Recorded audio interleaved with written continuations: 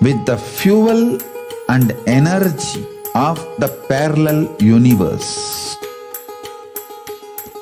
It can make you tireless forever. It can just kill the boredom once and for all in your life. It can just make you manifest third eye power right now. You may experience intense levitation right now. You may experience absolute flexibility of the body and complete detoxification, a complete healing right now. There can be multiple possibilities. I'll infuse this intense supernal effulgence DNA, Tejas, Ojas, Kundalini Shakti into your spine to consciously lift you to KAILASA.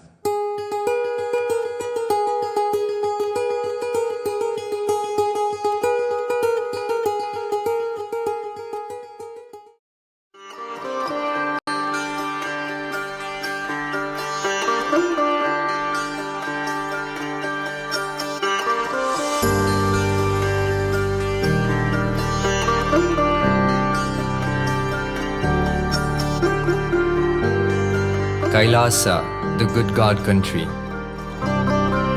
Hinduism has something great to offer. Hindu God, Paramashiva, is good. We love him not just because he gives us what we want, but because he is good, and he has so much to offer to the world that makes the best nation. Hindu God has life positive, all-inclusive, good, spiritual, social, political, and moral principles.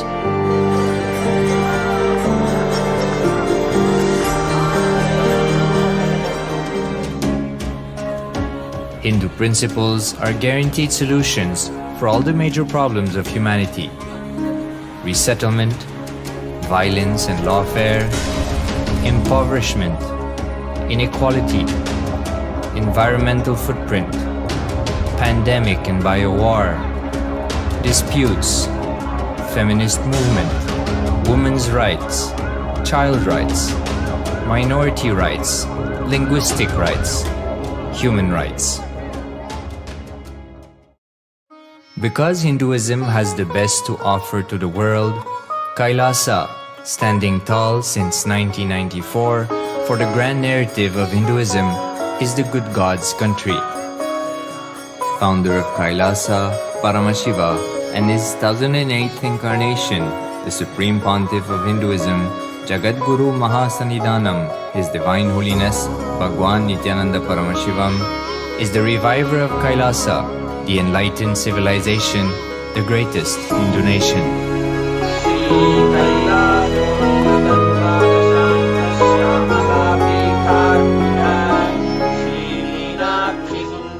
His Divine Holiness was birthed by his predecessors of enlightened masters,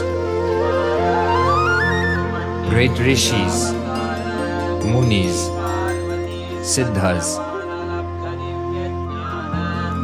who predicted and recognized His Divine Holiness, Bhagwan Nithyananda Paramashivam, as an incarnation of Paramashiva, as per the science of incarnation described in Hinduism. From his first Chaturmasya at the age of 3 in the year 1980 until the age of 16 in the year 1994, the Supreme Pontiff was trained for the revival of KAILASA. He began reviving KAILASA from the age of 16 after the coronation on the 25th May 1994.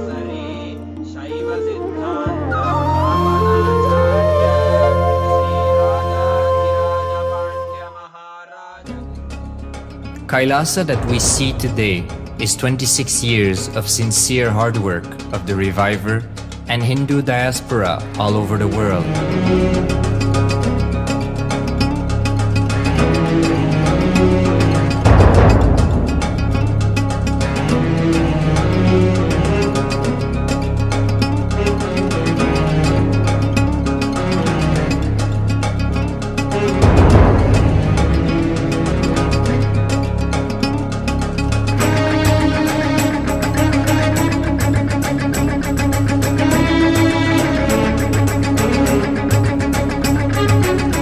Kailasa has a potential population of 2 billion Hindus worldwide, with over 100 million applications to its citizenship already applied.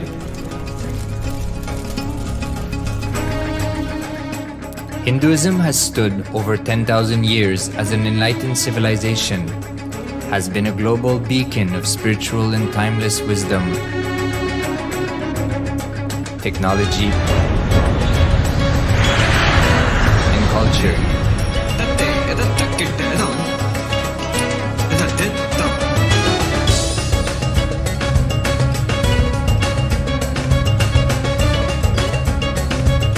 He's wearing a grey jacket. His name is Boris.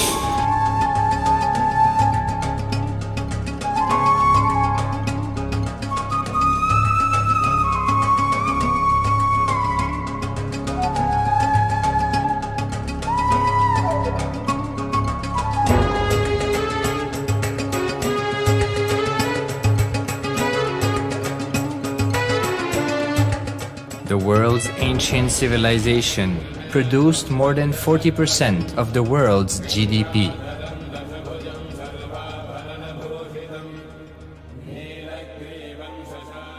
Purpose of life is to experience oneness with the ultimate reality, Paramashiva.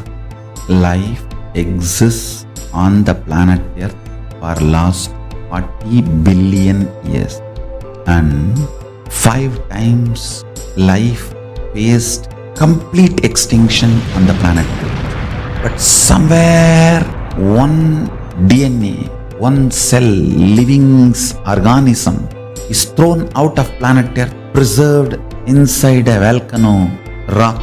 After millions of years comes back to Earth due to gravity or whatever reason, gets into the ocean and starts the life again. Sanatana Hindu Dharma is the conscious science to give breakthrough to your DNA through natural selection process and to your consciousness through the conscious decision process.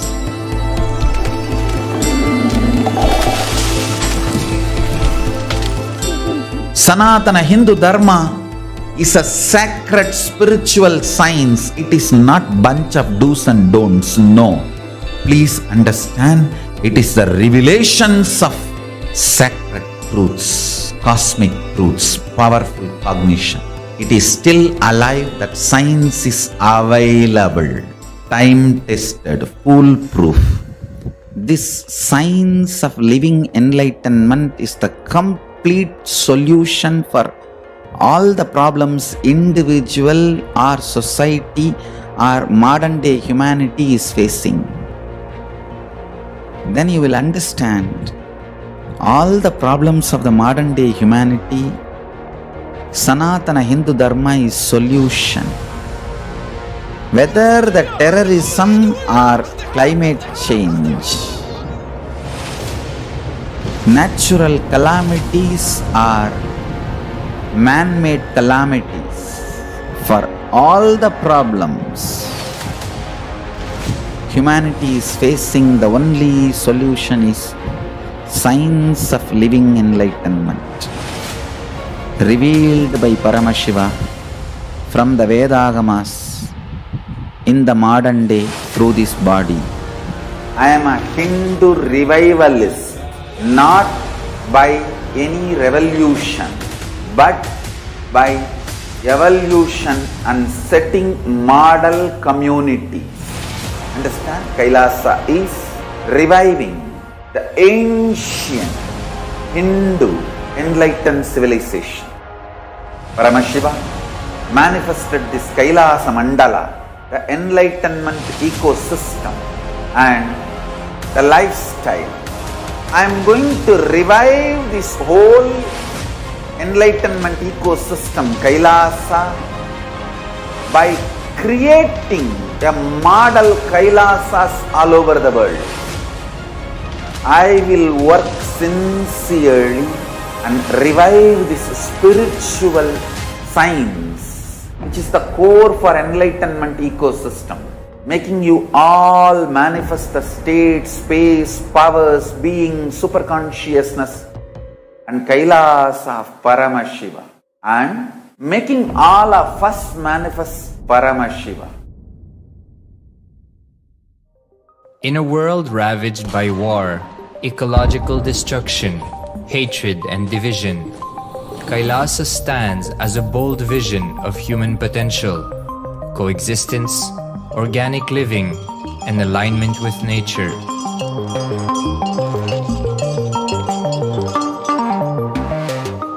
Over the past 50 years, the world has seen the creation of dozens of new countries, and so if anything, it would be odd not to see a new country formed in the 21st century. Without the protection of political legitimacy, there is an imminent danger that the great tenets, scriptures, and science of creating an enlightened civilization, which spanned 56 states, 200 kingdoms, 1700 samsthanas, and 10,000 sampradayas, will be forever lost to humanity. The Hindu diaspora are highly successful around the world. They formed the dispossessed diaspora who has been driven to other countries because they are unable to practice their religion authentically in their own country. They have flourished in countries where they have been allowed to settle with religious freedom. For example, in the United States, Hindus are the most educated and highest earning community, with 77% of them holding a bachelor's degree and 48% having an income of $100,000 or more. Although they are only 1% of the population, Hindus have launched 13.5% of the startups in the USA. They hold leadership, technical and creative positions in companies such as Microsoft, Google, Facebook, etc. This success has been repeated around the world, in the UK, Canada, Australia, etc.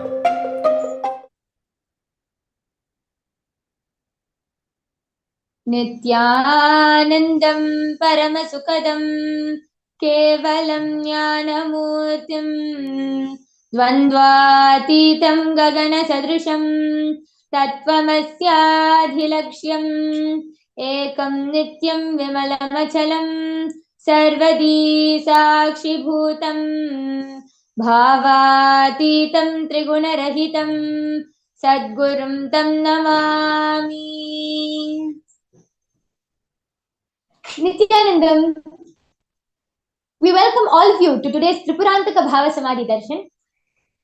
During this auspicious time, where Kailasas all over the world are celebrating this grand Kartika Deepam Brahmotsavam, the Supreme Pontiff of Hinduism is going to grace us in the form of the Tripurantaka Murthy, one of the 64 manifestations of Paramashiva that liberates one from the patterns of fear, greed and worry.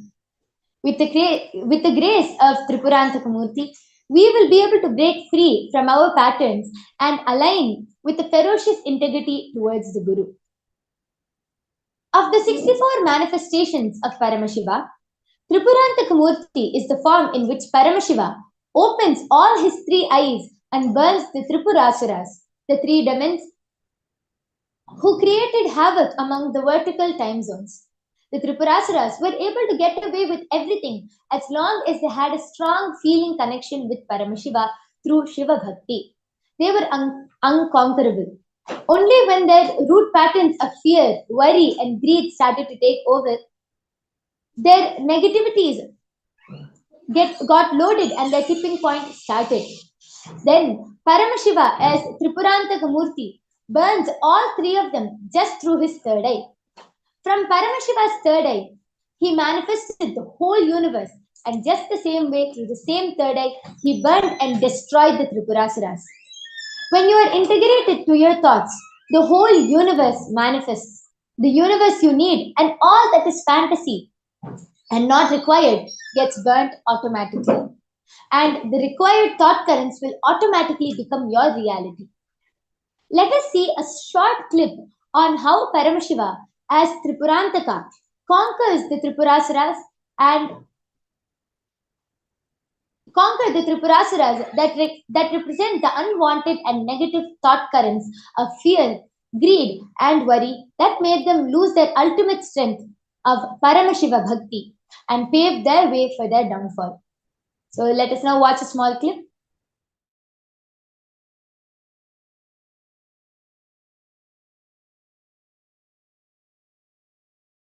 Utsava has a great meaning when Tripurasuras, three Rakshasas, it's a Anava Kanma Maya, the three negativities, the ego, karmas, and illusion. These three Mayas, Tripurasuras they are called. When they are torturing all the devatas, good engrams, and the good qualities which you have, the human body is a big war field where these few things are constantly playing. Suddenly one day morning you will feel so fresh and such a strong feeling connection, love with the master. By evening some samskara will trigger and some foolish idea will come up, the full of hatred, fear, anger, anxiety, insecurity, hatred.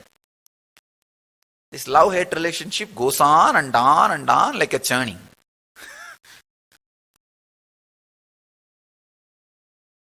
This Tripurasuras torturing devatas is same thing.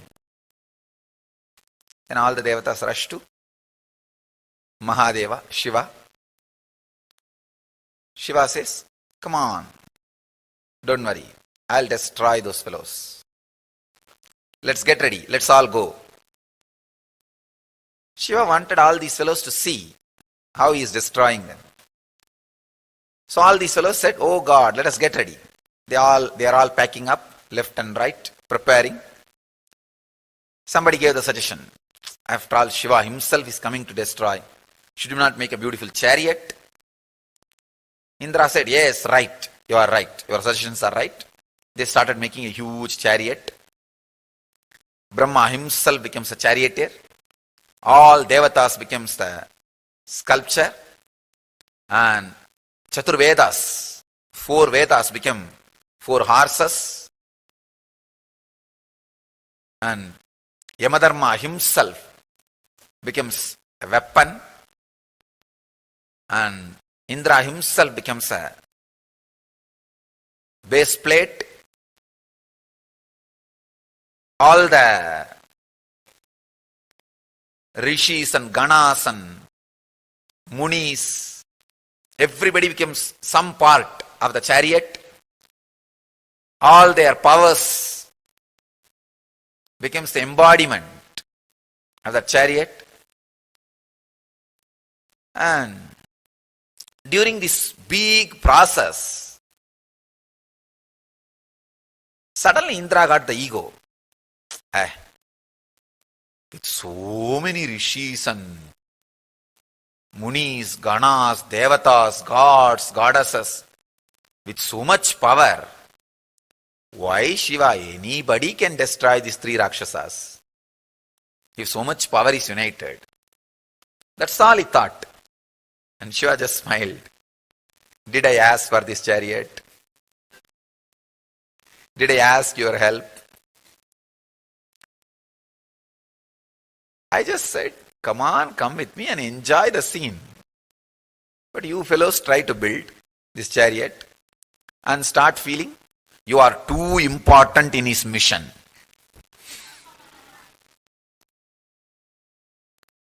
Sometimes the Indras feel that.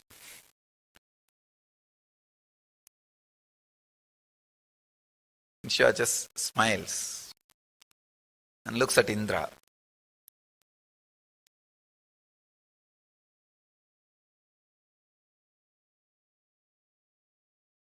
Indra understood what he is thinking. But he is so arrogant. You see, when you do something with a lot of difficulty, with a lot of thinking, you are doing hard work. not really doing hard work, thinking you are doing hard work, you can't get out of the ego. That's a big problem. So Indra has the same problem. Indra got into the same problem. What? We have done so much hard work. How can? This is too big. This is an important factor in Shiva's mission. It's not even Shiva's mission. It's for this fellow, he took the job.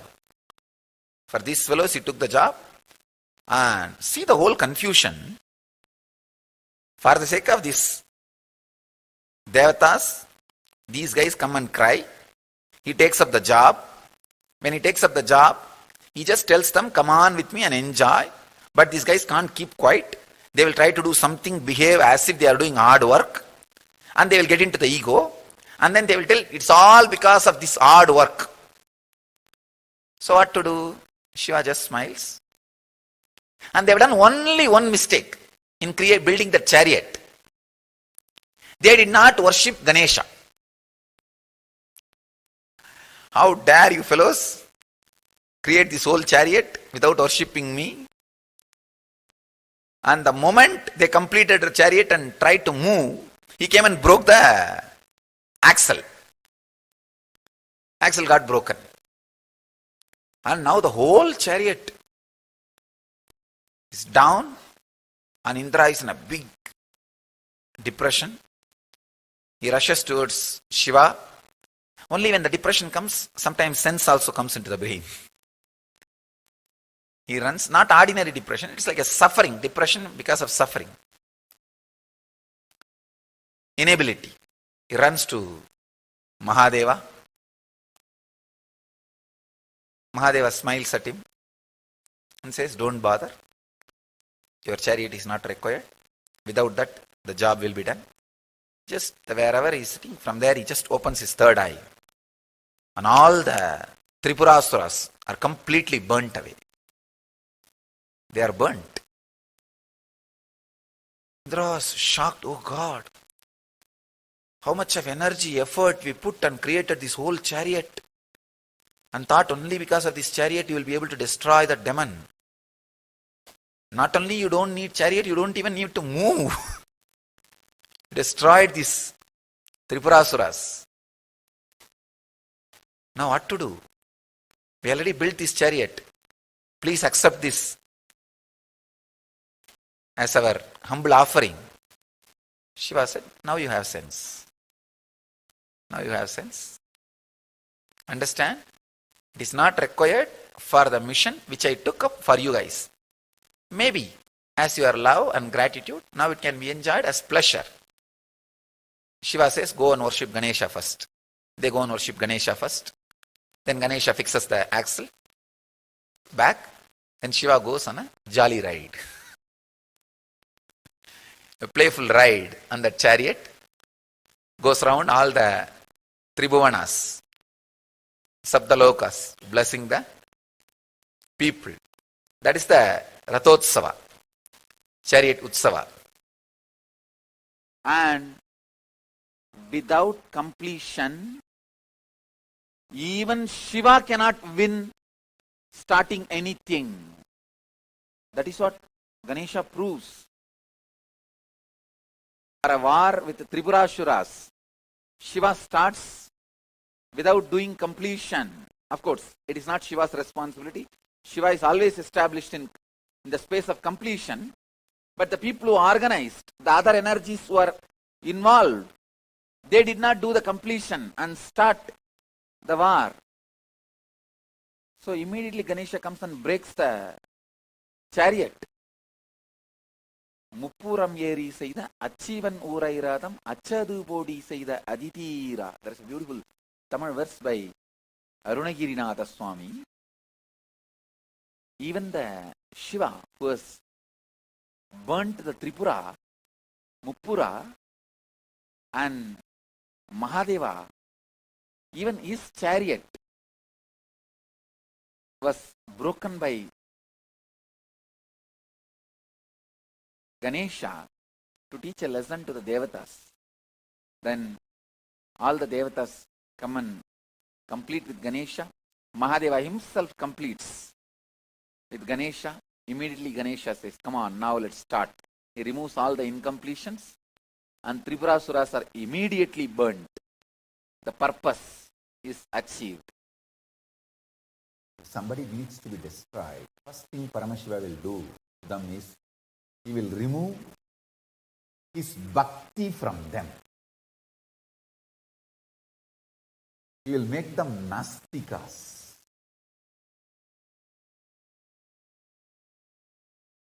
That's what he did to the Tripurasuras. He removed bhakti from them. And then they started abusing, attacking Paramashiva. So in all three worlds, whoever lost their bhakti for Paramashiva, they went and ganged up with Tripurasuras.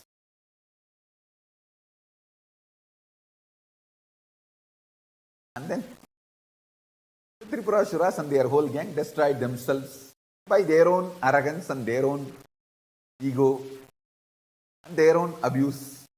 They destroyed themselves. Their own negative karma, they destroyed themselves. Sadashiva hears about this Tripurasuras. Tripurasuras were a great devotee of Sadashiva. All three of them were sons of Tarakasura. Even when Tarakasura went against Sadashiva, these three said, no, we are Shiva devotees and we are not going to move away from Shiva. Such staunch fellows. But unfortunately, they had one uncle. This uncle fellow goes and corrupts them and awakens the Rakshasa DNA in them and says, hey, you guys are demons, come on, let's enjoy. Come on, this is our lifestyle, this is our standard. Tan-ta-dang.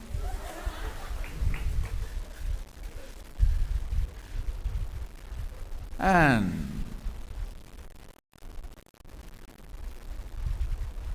this uncle goes and corrupts them, and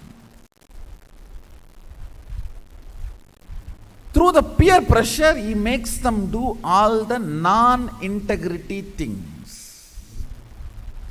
So the devatas go and cry, see these Tripurasuras, your devotees, empowered by you with so much of powers, are misaligned to the cosmic dharma and disturbing the flow of the cosmic dharma.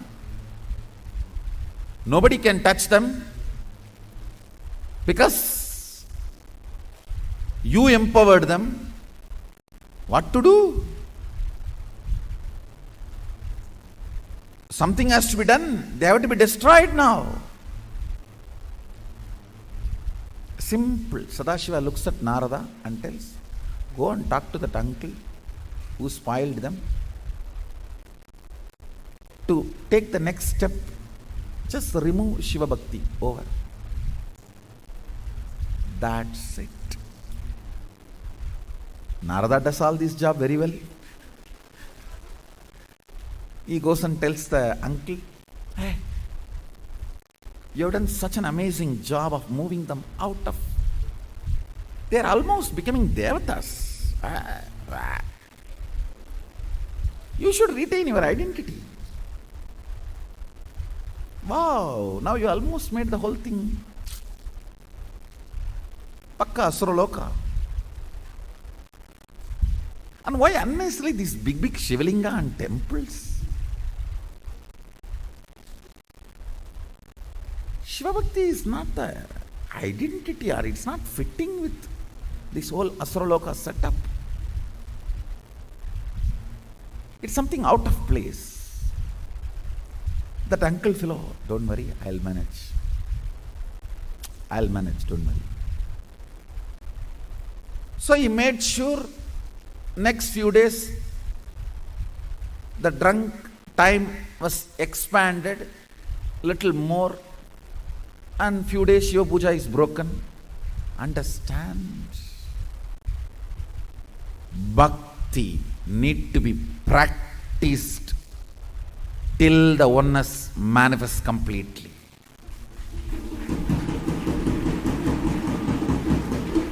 Listen carefully. Actions which invokes sacred sentiments has to be repeated till those sentiments become your very cognition.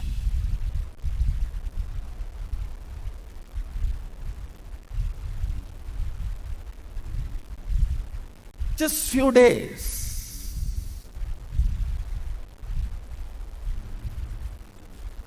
Shaktipada is disconnected.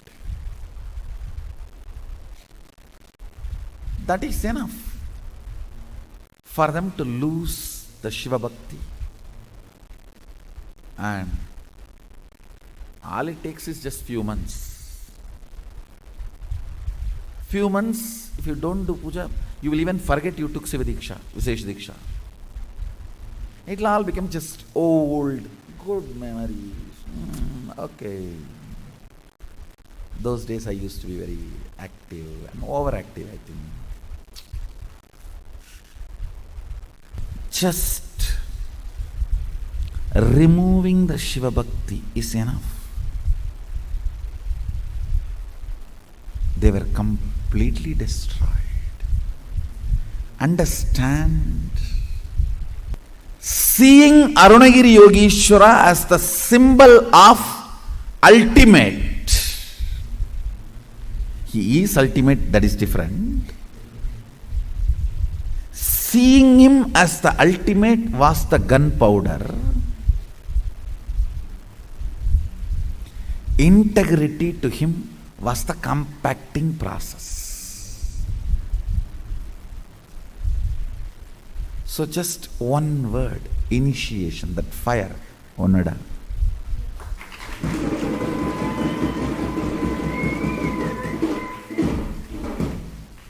The initiation exploded. Listen to this very carefully. When Tripurasuras, 3 big demons, have started abusing, torturing Shiva Bhaktas and started doing all the negative things, they go and report to Paramashiva. Devatas go and report to Paramashiva that these 3 people are doing like this. How and when they will get destroyed and people will be liberated from all the negative things they are doing. Paramashiva says, as long as they have Shiva Bhakti, they cannot be destroyed.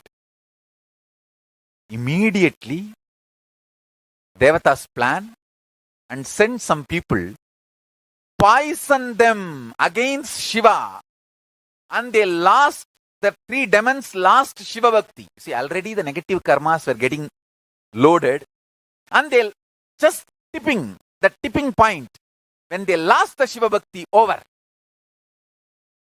Shiva destroyed them. Understand? If somebody wants to know whether they are going to be destroyed or not, this is the scale. If you lost Guru Bhakti, be very clear.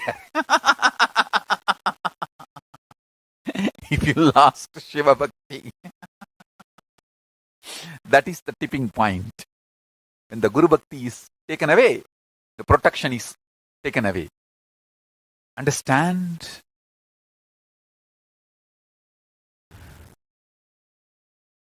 Whenever your negativity becomes too much and world cannot tolerate you,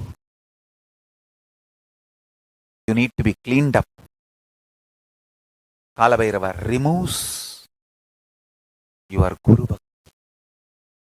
Some people will come and poison you, and you will give your ears to them, and you will swallow that poison. Anyhow, you are responsible for that. And then you will destroy yourself. Understand?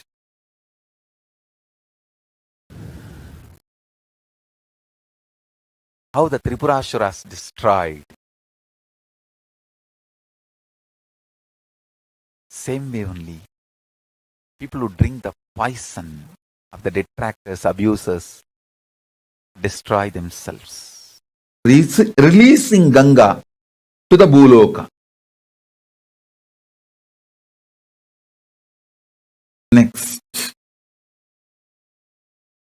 Tripurantaka. This is the form in which he opened his three eyes. The manifestation as Tripurantaka, he opened three eyes and burnt Tripurasuras. The three demons who had three worlds for themselves. He burnt all of them just through opening the third eye. So, this manifestation is Tripurantaka Murthy. So, integrity is like a third eye. From Sadashiva's third eye, he manifested the whole universe. And just through the same third eye, he destroyed, burnt Manmata and Tripurasuras. Same third eye, mother for the whole universe, killed Manmata and Tripurasura. When you are integrated to your thought current, some of them become reality, means whole universe manifests, the universe you need. Some of them get burnt, means fantasy, which is not required. Non-required thought currents will automatically be burnt.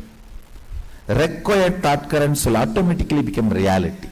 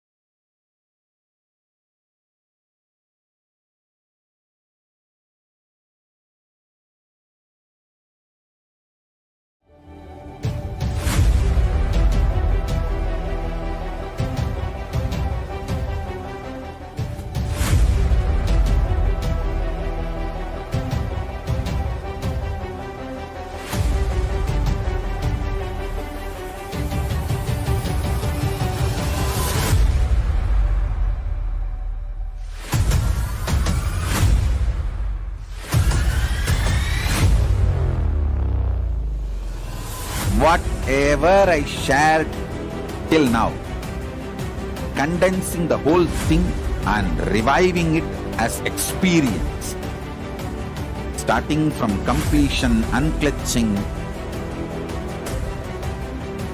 power manifestation, the states of consciousness and the planes, multiple planes, everything.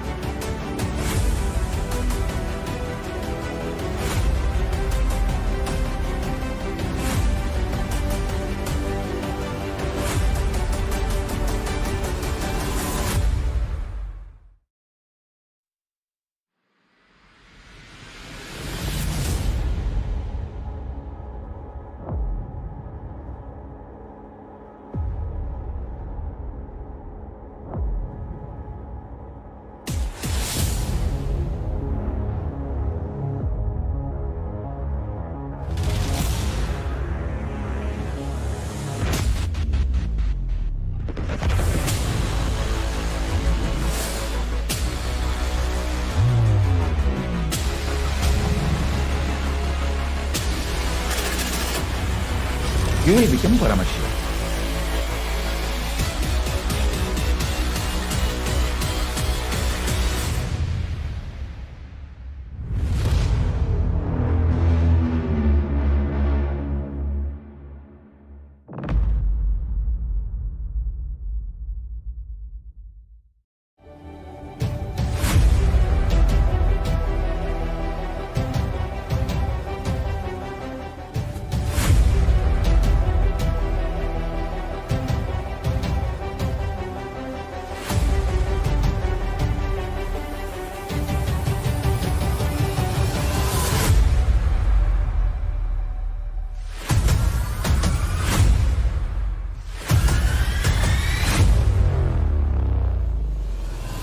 whatever I shared till now, condensing the whole thing and reviving it as experience, starting from completion, unclutching,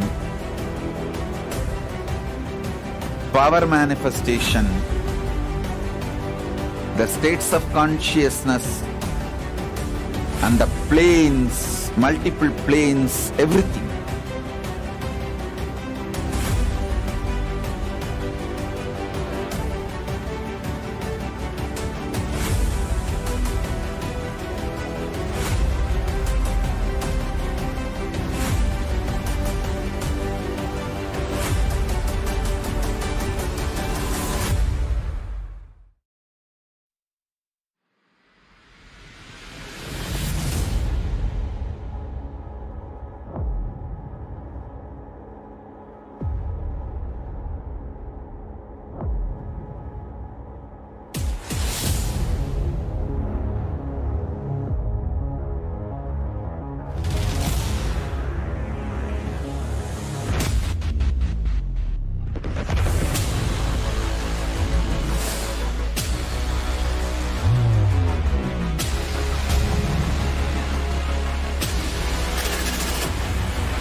You will become Paramashiva.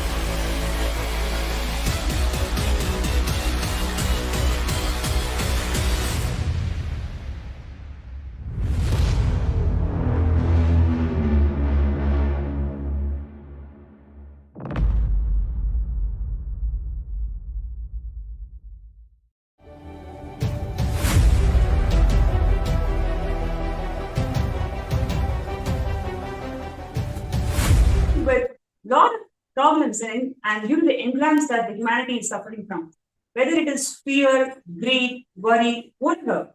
And today, now we can see some of the impacts that the fear engram is causing to the whole world. Americans' biggest fear, if you see, it is about the current government officials, people I love dying, a loved one contracting COVID-19.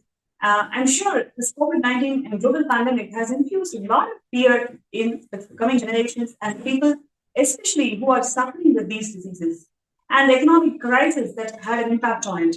And now, if you look at the top 10 fears of 2017, you can clearly see that about 74%, more than 74% of the population has the fear of corrupt government officials. So the places where they actually secure, they should be feeling secure, they're actually having intense fear that is affecting their day-to-day lives. Now, according to the United Nations, the extreme phobia are prevalent in over 37% of the global population. Fear is the subconscious reason why people feel the need to control others.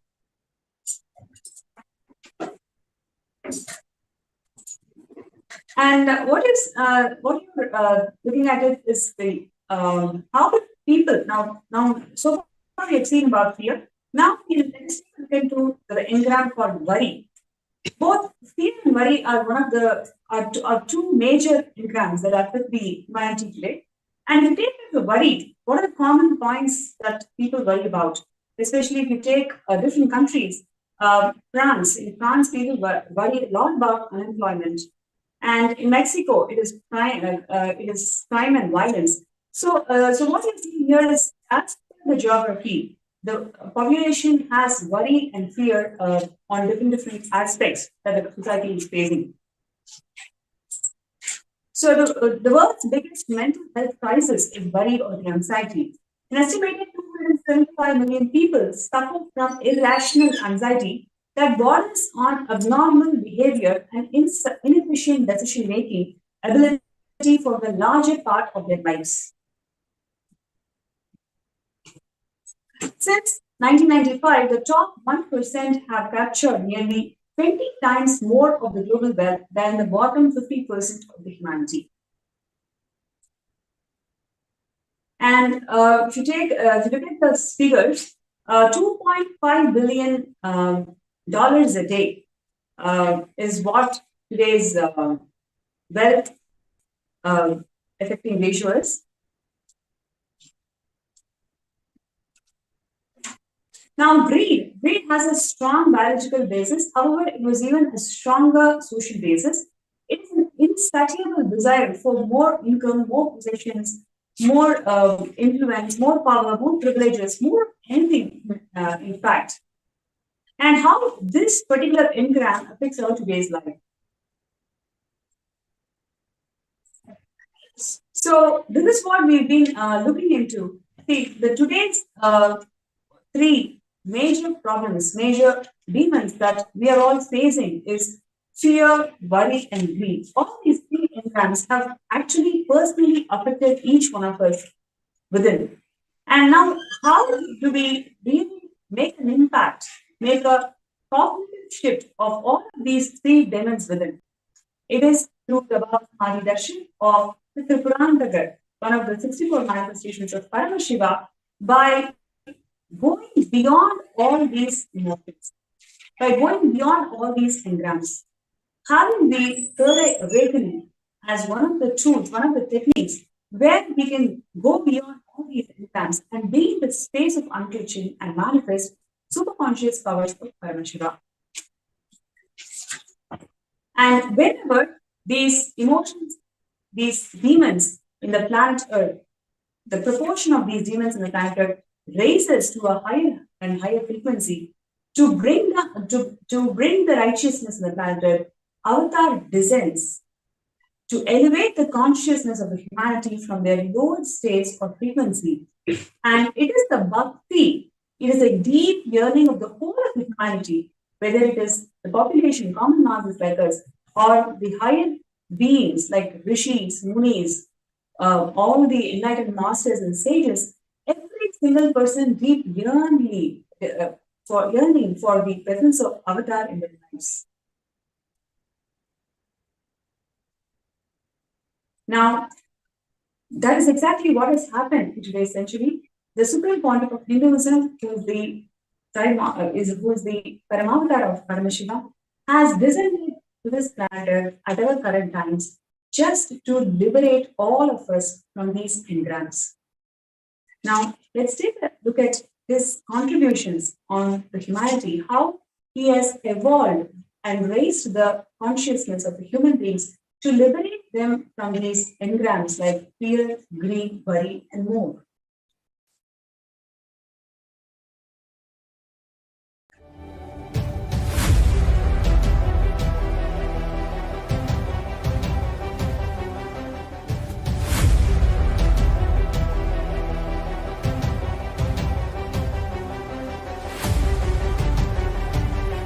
Science, it is not anymore a myth.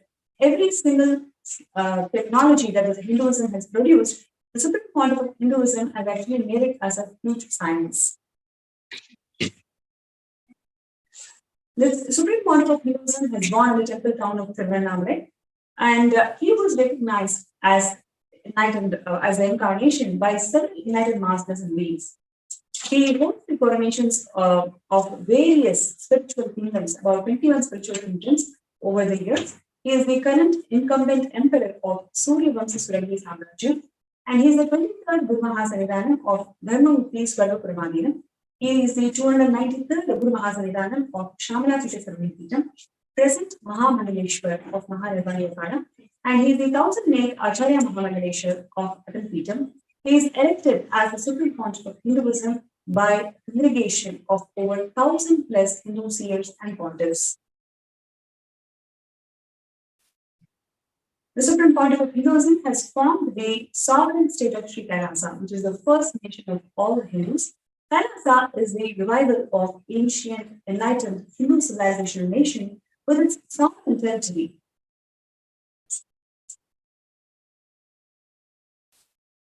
And we are going to have a short look at KAILASA's achievements in terms of empowering the humanity into the science of living enlightenment. The Supreme Pontiff of Hinduism holds 3 Guinness records, of which 2 are in the field of yoga and 3rd on the field of Hinduism. The Supreme Pontiff of Hinduism is also conferred with more than 9 Asia Book of Records, in which 2 gets a special mention, which is maximum number of books published by the single author, and maximum hours of public discourses delivered by an individual. The Supreme Pontiff of Hinduism has introduced the Ishanya project to reduce, recycle, and rebuild the whole of the humanity.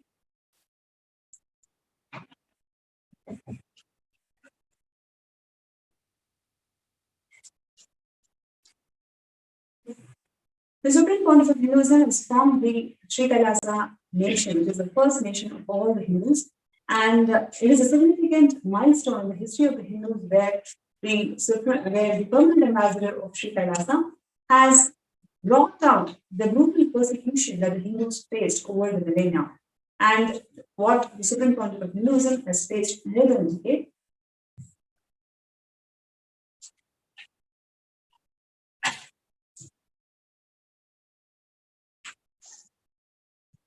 And what you're seeing here is the contributions of the Supreme Pontiff of Hinduism.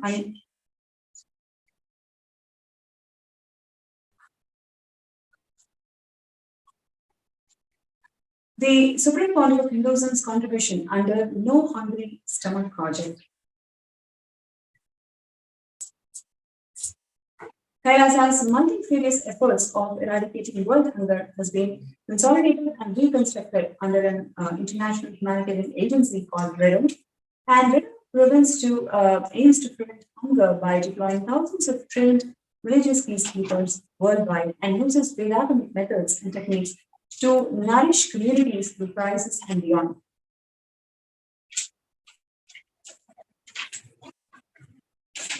Through REDO, KAILASA has served more than 1 billion free, highly nutritious vegetarians.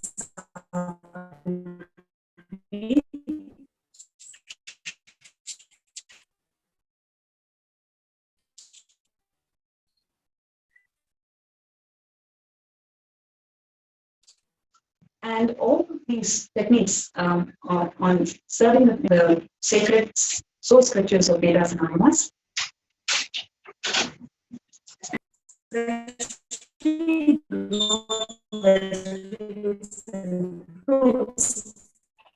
To adopting the initiatives like high-density farming, vertical gardening, organic farming, produce the efficient meat and smaller foods of KAILASA. And the Supreme Pontiff of Hinduism has also educated the whole of the population and the peacekeepers of KAILASA in starving, nutritious vegetarian meal to eliminate the malnutrition and prevalence of diseases.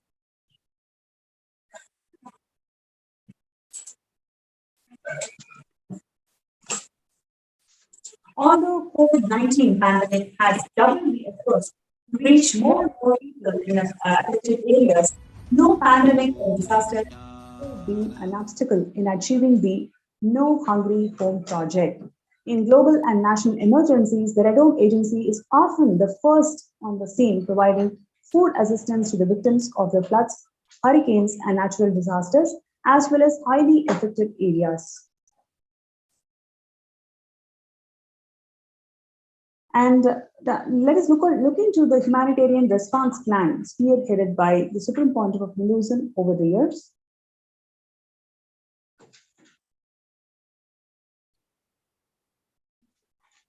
So you can see here the humble efforts of the Supreme Pontiff of Hinduism in the year 2002, where he distributes free Annadan in all the small quarters in the ashram. In 2003 and 4, you can see here how he blissfully serves the sacred food to one and all. So right from such early days, the Supreme Pontiff of Hinduism has been serving means and empowering the humanity into this science of living enlightenment. The mission of Annadan continues in every single year. It just exponentially grew. In 2005, you can see here these events where about 200,000 meals, free meals were served. In 2006, you can see here, it's a very long event in which the devotees and disciples are served once again with such rich organic sattvic meals. What you're seeing here is in 2007 Avatar Jayanti celebrations. Likewise, from 2000 to 2022, there are several events in several places where the Supreme Pontiff of Hinduism has constantly guided the humanity, served the food, empowered the humanity with rich consciousness, rich understandings about life through Vedas and Agamas. Now, let's go to the next segment. Yes. So we are quickly glimpsing through all the various achievements, various places where the Supreme Pontiff of Hinduism, one personally himself guided, served, and also inspired thousands of peacekeepers around the world to take up this service where not a single person, single human being is left hanging.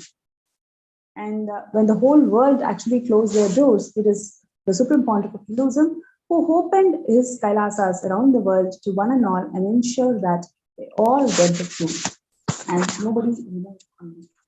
Now, with that note, let us enter into the science of power manifestation. Just would like to add one very important point to all the viewers. Today, the world is suffering from fear, greed, worry, and many other low-level emotions. What is the real solution? The solution is awakening the third eye. And the Supreme Pontiff of Hinduism has awakened the third eye for millions of lives since 2000 to 2022. For the last 27 years, there are 100 plus initiatives completely focused on awakening the third eye of the people. And in fact, the Supreme Pontiff of Hinduism has made this entire science as a practical, demonstrable science where each and every one of us, in fact, all of you who is watching this segment today, you're also going to be empowered to manifest the superconscious powers of Paramashiva. And in this segment, we're going to see how these empowered beings, the superconscious beings or mutants of Paramashiva, the Nithyananda yogis, are going to demonstrate these powers. Please understand the context of demonstrating these powers is only to make all of us understand and realize that third eye is the solution that the whole humanity is looking for. And the Supreme Pontiff of Hinduism has actually made this as a science. So, with no further delay, let's enter into the segment where the Nithyananda yogis will be demonstrating the superconscious powers of Paramashiva.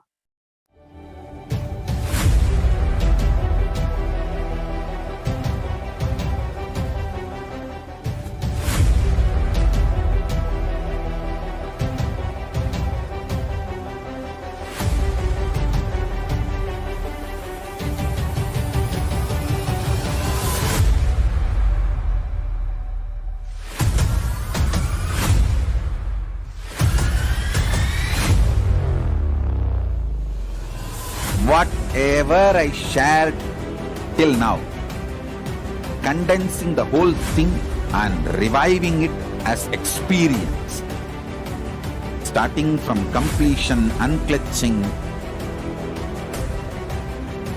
power manifestation, the states of consciousness, and the planes, multiple planes, everything.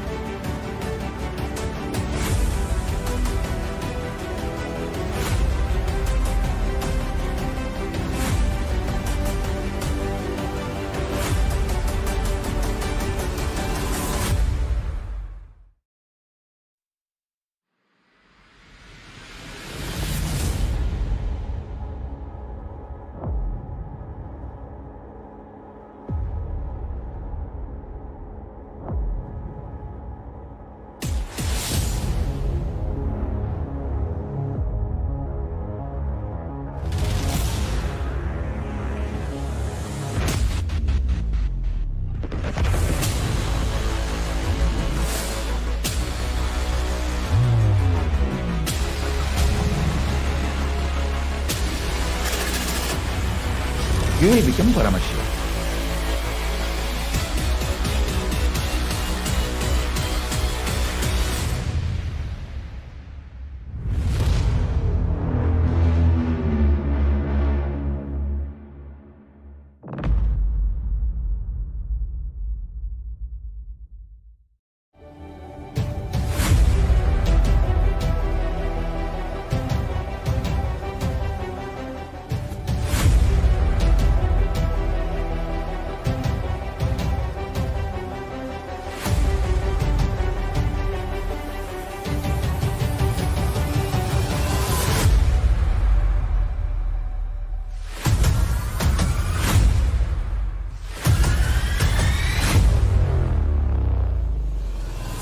whatever I shared till now, condensing the whole thing and reviving it as experience, starting from completion, unclutching,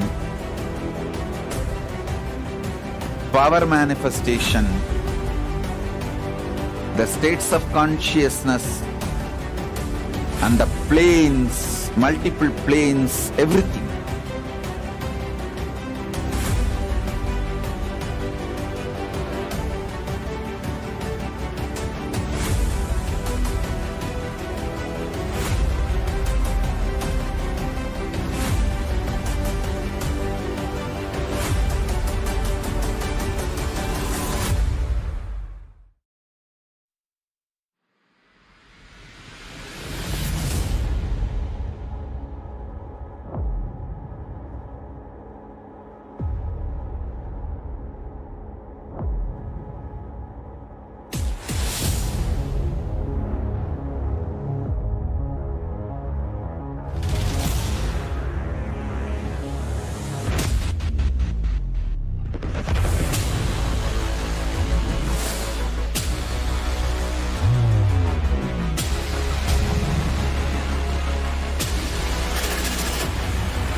You will become Paramashiva.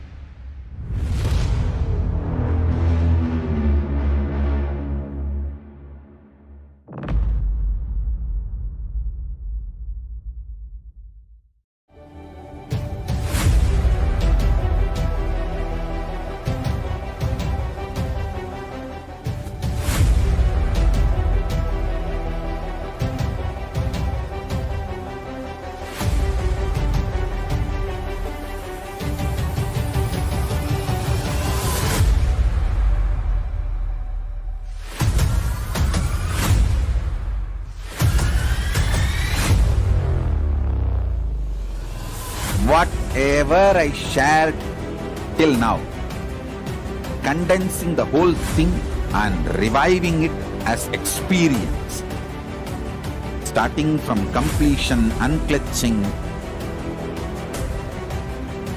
power manifestation,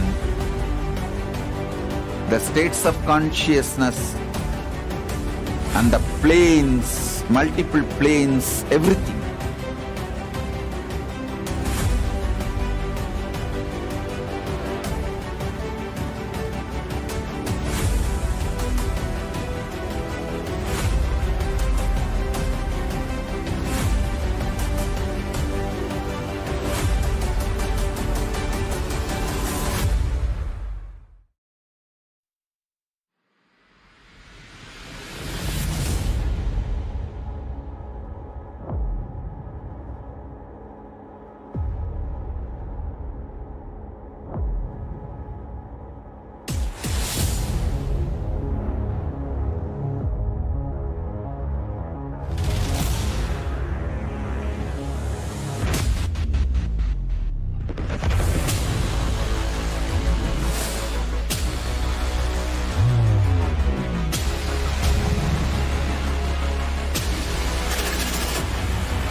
You will become Paramashiva.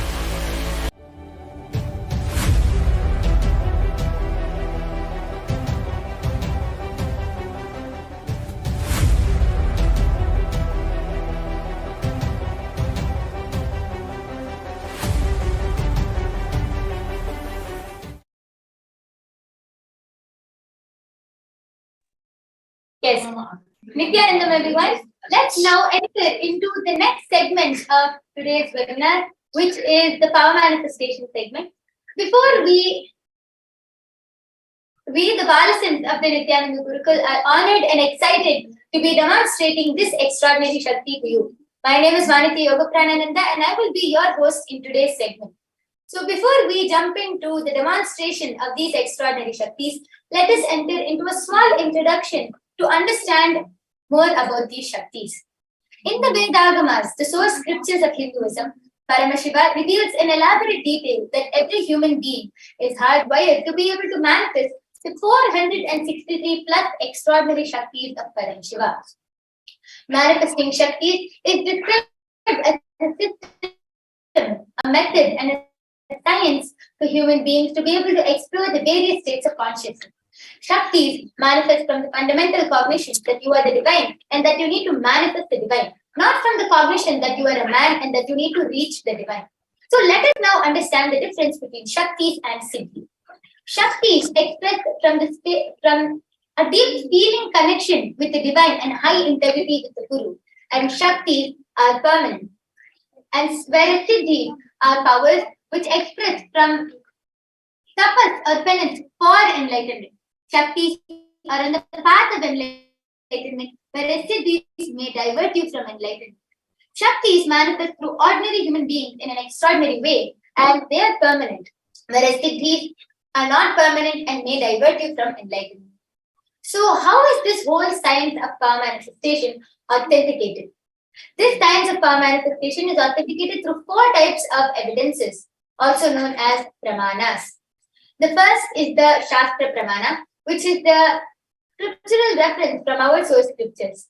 The next is the Apta Pramana, which is the experiences and results of our Aptas and the authorities of Hinduism, the Vedic rishis and the scientists who have time tested and verified this science. The third is the Atma Pramana, which is the experience of the Supreme Pontiff of Hinduism, our beloved Swamiji. And the last is the Pratyaksha Pramana, which is the empirical evidence from scientific observation and experimentation. So, who is the source of all of these Shaktis? How have these Shaktis come to place? Paramashiva is the source of all of these Shaktis. Paramashiva is the primordial divinity in Hinduism, the ultimate reality and cause, which is self-effulgent, Swayam Prakasha, all-pervading, unchanging, beyond time, space, form, and causality. As the fundamental base of Avyakta, the unmanifest, and Vyakta, the manifest existence, he performs the Panchakritya, the 5 cosmic acts of Srishti, creation, Sthiti, sovereign rulership and maintenance, Samhara, rejuvenation, through Bhava, putting and pulling out of delusion, and Anugraha, liberating grace for all living entities. So, how does one manifest these Shaktis? When every ultimate truth, Jnana, is mapped into our consciousness, Prajna, it manifests as a power and a possibility for every being, Prajnana. So let us now watch a small video which beautifully explains about the science of Diksha, the science of initiation. How just with one look, touch or word from the avatar, we can experience all of these Shaktis and we can get initiated into manifesting all of these Shaktis. Diksha is the direct transfer of spiritual energy by an enlightened being through look, word, or touch. The traditional Vedic book Navaratneshwara states, Sarvasamapi Dikshanam Muktihi Phalamakhanditam Avirodhat Bhavantyeva Prasangyastu Bhuktayaha. The main benefit of all initiations is moksha, enlightenment. As a side effect, health, wealth, leadership, and well-being happen. And in Rudrayamala Tantra, Shiva says, Devi Diksha Vihinasya Na Siddhihi Na Cha Sadgatihi Tasmat Sarva Prayatnena Guruna Dikshito Bhavet. The one who is not initiated does not attain liberation nor a better future.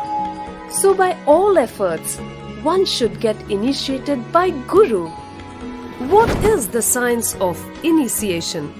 Neuroscience has proved that the process of initiation floods the brain with energy. This is the superconscious energy of Kundalini, our own highest inner potential energy. As the Kundalini flows from the thalamus to the cortex, it sets up a powerful energy loop within the brain, which awakens the latent non-mechanical parts which we have never used before. With increasing levels of coherence, the whole brain comes alive, turning into a superconductor of conscious energies that heal, empower, transform our lives, bliss and fulfillment. Initiation creates high awareness, visualization, creativity. It also slows the aging process and improves the immune system.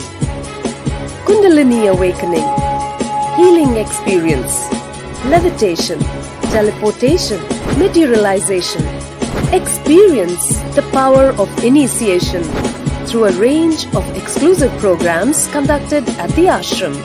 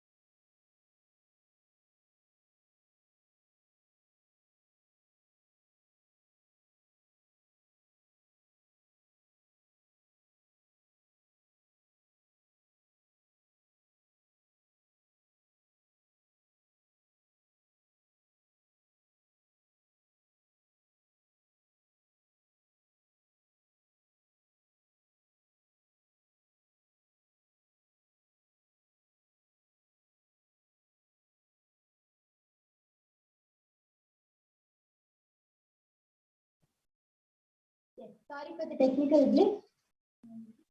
Let us now listen to the Shastra Pramana for the power of third eye, which comes from the Vijnana Bhairava Tantra, Sutra 34.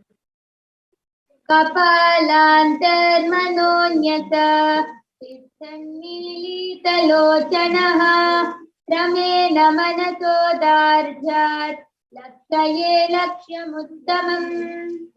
The translation goes, by fixing the mind on the inner space, sitting the tongue center, and sitting stably without any movement, having the eyes closed in 5 seconds, by that stability of the mind and inner space, through the power of the third eye, one directly sees the ultimate goal Lakshman, and by having the vision beyond the sight that reveals any object or place, attaining the space of oneness with the source Paramashiva. The next is the Apta Pramana, which goes back to the time of the Mahabharata war, where Bhagavan Shri Krishna beautifully says to Arjuna in the 11th chapter, 8th verse, Natu mam shakyate drashtum anenaiva svachakshusha divyam dadami te chakshuhu pashyame yogamaishwaram. The translation goes, but you cannot see my cosmic form with these physical eyes of yours. Therefore, I grant you the divine third eye vision. Behold my cosmic offering. In the Hindu Purana, the Srimad Bhagavad Gita, Bhagavan Krishna initiates Arjuna into the power of third eye, after which Arjuna is able to completely narrate the whole Vishwarupa Darshan of Sri Krishna's cosmic form, through his third eye. And let us now move on to the Atma Pramana, which is the experience of the Supreme Pontiff of Nirodha. Swami beautifully says in his own words, the first experience is that I was able to see everything around me, above me, the whole 360 degrees, the 10 directions below me, everything. I realized not only I was able to see, I was able to feel and experience all of that with me. And last is the Pratyaksha Pramana, which is the empirical evidence from observation and scientific experimentation. So the study measures compare the metabolic cell activity of the brain in the conscious and meditative state of the third eye, using the PET, the positron emission tomography. So in the diagram which is projected in front of you, when When doing daily activities, the third eye high activity is measured in the brain where the third eye is located. And when in the deep state of samadhi, only the third eye region is active and 90% of the rest of the brain is active. So this is the beautiful Pratyaksha Pramana for the power of third eye. And without further delay, let us jump in to the demonstration of this extraordinary Shakti right after a short break.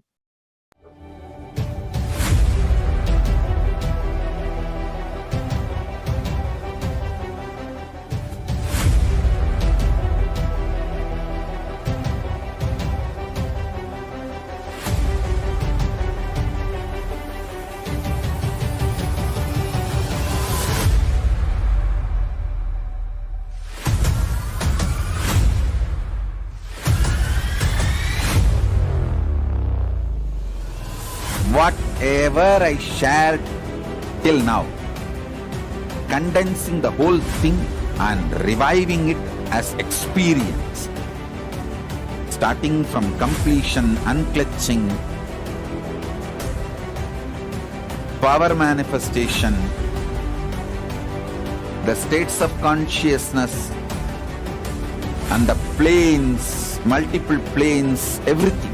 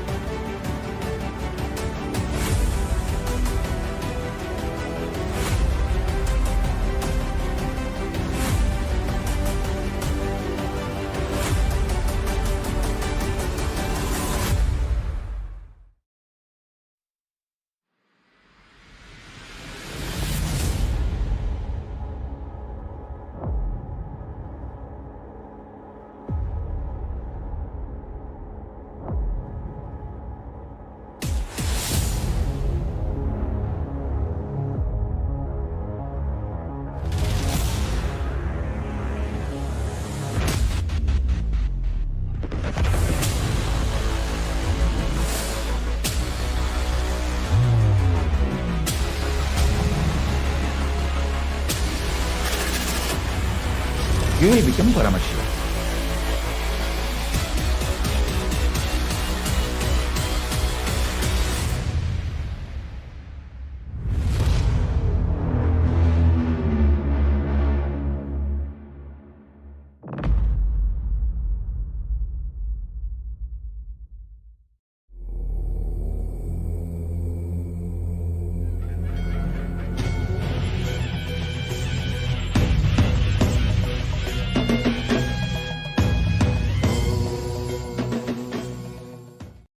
KAILASA nation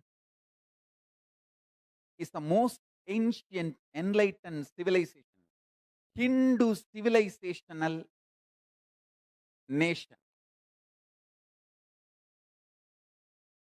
There were 49 ancient civilizations, the pre-Bronze Age. The only civilization still alive is Hinduism. This nation, KAILASA, I created as a seed bank for Hinduism to keep everything related to Hinduism alive and revive and share with the world.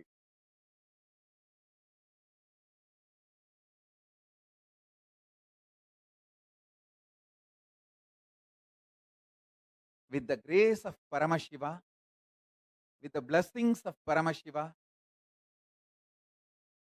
KAILASA has successfully happened. So the revival of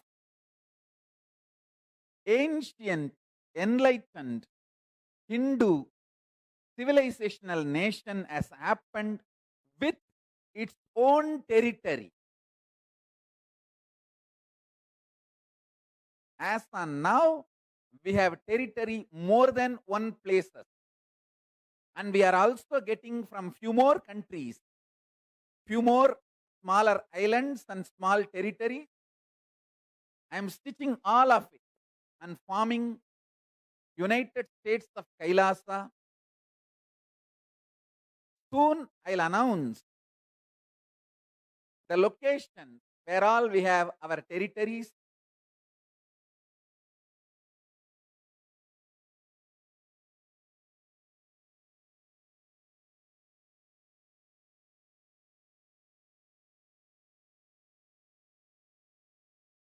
at least in one place, the Hinduism need to be kept alive as it is without being constantly attacked, persecuted, destroyed.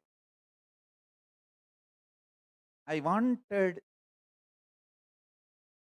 all the living and practicing Hindus of the world to know Hinduism is the most peaceful, non-violent, contributing civilization. All over the world, we are minority. I want all the Hindus to know.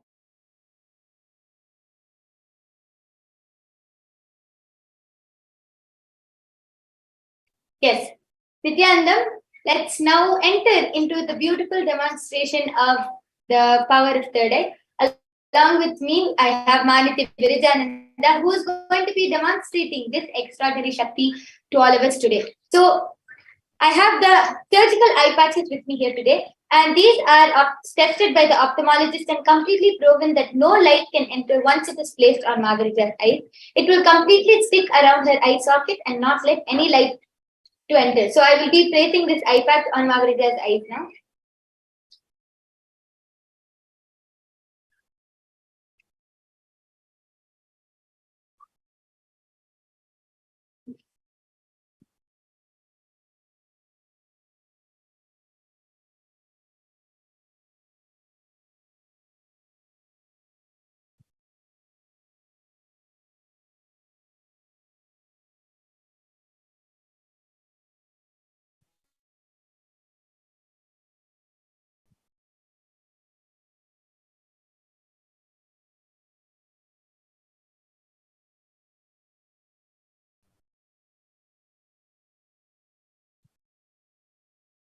Yes. Margarita, are you comfortable? No, I request you to adjust this eye patch, Margarita.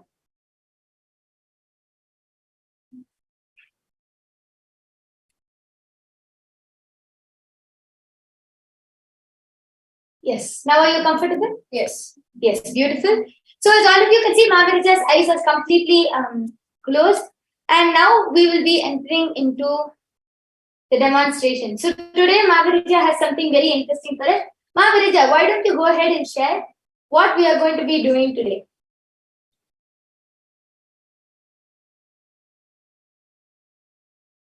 Yes, so today we are going to be, Margarita is going to be playing various games through her third eye. So I request the screen to be projected now.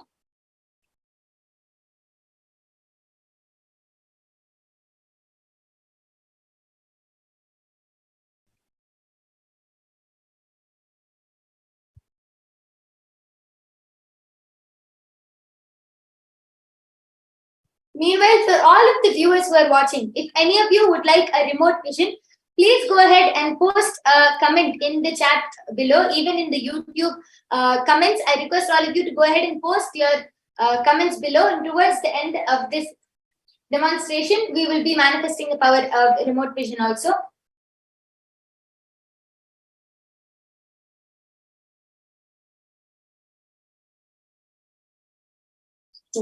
So Margarita, you can go ahead and start. You can first introduce and tell what we're going to be doing today, and then start playing the game. So we're gonna I'm gonna locate where the oceans are there in the world. So the first ocean is a Pacific Ocean. So over here. Yes.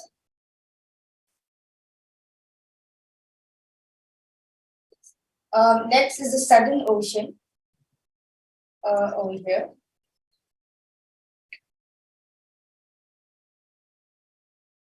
No, yes. Next is Atlantic Ocean.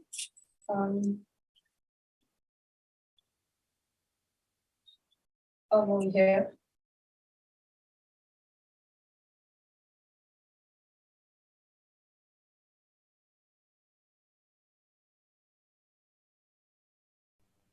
Oh, okay. Next is the Indian Ocean.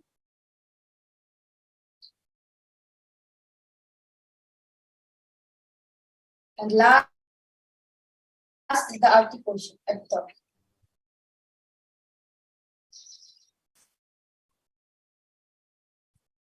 Yes, beautiful. That was amazing. So let's now move on to the next game.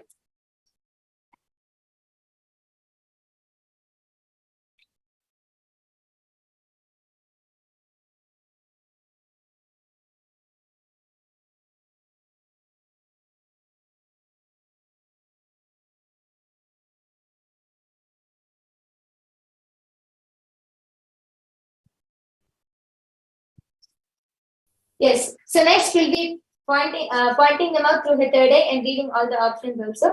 Yes, you can go ahead and start. Okay, the first is Sudan.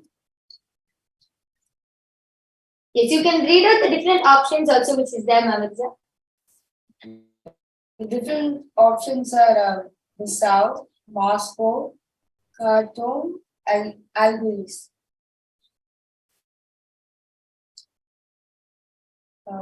I request you to click on the fourth option.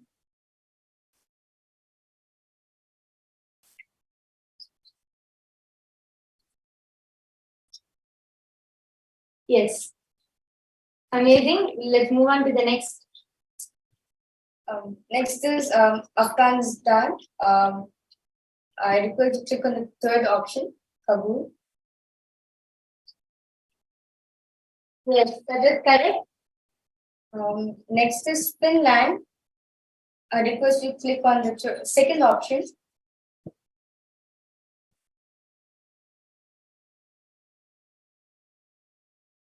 Turkey.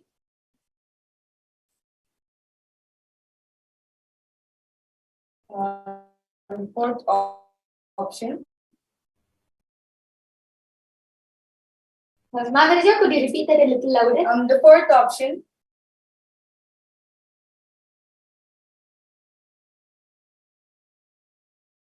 Honduras.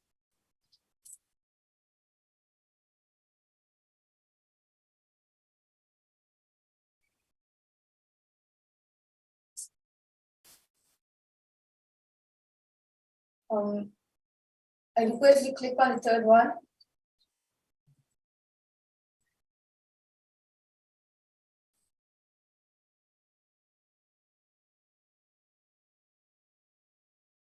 Yes. I also request all of the participants who are watching currently live, please go ahead and start posting your comments. What do you feel about this extraordinary demonstration of the power of third eye? And if any of you also would like a remote vision, you can go ahead and post your comments in the YouTube chat section below and in the Zoom chat, and we will be manifesting the power of remote vision also. Yes, Maharija, could you repeat again, ma? The third option.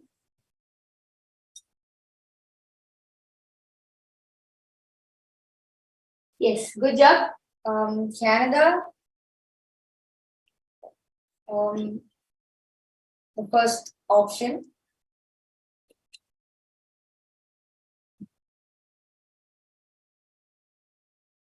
Somalia.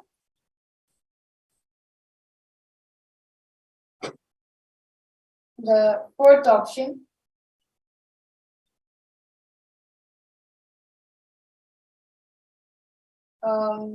Tuvalu.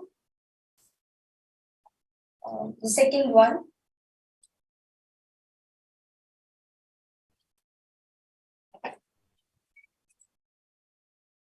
Yes, good job. Please, you can go ahead.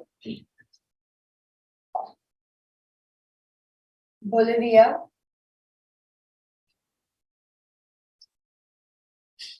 The first one.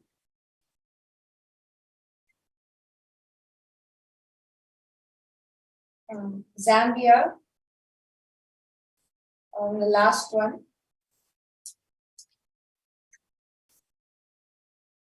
Yes, good job, Amarija. Go ahead. Liberia. The third option. Yes. Bangladesh.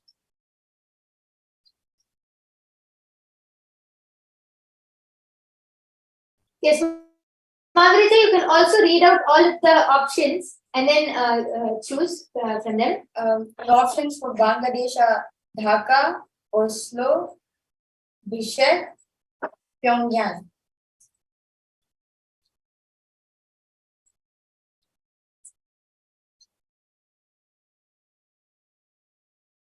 Yes. Why don't you do one more thing, Margarita? Why don't you go ahead and point out the star, which is also there on the screen, through your third eye?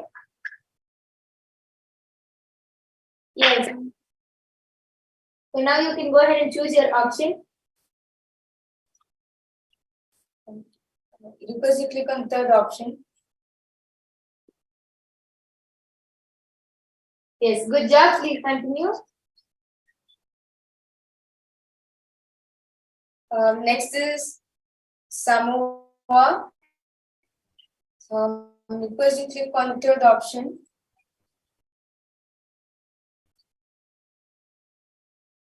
Yes, where is the star for this? Okay. Next is Slovakia. Because you click on the fourth option.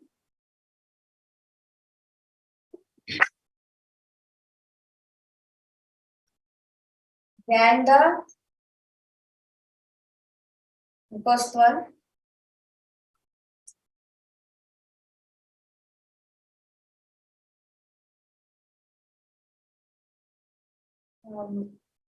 Colombia.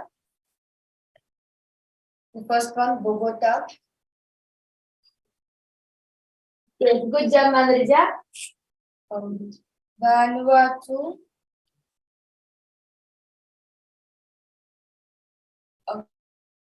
The fourth option.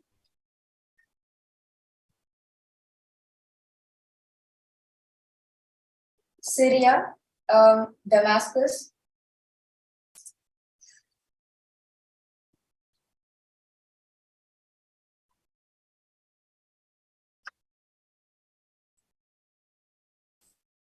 Yes. Bahrain. The first one.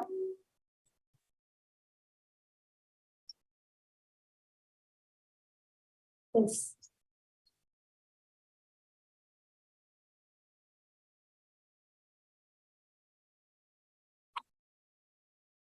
Tanzania. The third one. Third option.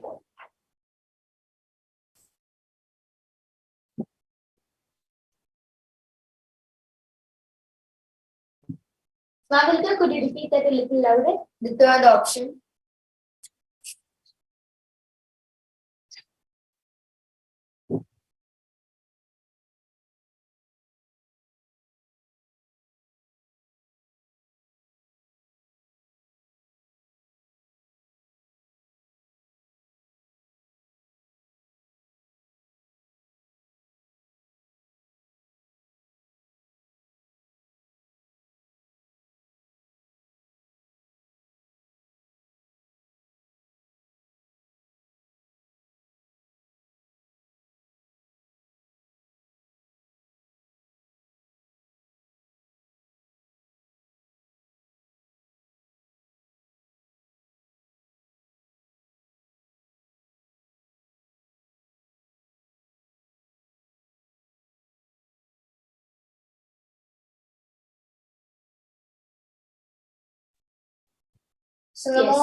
Solomon Islands. The second one. Yes, good job, Margarita. Go ahead. Russia. Moscow.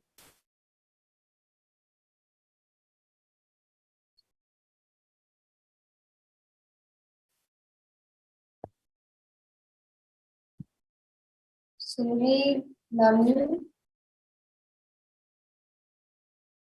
The second one. Yes, good job, Maharija. Liechtenstein. The second one.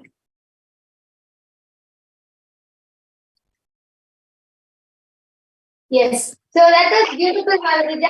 As all of you can see, Maharaja's score is 14 out of 25. That is very beautiful.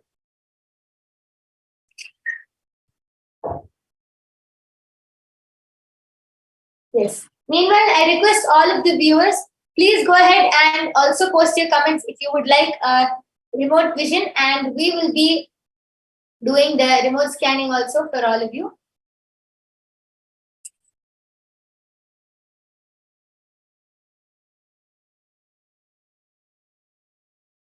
Yes. So let's now chant the Shastra Pramana for the power of remote vision, which comes from the Vijnana Bhairava Tantra, Sutra 92.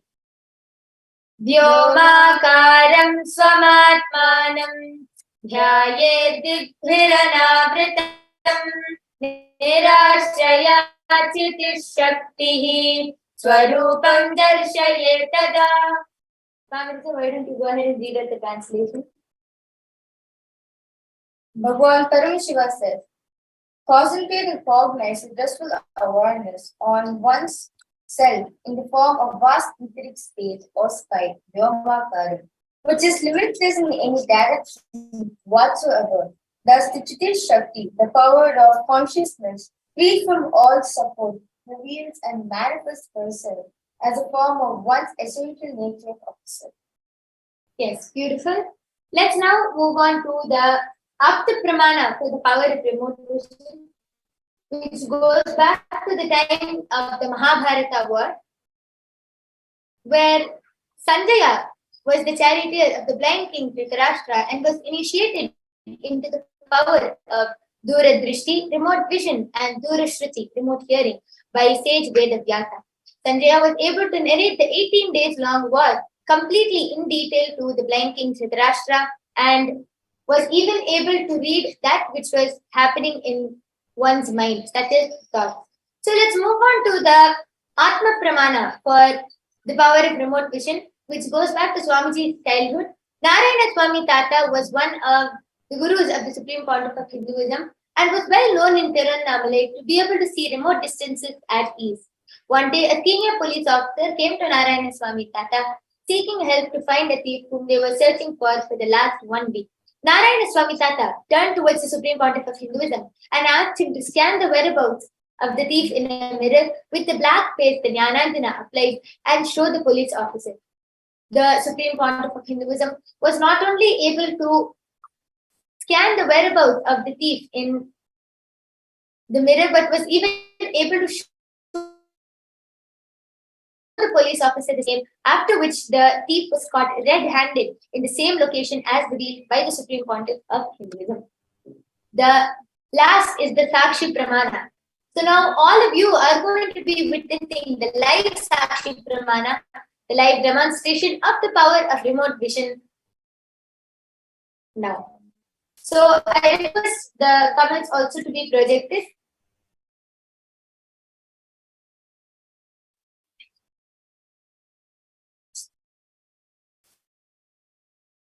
Yes. So Maharija, you can actually start reading out the comments.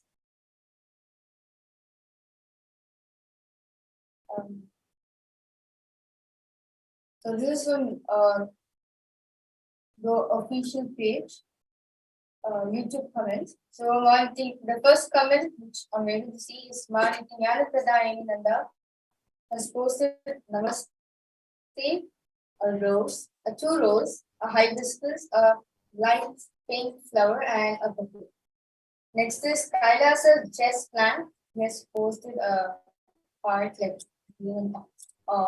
Next is Santosh Sharma. He has put 3 Namaskar Mudra, 3 bouquets, and 3 Namaskar. Eva Anderson has posted Nithyanandam all. Tanja Verone has posted Namaskar, sparkles, and a purple heart. Margot Lasseri has posted in Canada, and again she has posted a lovely emoji. And again she has posted yes please, and yes I'm available for the remote vision. Thank you. Yes. So, Ma Margaret, I will be doing the remote vision for you now, Ma.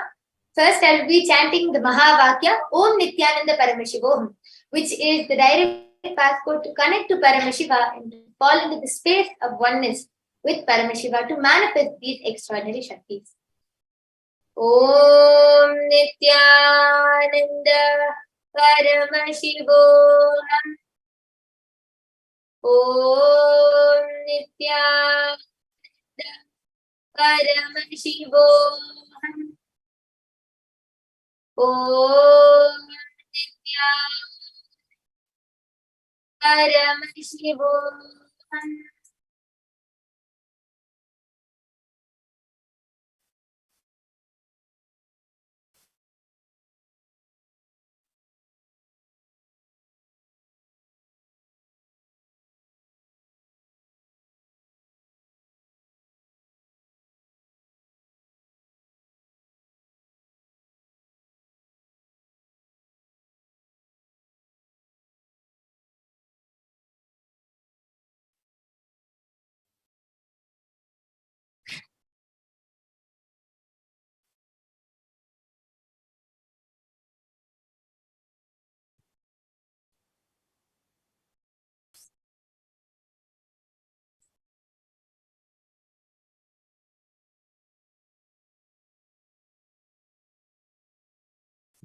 Yes, Nithyananda. So what Paramashiva is showing is that once I'm able to see that there are two doors to enter your house, and you like entering through the door, which is, yes, so this is a scanning for Ma Margaret. So what I was able to see, Ma, is that there are two doors to enter your house, and you like entering through the side door, which once you enter, it's from the side of the house, and the moment you enter, it's you can immediately see the hall,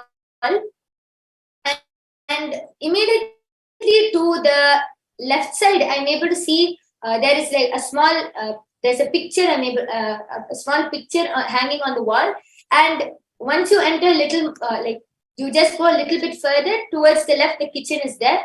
Then immediately towards the right, there's like a slanted wall, and then then you enter into the hall, and I'm able to see that there is the color of your wall is a peachish yellowish color.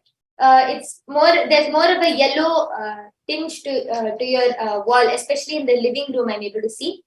And once you enter the living room, as you see straight across towards the right side, against the wall, I'm able to see a sofa. It's more of a caramel brown color, a little darker than caramel brown. Then next to the sofa, I'm able to see like a table against the wall, a black color table with the chair in front. And on the table, I'm able to see few items like one glass, a glass cup, and a few pictures. And then next to the table, across the sofa, again straight across the hall, I'm able to see a TV, and the carpet. I'm able to see there's a carpet, a big carpet in your living room in the middle. And I'm able to see that has like a red outline, and it has flower designs on it. I'm able to see, especially even with the vase, I'm able to see there's flower designs on your carpet. And totally, I'm able to see you have 3 bedrooms and 2 bathrooms. And I'm able to see there is actually one extra room, which is not exactly a bedroom, little smaller than that, and it's not. It's used more of as a store room. Other than that, 3 bedrooms and 2 bathrooms, and the bathroom wall I'm able to see is tiled. Like behind the sink, the bathroom wall is completely tiles, and that is for both of the bathrooms. One of the bathroom is in the master bedroom. I'm able to see the master bedroom is actually carpeted, and the bed, your wooden bed has like a drawer underneath, so you can pull things, and I'm able to see few things like a yoga mat in the drawer towards, like the moment you enter the master bedroom, under the bed towards the right side, the pulling drawer, I'm able to see there's a yoga mat, and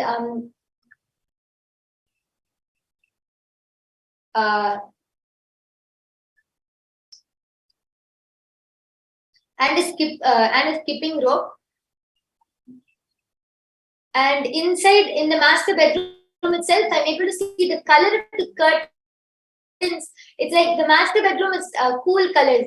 I'm able to see purple, like a very light color of purple with different flower designs. This is for the curtain. And the color of the bedroom is like a grayish, more of a grayish color. And the bed cover I'm able to see is also like a cream color. And sometimes you like changing it to colors like warm colors like yellow or green. Other than that, I'm able to see that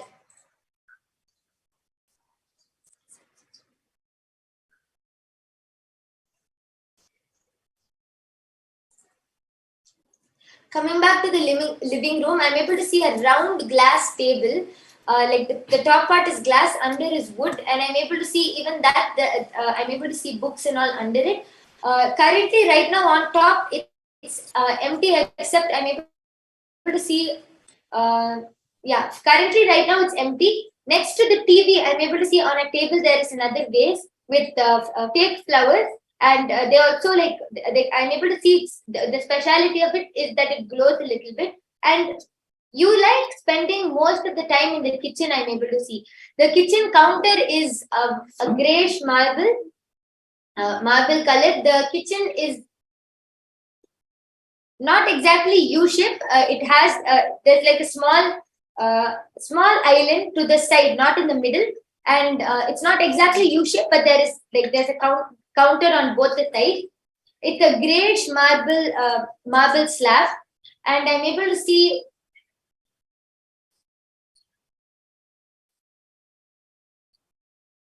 You like spending most of the time in kitchen because you feel very active and energetic over there, is what I'm able to see.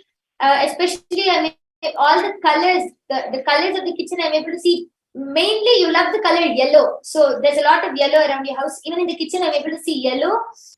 Then yellow, green, a shade of purple, and a little bit red, maybe on the walls, like towards the top of the cupboards.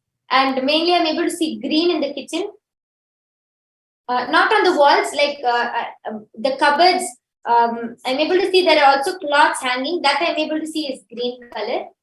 And the wall color in the kitchen is the same. It's like a yellowish, creamish color. And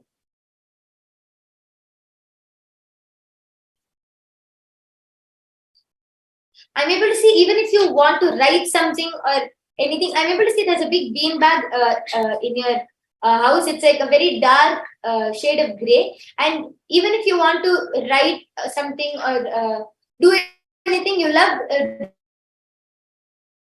doing it in the kitchen. So that even the bean bag, you'll move it to the kitchen, like to the starting, and you'll do whatever you want over there, is what I'm able to see, ma'am. And this is what Paramashiva revealed. So I request you to go ahead and confirm what the scanning through in the YouTube chat section below.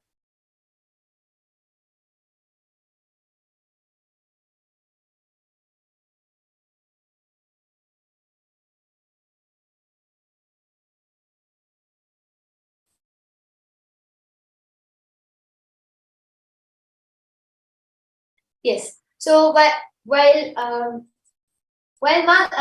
replies, I will now be removing the iPads for Madhurija.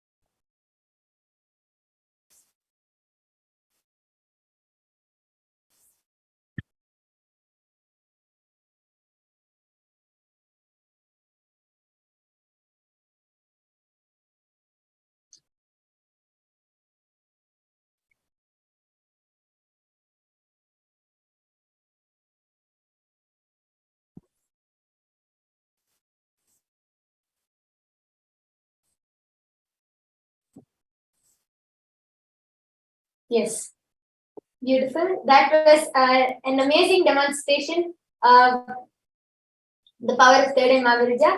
And with this, we will now be concluding the power manifestation session.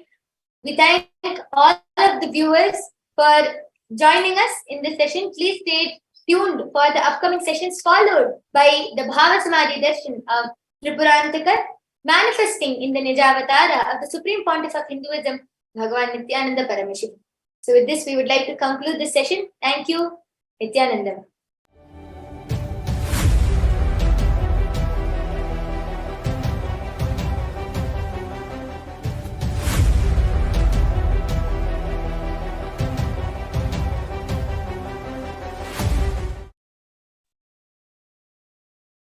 Nithyanandam. Nithyanandam.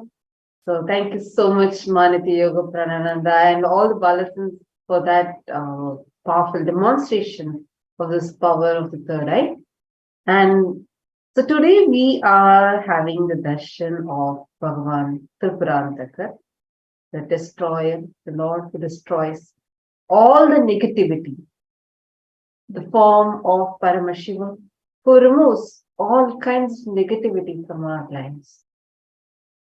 So when we were also learning earlier about how the different kinds of negativity that we have and what kind of negativities are there, like especially like where we find it very difficult to come out of it, be it fear, be it worrying pattern, or the greed. Yeah, we even understood how Swamiji explained about Swamiji very beautifully revealed to all of us about the happening of Tripurantakar itself, right? Swamiji had shared how just using his third eye, he burnt all the three asuras, the three negativities, who represent the three negativities in us, the worry, fear, and greed. And today, you all are going to learn about, we're all going to experience this science of how do we liberate ourselves from the clutches of worry, fear, and greed. And because like we saw, we understood how society uses different mechanisms, different setups, frameworks to instill, to drive us through fear and greed, whether it's politics, religion, education, social media, everything of it is designed in such a way that it drives us from fear, greed, and worry. If you don't have these many Instagram followers, you are in fear. You're in fear of being ridiculed. You're in fear of, there's so much of pressure and fear. And if you are not, you are constantly in the insecurity. You have to earn well so that the friends, the people around you are, respecting you. You have to keep up to the standards of what you have to. Many times you even compromise certain things to maintain the so-called, whatever is the trend of the society, to catch up, to try and catch up to whatever society is telling. But this entire thing just sucks us into that whole framework where we are constantly driven by either fear or greed. Fear of failure, greed for success. Fear of losing your name and fame, greed for name and fame. So this is constantly where we are being footballed around constantly in our life. And so, all the viewers, how many of you are able to relate with this? How many of you are seeing that many times, actually most of the times, the platform from which we operate, like how these Tripurasuras, the three asuras, the three demons, and somebody beautifully explained like how we can correlate these three to the fear, greed, and worry in us. How many of you are able to relate with this pattern inside you? Please take a few minutes. You can just put it in the chat here in the YouTube comment section. How many of you are able to see that these are some of very strong patterns in you that it's very difficult to come out of it? Because now we are going to be entering deeper into working on these three patterns. What these are exactly, what is fear, how to overcome fear, and when you overcome fear, what actually happens inside you. What is a technique? That is what we are going to be learning now. And then we are going to be learning the same thing about greed and the same thing about worry. And more than everything, now all these things that we are learning, we're also going to be doing a very, very, very powerful technique. So now let's all get ready. Let's listen directly from Swamiji, the revelations, deeper revelations on what is fear, greed, and worry and how to overcome it.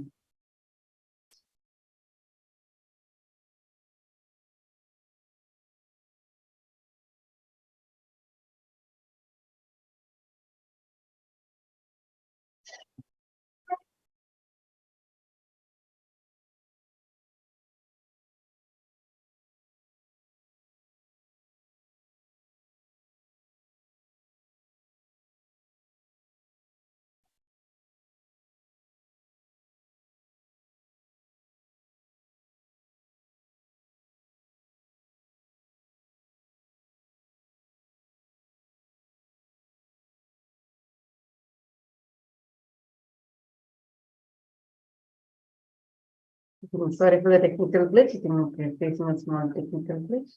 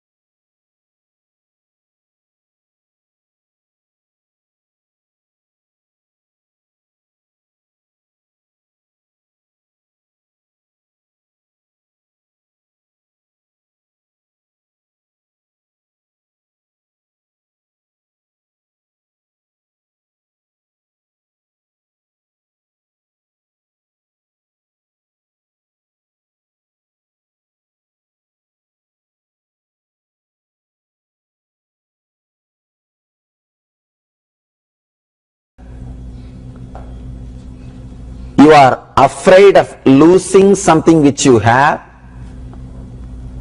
are afraid of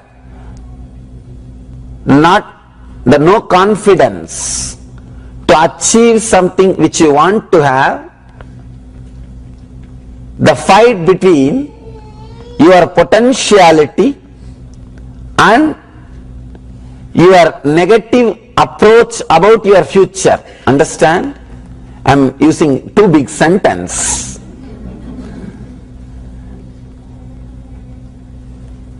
Your fight between your possibility. One more thing.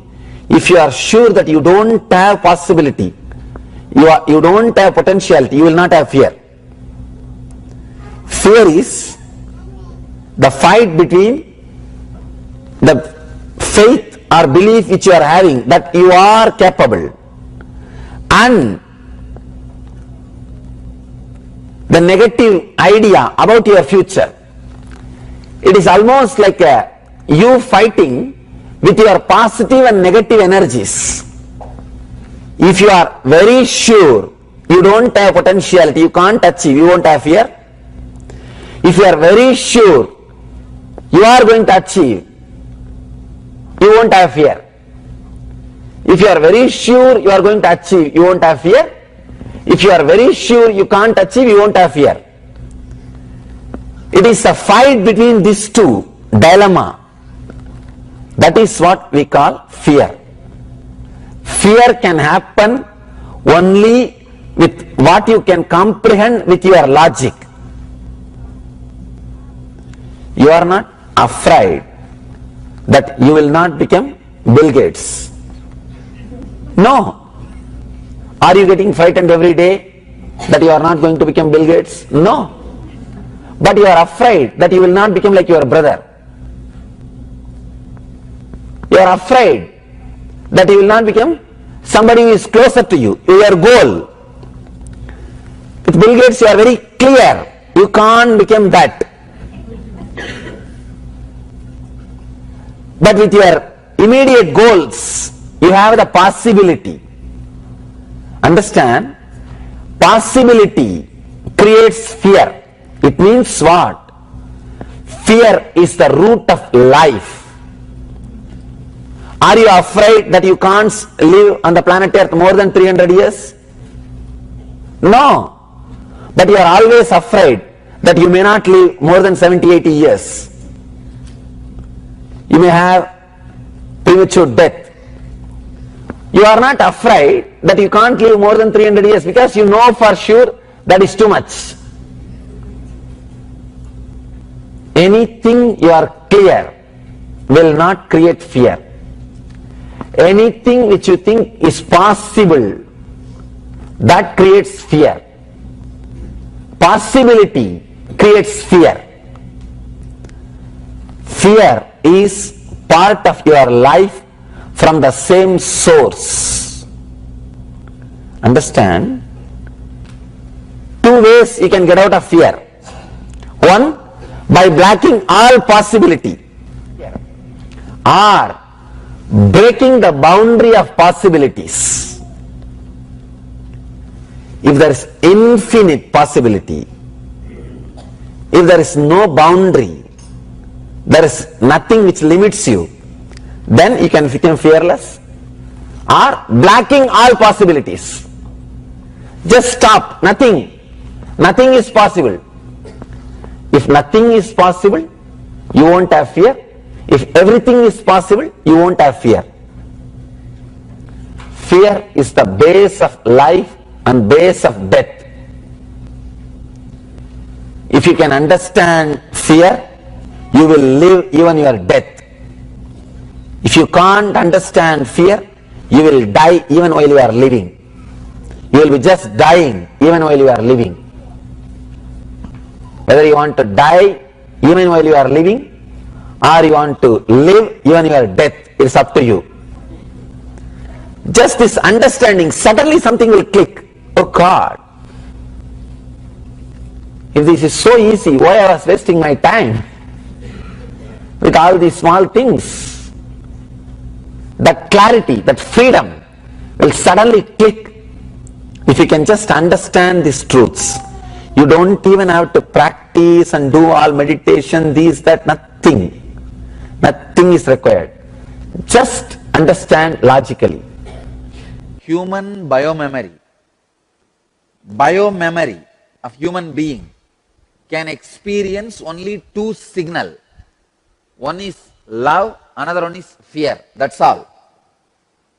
All other signals are converted to this love and fear, unexperienced by you. Human biomemory is not capable of experiencing jealousy. It is not capable of experiencing ego. It is not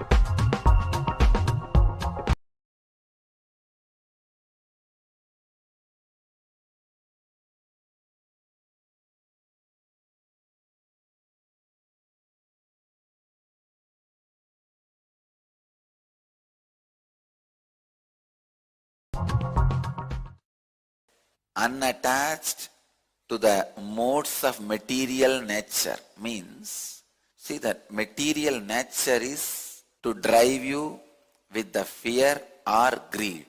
It is very nature of the matter you are carrying, not just the matter of nature which is driving you. Because you are carrying the body, You can be driven only by fear and greed. It is not just the driver's mistake, it is a vehicle's mistake also. The vehicle, your body itself is a matter. Just 2 days before I was discussing with some of our ashramites about these administration rules. That time I was sharing an important insight which I wanted to share with all of you. Now, by the nature of the bio-memory, human beings need to be feeling certain level of fear and greed. If you don't even provide that much of material for them to be afraid of something and to be greedy of something, they will feel so empty inside. They will create unnecessary phobias. Height of fear. Suddenly something will happen. The unnecessary, reasonless, causeless phobias settle in your system if enough fear and greed is not supplied to your basic biomemory. By your nature, just because you are carrying a human body which is programmed with fear and greed, certain amount of fear and greed is required even to drive you. That becomes survival necessity. The administration is supposed to take care. You don't create the fear and greed in everybody the same level. No. There are some people, a little bit of fear and greed is enough. They will be full, they will run, start driving. There are some people, maybe more fear and greed is required for them to run. Some people who need more fear and greed, if you give them less fear and greed, they are in danger. Now they will start creating unnecessary phobias. Please understand. Many of your unnecessary phobias are created when you try to protect yourself from the basic amount of fear and greed which is required to run your life. I have seen many people. They try to protect themselves from the basic fear and greed which is needed to run their life without purifying their biomemory. If you purify your biomemory by actions, karma, and evolve, then move out of fear and greed, nothing wrong. You will be liberated. But without making your biomemory mature, if you try to move out of fear and greed, I can give you this one example. People who leave everything and go for Parivrajaka, Yatra, Agori lifestyle, Nagas. Without maturing your biomemory, if you leave everything and go, the small phobias, phobia of cockroach, phobia of scorpion, phobia of snake, small fears will take over your inner space. You will develop unnecessary phobias. I have seen there was a sadhu who had phobia about rivers. See, if you go near a river and have a fear that suddenly some flood may come, I will be flooded, that is okay. He will not even go on a bridge, well-built bridge where buses and trains can go. No. Forget about going on a bridge. He will not even see the river from the distance. How many phobias are there? God. When I read the list, I got the phobia of phobias. Phobias are pseudo-fear, perverted fear, like how pornography is perverted lust. Phobias are perverted fears. Never pornography lust can be transformed because it is perverted.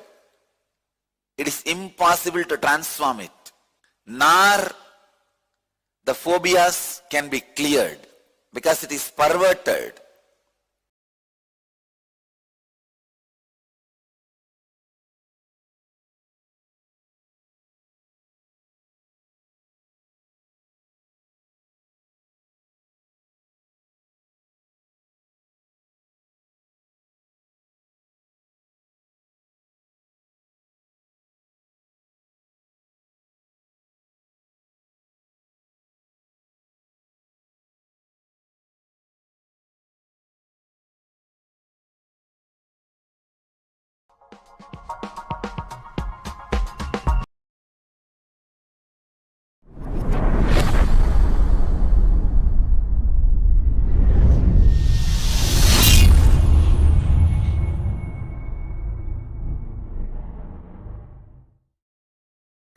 as it was revealed to me by Paramashiva, I am revealing to all of you.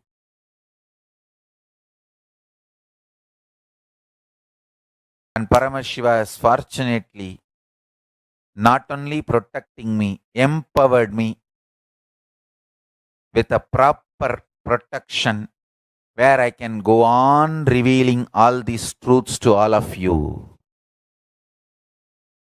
Listen. Your consciousness is extremely powerful, capable. All internal, external dependency is stupid ideas. There is nothing on which internally, externally you need to be dependent other than the pure consciousness which is in you. This word internal, external has multiple layers of meaning. Neither inner fulfillment which you think as joy, nor external needs which you think as money, pleasure, power, relationship, protection, security, nothing for anything. You don't need to be dependent or centered on anything else other than Paramashiva, the super consciousness which resides in you. And I tell you, the more and more you start internalizing, meditating on this truth, start completing all the fears and greed provoked in you when I am sharing this truth. See, when I share this truth, immediately, no, this is impractical. I need this. I need that. I need this. All kinds of fear and greed is provoked in you. All this fear and greed flares up in you. Settle down, relax, calm down. One by one, list down the fear and greed which insists and makes you believe internal, external dependencies are required other than Paramashiva. Sit. Have matured conversation with yourself. Having matured conversation with yourself is called Tarana. Tarana means having matured conversation with yourself. When I am giving this powerful cognition, you do not need to be dependent on anything else, internally, externally, other than Paramashiva. Be centered on the consciousness internally, externally. For everything you need or anything. How your fears, insecurities, greed all flares up. Sit and pen down. I am not saying go and resign your job immediately. Go and divorce your husband or wife or immediately. I am not saying any of that. I am only saying when I give this great truth, how the internal churning happens, shivering happens. Pen down what all the terrible fears, greed, insecurity is kindled in you.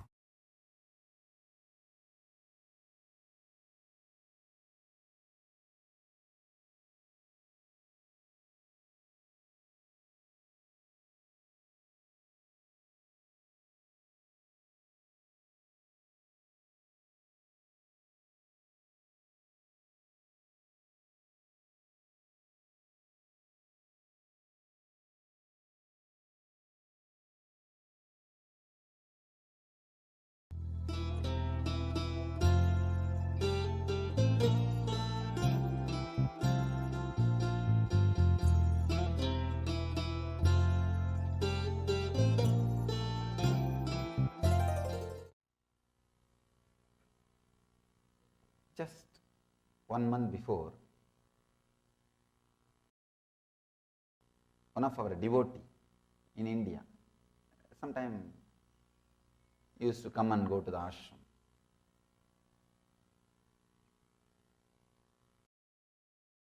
Usually I don't see or look into the minds of the people. Only when they ask me to guide them, only when they request me sincerely, Swamiji, please look inside and guide, I try to look inside their mind. Otherwise I never look inside because I respect their privacy. And who wants to look all the junk? One, I respect the privacy. The other one, who wants to look inside all the junk? So,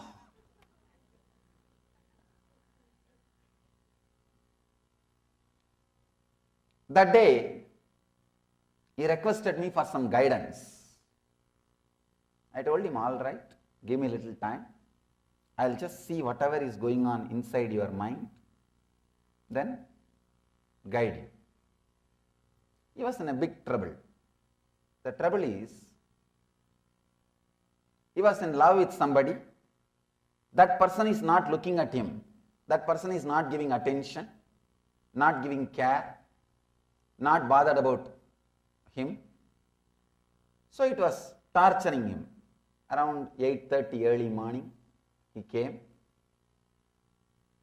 out of his room, and he was around me. I could see very clearly what was going on inside his inner space. He did not describe it. He was coming to the temple with me. He was walking with me. After a few minutes, he received a call from his house. He has some difficulty. He has some problem in his house. Means the house is going to be taken away by the bank. Some serious issue. Suddenly I saw his mind started fighting with that problem. Till then he was fighting with this problem that I am giving so much attention, sending so many signals, the other person is not responding, the other person is not understanding. That was the complication going on, means the kind of a conflict inside. Suddenly this conflict took over. I could see very clearly how that whole game of mind is happening. This complication took over. This is a very serious survival issue. House is a survival issue. So this complication started happening. I saw this, so he completely forgot about her or his love. Everything is forgotten. He is fully busy with this one idea, one concept, that is, he is in trouble and his house is in trouble. The basic things need to be attended. All the complication goes on. He was in tension. And he asked me, Swamiji, how to solve this issue? How to attend this issue? I very casually said that don't worry, the things will be settled. Some consolation I gave. And maybe after 1 hour, he received a call that problem got settled. The problem got settled. Suddenly when he came out of the problem, he felt so relieved. The morning suffocation which he had, the difficulty which he had, constantly he was thinking about, oh, I am giving so much attention to her, she is not caring, that nagging feeling, that feeling completely disappeared in him. I saw he is completely relieved, not only from this problem, from that problem also. When he came out of this problem, not only from this problem, he got solved. He came out of that problem also. I was surprised. How come one problem, if he comes out of this problem, only this problem should get solved? How come that problem is also solved?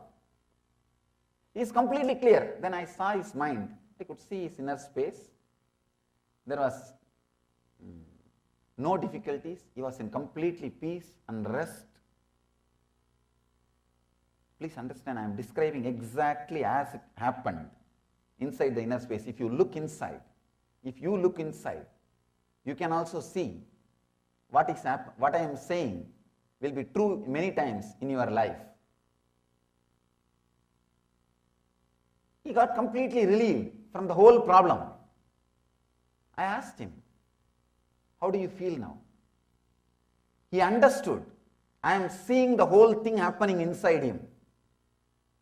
Suddenly he said, I also don't understand, Swamiji. Morning I felt so much nagging by that one idea, she is not responding to me. I was suffering.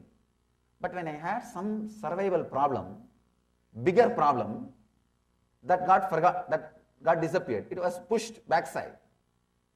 Now when this problem got solved, I thought that problem will come up. Now I'll pick up that problem. But it's not happening. Once this problem is solved, I'm completely at ease, at peace. I don't know how. Please understand the whole thing. Every moment, your idea about pain, your idea about pleasure, your idea about joy, your idea about love gets changed. If a new wave comes, you don't know what that new wave will make, what changes it will make inside you. If some other wave comes, you don't know what changes that wave will make inside you. Your mind is not a logical thing. If it was logical, what should have happened after the second problem got solved? You should have started thinking about first problem. But it is not happening. You can see even in your life. Sometime when some serious problems comes up and it gets solved, it gets moved, you will see suddenly you are completely relaxed, you are in the restful awareness, you are not bothered about some other problems which you are thinking, which you are contemplating, on which you are working.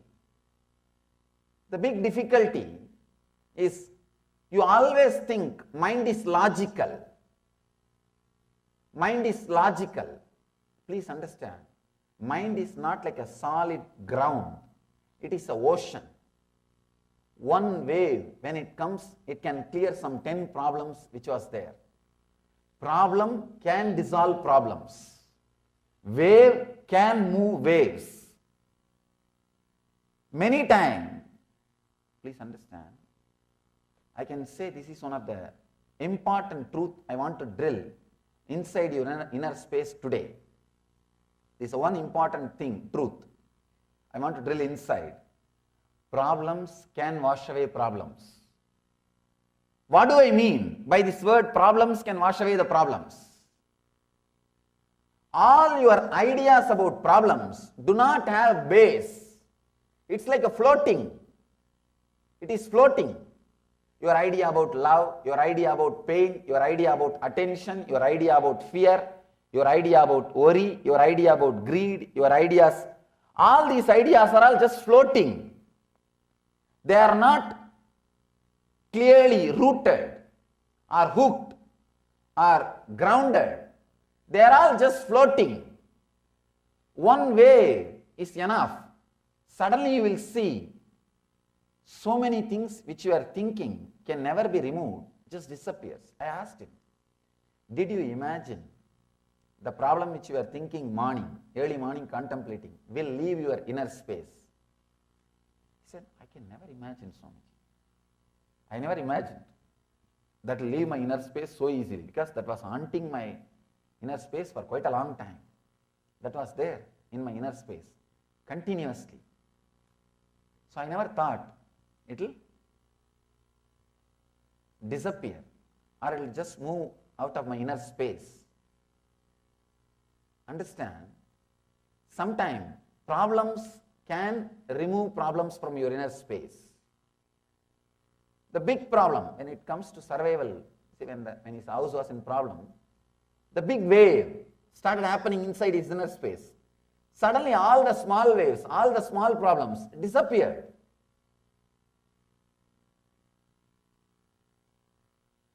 If you look inside, actually if you observe how your mind works, if you understand what I said now, this one big problem raising and suddenly all the small problems disappearing, when the big problem is also solved, you are completely in peace.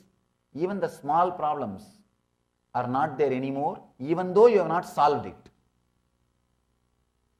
See, this guy, his only first big problem got sorted out. The small problems did not get sorted out. He did not solve the small problems. The small problems did not disappear. It's not that she started responding to him, or he feels that she is now ready, or she is responding. Nothing. The second problem is there. That small problem is there. But suddenly it has no power over him. His inner space is not disturbed at all by it. I told him, understand, this is what is the base. This is what is the basic understanding which you need to know. This understanding will completely liberate you. Your respect for mind will be lost. First thing you need to know, your respect for your problem should disappear. Somebody asked me, Swamiji, do you mean to say my problems are not big? I told him, sorry to tell the truth. First of all, you are not big. Forget about your problems. But it hurts. It really hurts. Somebody saying you are not big.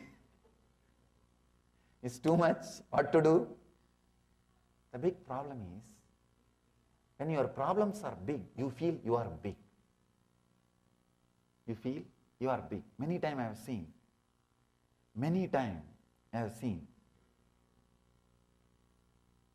In those days, whenever people come, I used to tell them, hey, stay some time here and live around. Then I started seeing these guys, only then they create all kinds of problem in the mind. No, I have to go to job. I have this. I cannot sit here. I cannot meditate. I am too lazy. They have all kinds of problem. If I tell them, no, you can't stay. There is no time. There is no place here. Go back. Then they have all kinds of problem. No, I want to be around you. You are not letting us stay. You are not giving us enough attention. You are not loving me. They have all problem. I started creating reverse problems. No, really. See, if I tell them stay, just stay here. Stay around me. It's an amazing chance. Then they say, no, I have a job. I have this. I am too lazy. I can't do this. I think I am a load. They have all kinds of reasons. Then I started doing the other way. If they wanted to stay, I tell them, no, you can't stay. Just go. Then they have this problem. No, we want to stay here. You are not letting us stay. You are not entertaining us. You are too busy with too many things. See, mind, either this way or this way, it constantly creates waves. That is why mind is wavering. It is an action. Mind is a verb. Please understand, it is a verb. It is an action.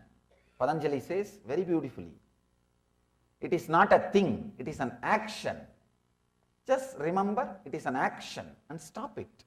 Nothing else.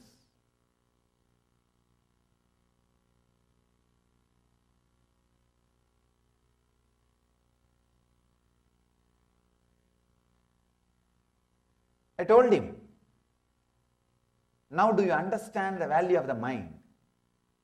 He says, sure, Swamiji. I can never imagine that I can forget the problem which I was having with the person whom I am in love with. He thought this problem was haunting me for days. I thought this will continue to haunt me for days.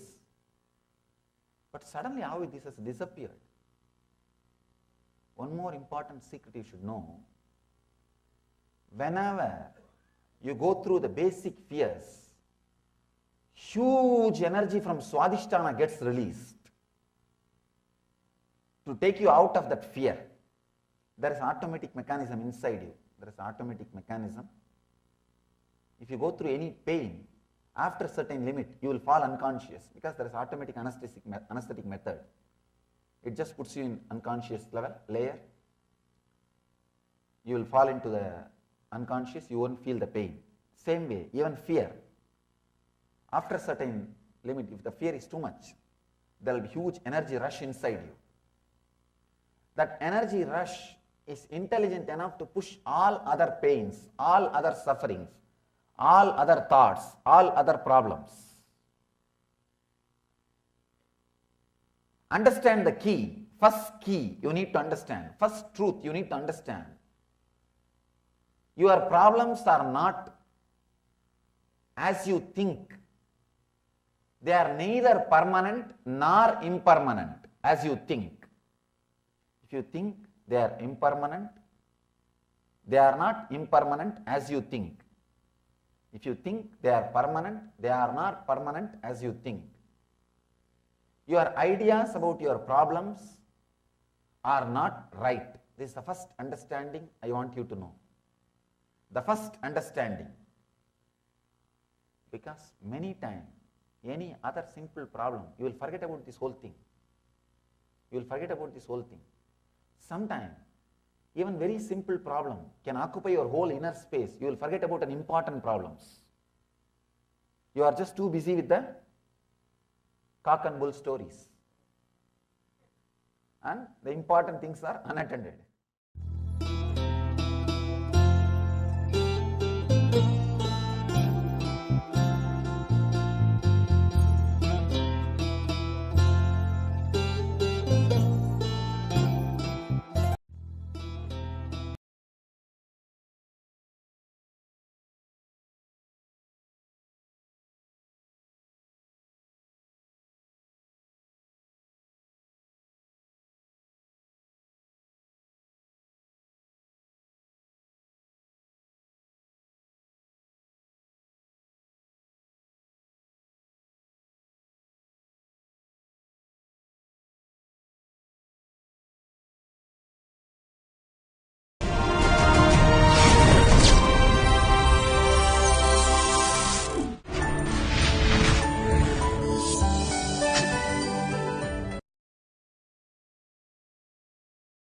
The continuous thought flow happening in you, even though you don't want to have it, is worrying. There are two types of conversation, outer conversation and inner conversation. Outer conversation you can always stop. Understand? Outer conversation creates your identity in the outer world. Inner conversation creates your identity in the inner world. When there is a conflict between these two, your whole life is in conflict. When there is a tuning between these two, your whole life is living enlightenment. Either you start creating the inner conversation, tune to the outer, or tune the outer to the inner. The biggest problem is your outer conversation is always bigger than what you think you are. Inner conversation is always lower than what you think you are. If you are a graduate, in the outer conversation it will always be postgraduate. And in the inner conversation it will always be, what is the use of graduation? I don't know anything. I am just useless. See, in the outer conversation it will always, yes, I have done the post word will not be told strongly. If they ask, no, I was about to do post-graduation. Understand? One of the biggest suffering human beings create for themselves is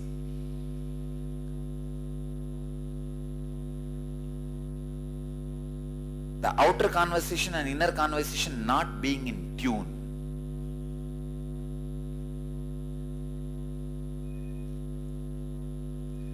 Tune the outer conversation and inner conversation. You are free. All worries disappear. Now,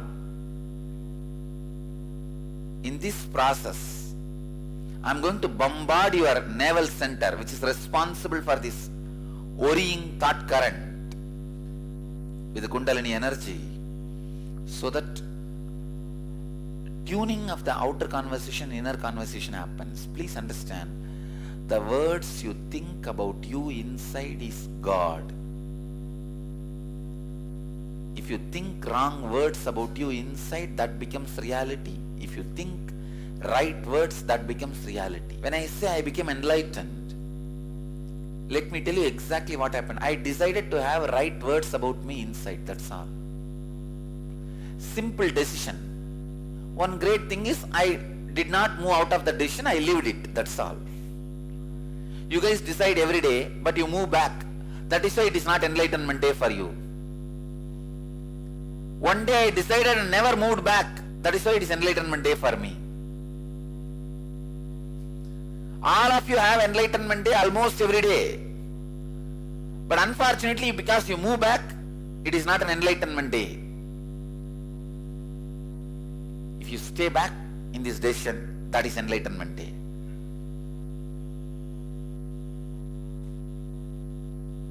Today can be an enlightenment day for you. I am giving you the possibility. Do not have wrong words about you inside you. Don't. Be strong. Stand strong. Don't have the wrong words about you inside you. The words you carry inside you is God.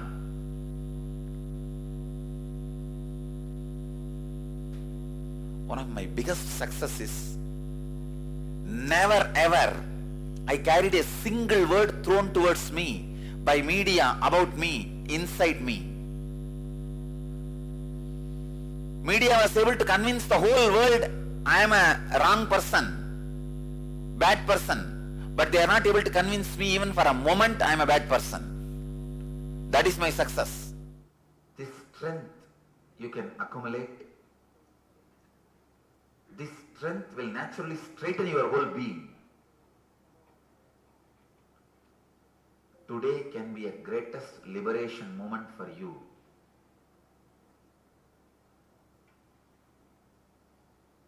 So let us dig out how your inner conversation is. See, it's like a constantly going on. Whether you are washing, cooking, taking bath, even while you are taking bath, you can see very clearly. Inside you are talking, I should take up this job and per year I will make $1 million and in 2 years I will buy a house. No, while you take bath, see what all goes on inside. Morning, while you eat, what all goes on inside, see.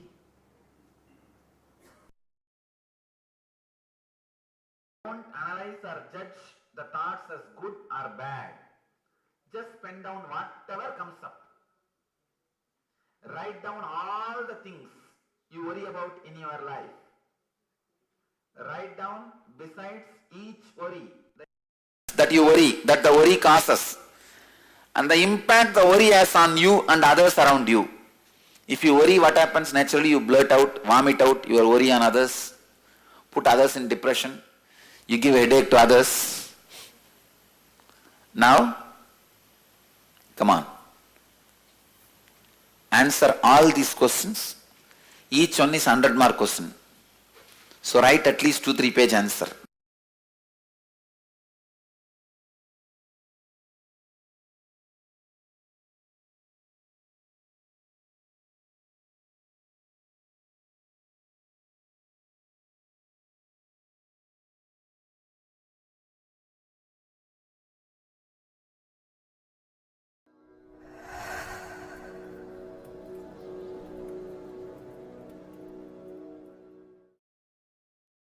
I will not hide.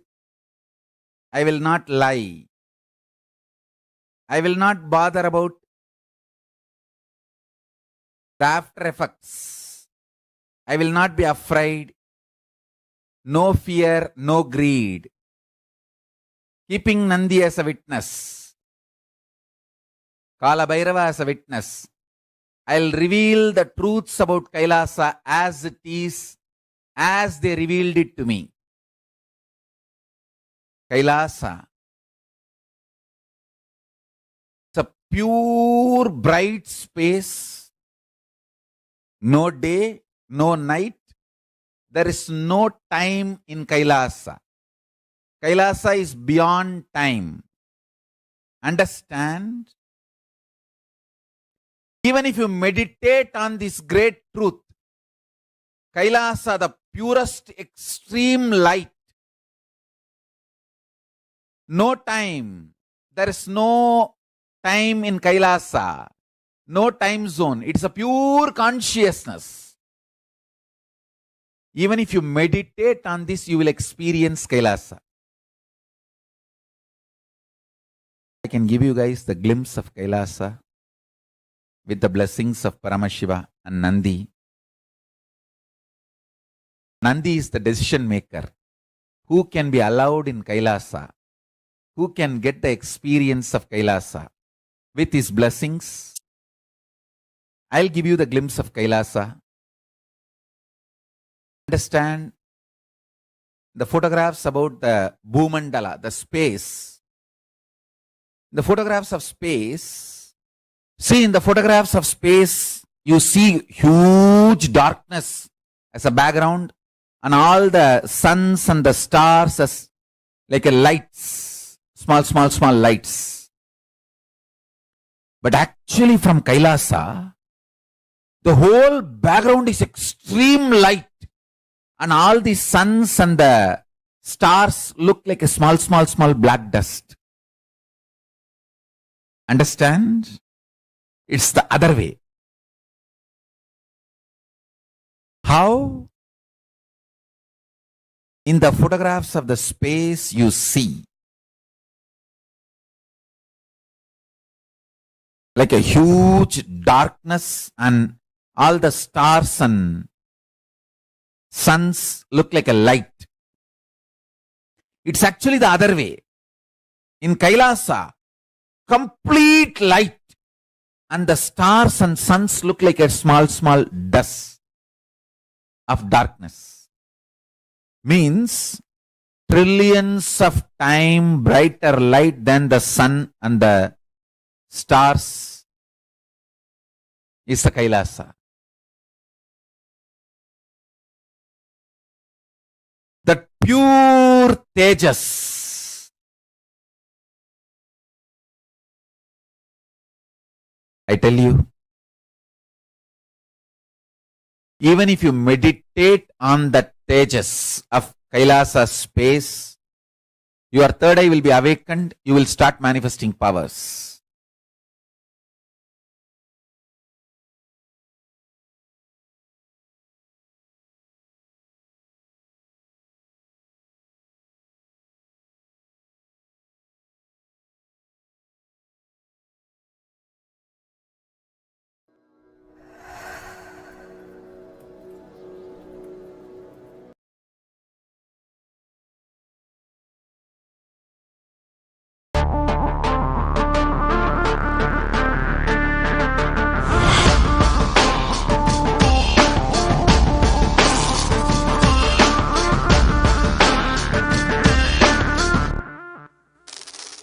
The brain is the organ which controls our whole physical being. Once our brain has been imbalanced, it will then transmit that imbalance throughout the whole body.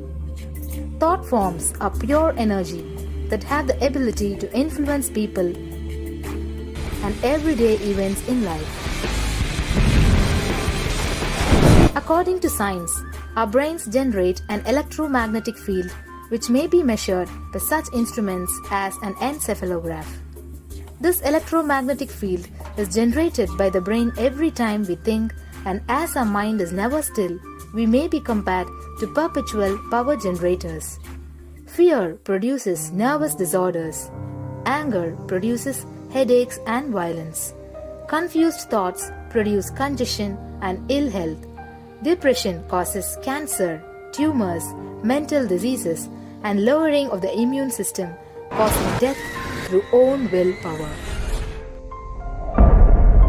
Our thoughts generate intricate energy patterns which can be detected by sensitive equipment and seen by clairvoyant individuals. These energy patterns are known as thought forms. Surprisingly, thought forms are shaped by the thoughts themselves. Each of us creates hundreds of thought forms every hour and release them into the environment. Although we cannot see them, the thought forms have as real an existence as any other form of energy. Most people can sense others' thought forms, and a continuous energetic exchange happens between people, about which we are usually unaware. This also explains why we sometimes take a sudden liking or dislike to a certain person directly on meeting them. We just catch their vibes. Unclutching is a guide for equanimity and enlightenment. Thoughts are like bubbles in a fish tank. Just as bubbles in a fish tank rise from the bottom, our thoughts also rise in the same manner. When one bubble comes and reaches the surface of the water, the next bubble starts and the third bubble starts. Because the bubbles are rising at high speed, they look like a continuous stream. But our mind is not a continuous stream. There is always a gap between two thoughts. Like the bubbles, we also experience a neutral space between two thoughts. This neutral space between two thoughts is our original state, the pure silence. It is a state of pure consciousness, the state of God. Since the gap or the neutral space between two thoughts is too small, we think all thoughts are connected and form a shaft. But there is always a gap between two thoughts. In the forest of northern India, the hunters trap the birds using a trap. They tie a rope between two trees. The rope is the shaft that we create by connecting two thoughts. In the middle of the rope, they secure a wooden stick. The stick is our mind. The rope is tied at the midpoint of the stick. When a bird comes and sits on the stick, the bird's own weight turns the whole stick upside down. It turns topsy-turvy.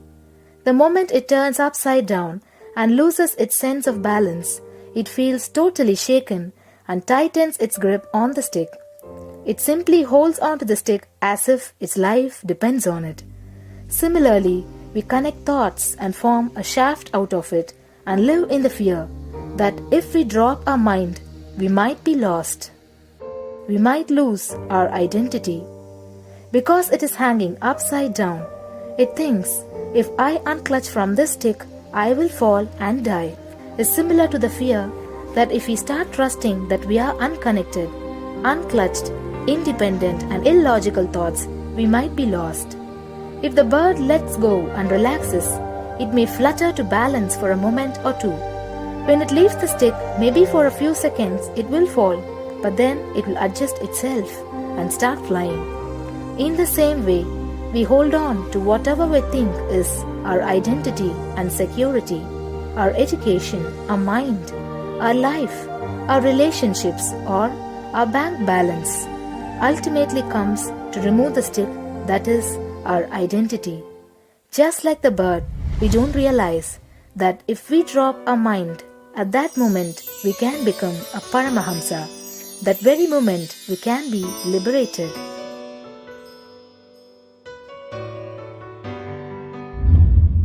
In Mundaka Upanishad, there is a story which explains, there is a huge tall tree, and in the tallest branch of the tree, there is a golden bird sitting unclutched from everything in bliss, like Dakshinamurti.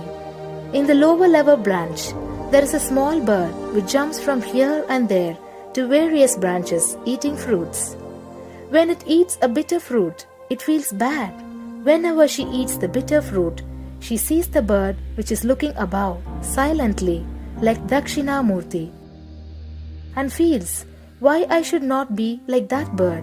But unfortunately, when the same bird, when it eats tasty fruit, it forgets the bird sitting above it. In the same way, she keeps battling between branches, eating bitter and tasty fruits again and again. One day, as a small bird flies up higher, and as it reaches near the golden bird, it realized that he and she are the same. There is no difference between them both, and realizes her original state. The small bird realizes that she also can be in the same state of the golden bird and become a Paramahamsa. This moment, trust yourself. Don't bother about losing your identity. Just trust yourself and let go of your identity. You will immediately become a Paramahamsa and be liberated. All you need to do is to trust that you're unclutched. Dropping the conclusions you can't be transformed is unclutching.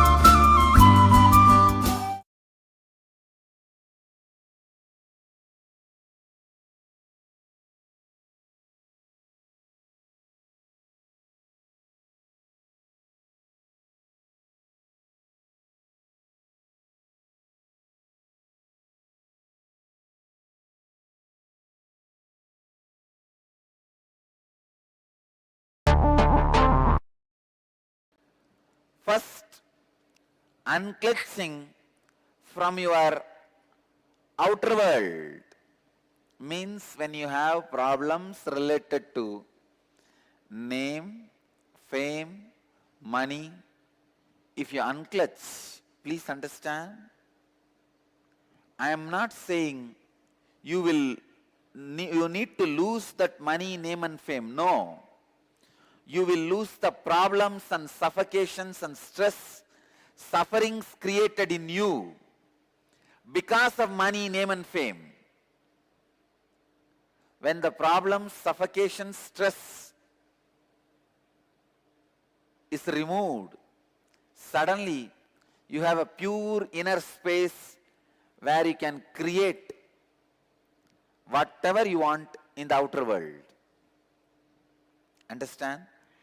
Biggest asset any human being can have is free inner space, extra inner space. Whenever I give energy darshan to people, I just give them few hundred more acres of inner space, that's all. Extra inner space, just like Google gives storage space. Extra inner space is the ultimate wealth. Wealth is not the billions of dollars you have, or the relationships you have, or the bungalows, properties you have. The real wealth is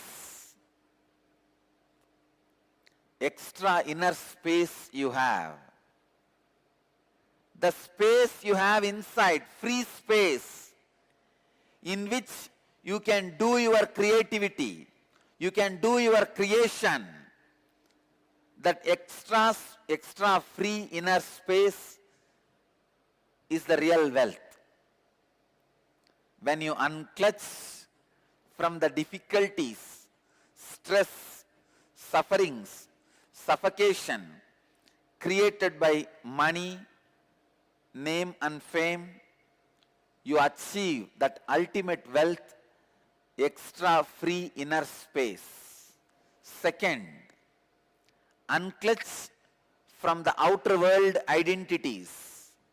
The identities you carry, social identity, professional identity, racial identity, national identity. Sometimes you think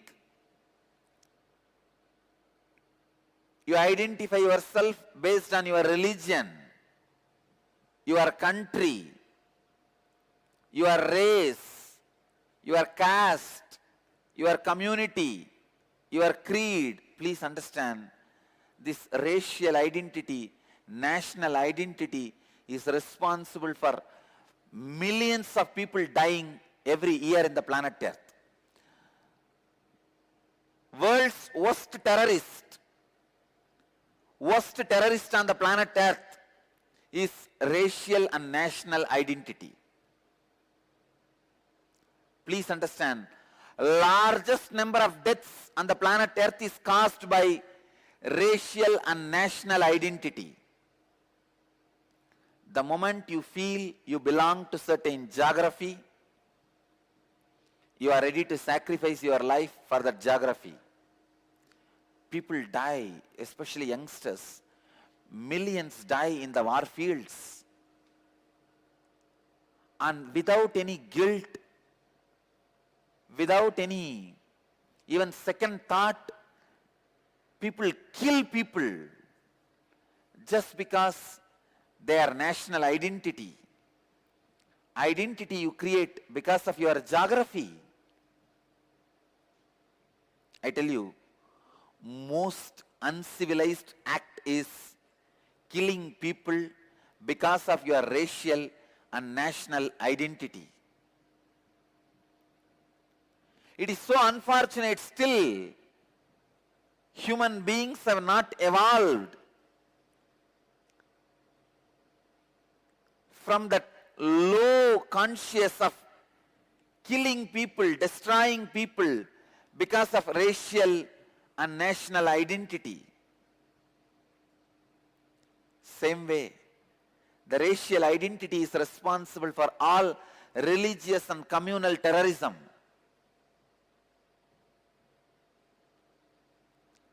Unclutch from social, professional, racial, national identities, you will see so much of peace, joy, bliss happening in you. Universal intelligence awakens in you the moment you unclutch from low-level identities. The moment you unclutch from racial, national identities, immediately the universal intelligence awakens in you. Third, unclutching. Unclutching from thoughts, verbalization and visualization happening inside.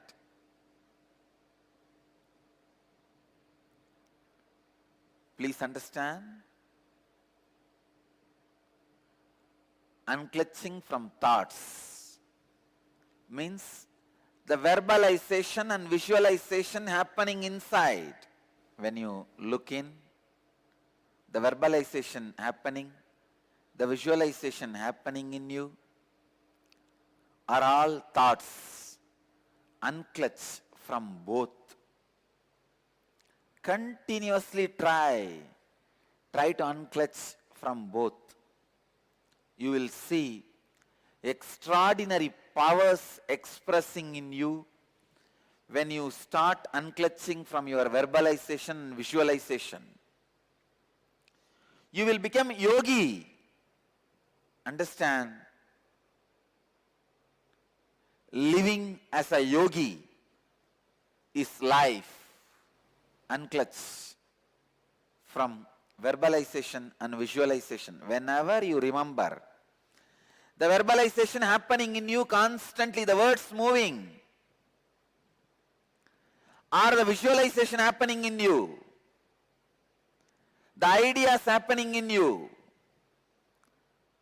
unclutch from that. Even the boredom, feeling bored, restless, is also one more thought, one more verbalization, one more visualization. Unclutch even from that. And fourth level of unclutching. Unclutch from your emotions, pain and pleasure. Let me tell you from my own experience. When I fell from the horse during the horse riding and fractured my hand, just all I need to do is unclutching from that pain.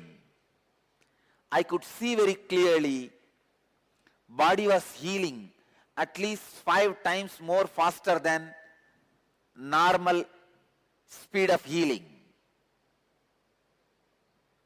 I tell you, I really felt so joyful. I felt so happy for my body. Wow, what a body to live with. Body which does not give you pain, friend who does not give you doubt, wife who does not give you instability, are all rare blessings.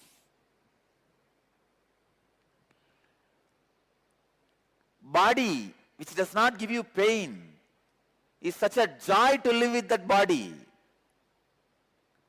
I know I don't have pain because I received the blessings of many yogis and did many techniques, but when you see that literally in your life as experience, I felt, oh God, what an achievement. I felt such big relief. I tell you, when you unclutch from pain and pleasures, not only you are free from it, even your health improves drastically. Fifth, unclutching. Unclutching from the inner world identities like parental conditioning, ahankara and mamakara. Ahankara means the idea you project about yourself to others. Mamakara means the idea you believe about you as you inside you. See, always the idea you project to others about you will be more than what you are. Mamakara, the idea you believe about you in the inner self is always lower than you. Idea you project on others, an idea you project on yourself. This ahamkara and mamakara,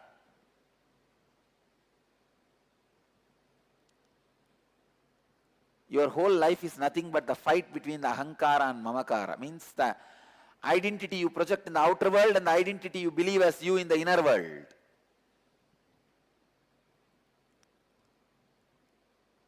Unclutch from inner world identities, both the identities.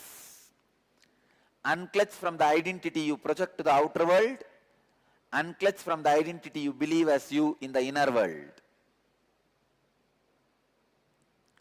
Sixth level of unclutching. Unclutch from the biomemories. Means the very patterns you are carrying. Pattern of depression, pattern of pain, pattern of irritation, patterns of suffering, patterns of your own ideas. You need to realize the truth. You are not even orphan. Orphan means what? You are alone. Everybody else is your enemy. Here you don't need to realize that you are alone. There is no enemy. You are alone, but there is no enemy. If you are alone, how can there be enemy? Only if there are somebody else, there can be enemies.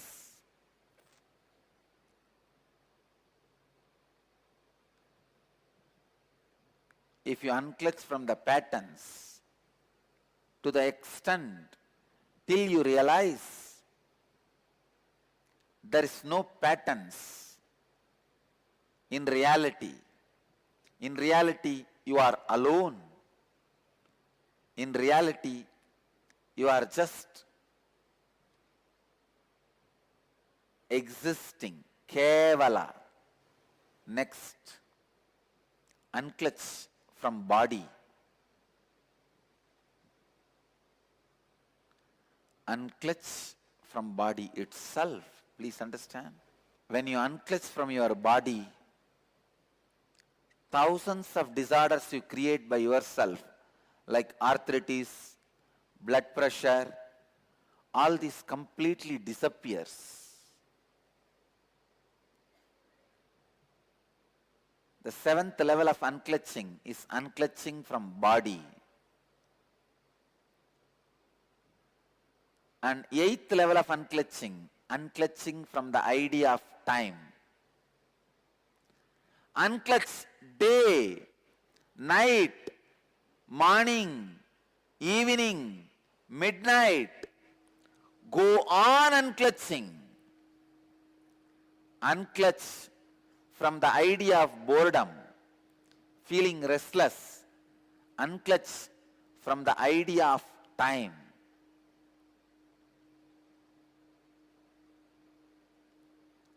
I tell you, time is the greatest myth you are carrying in your life.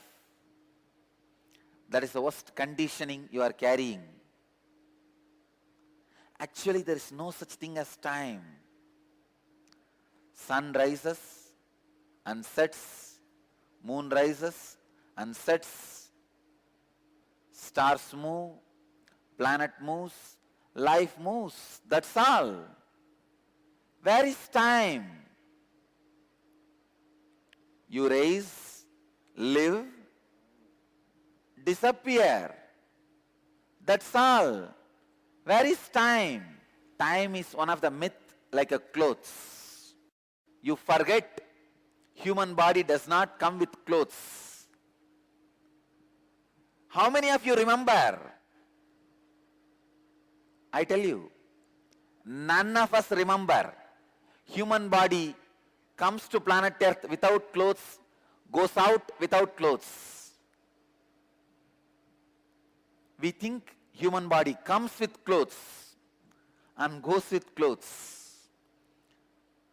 Just like a cloth is the illusion which has become part of your biomemory. Time is an illusion which has become part of your very consciousness itself. So unclutch from the idea of time. Ultimately, the 9th level of unclutching from the very idea I. Unclutch from that very idea I. In every level of unclutching, in every aspect of unclutching, you will experience some new free dimension of you. You will experience some extraordinary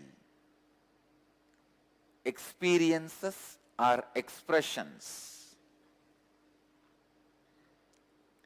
I tell you, all the auspicious things of life and beyond life is achieved just by this one process, unclutching. Just by this one technique, unclutching. Just this one technique, unclutching. These 9 levels of unclutching. The 9th level is unclutching from the very idea I. The I. The very idea I is the source of everything you experience, you perceive. Unclutching from that very source, the idea of I. You can start in these 9 levels, any one level. Because of the benefits and experiences you will have, simply you will move to next level and experience all 9 levels.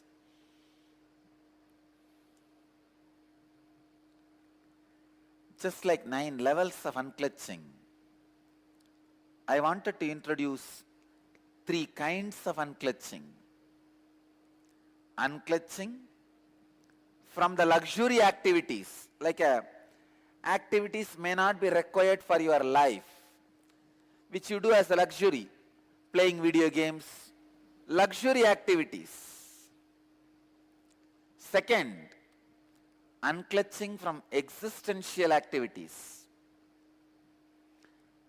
Means for your existence, you start doing many activities like going to your office, your profession. When I say unclutch, I don't mean you will stop those activities. Your body will be performing those activities. The sufferings and the stress caused by those activities will not be there in your body. That's all. In your being. Third, unclutching from the survival activities. Even the basic survival activity like a food, eating, sleeping, unclutching, even from those things. When you unclutch from the survival activities, please understand, I am not saying you will stop eating.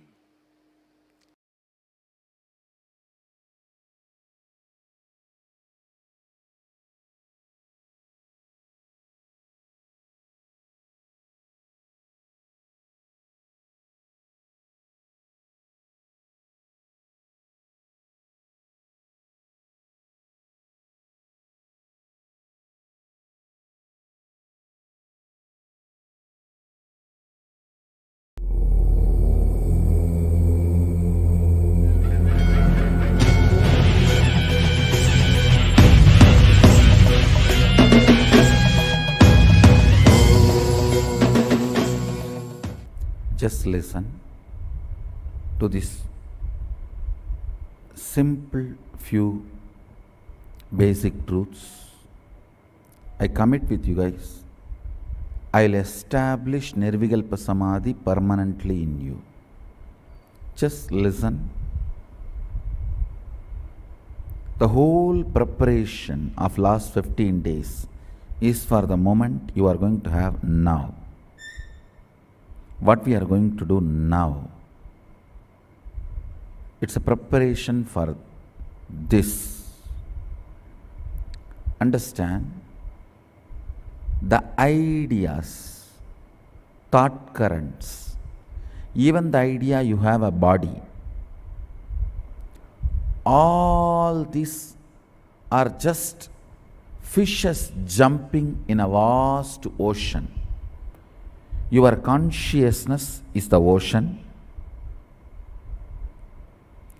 Each idea, you have a body, you have identity, you are manager, you are doctor, you are engineer, you are husband, you are a wife, you are a daughter, you are a son.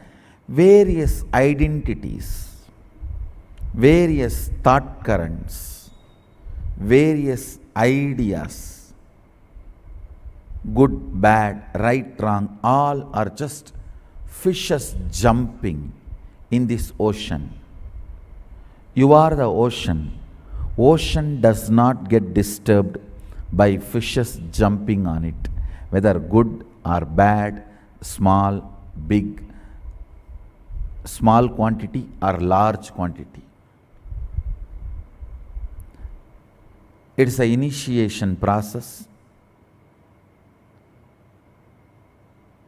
So I may request all the male body to sit with the way you sit prepared for initiation. This is one of the most important initiation, Nirvikalpa Samadhi, Diksha, unclutching initiation. Please see this video, then it's a few minutes video, then we'll enter into initiation.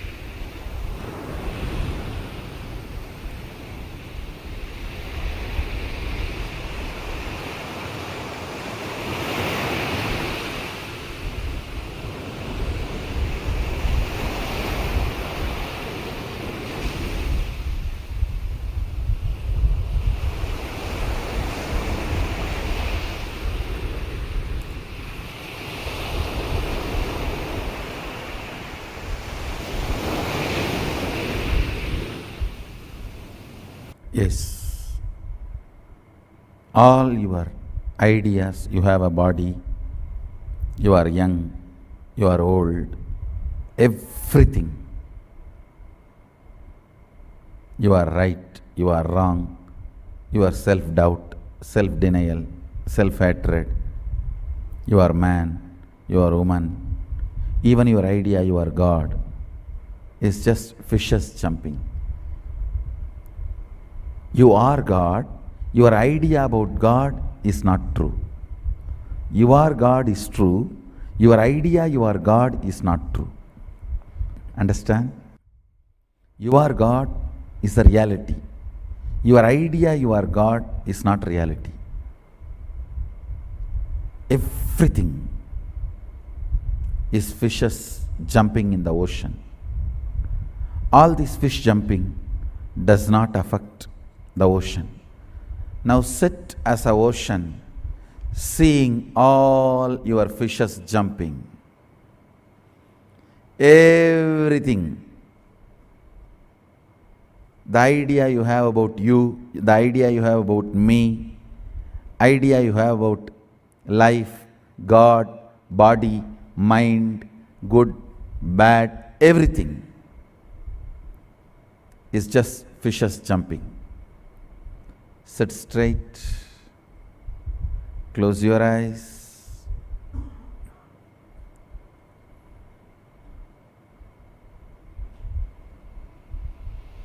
All the ideas are fish jumping.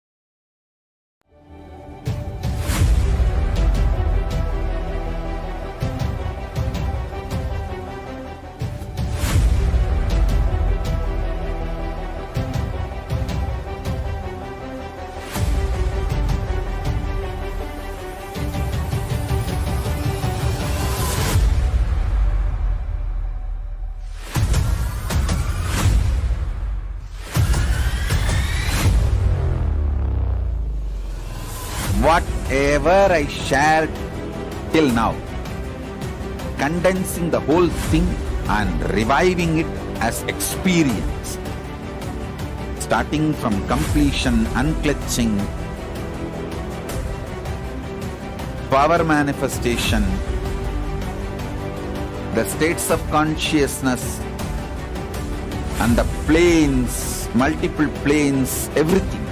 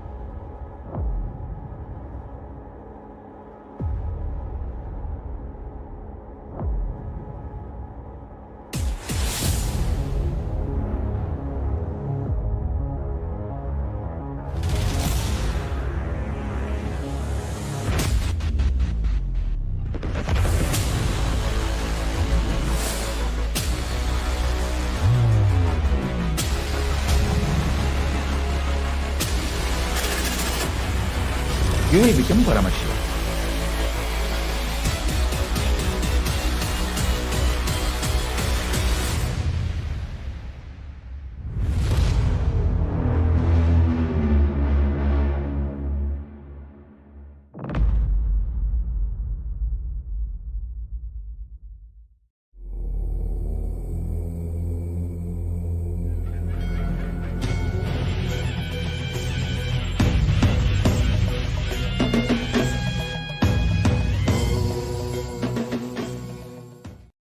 KAILASA nation is the most ancient enlightened civilization, Hindu civilizational nation. There were 49 ancient civilizations, the pre-brands.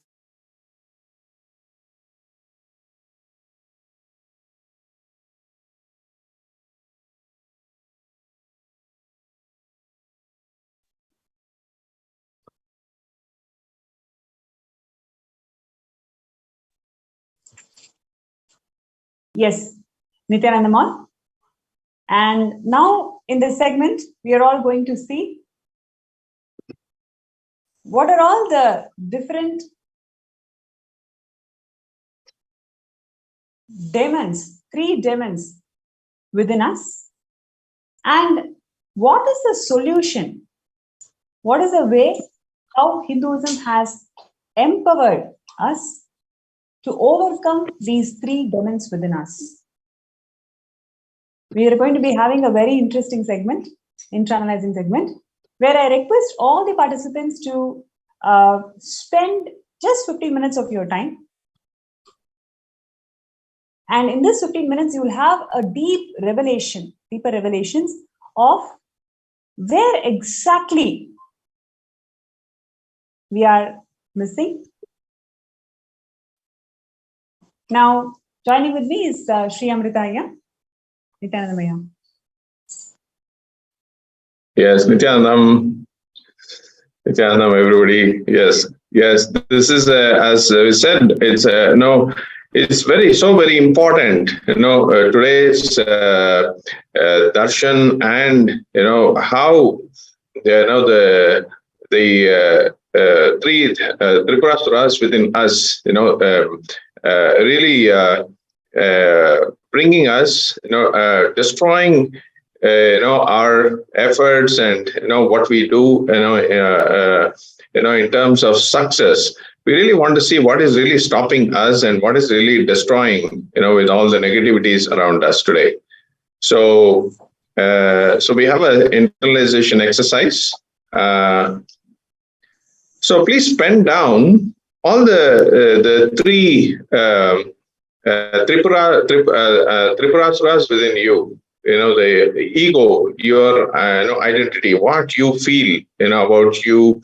Then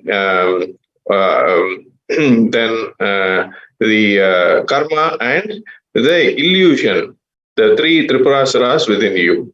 So please pen down.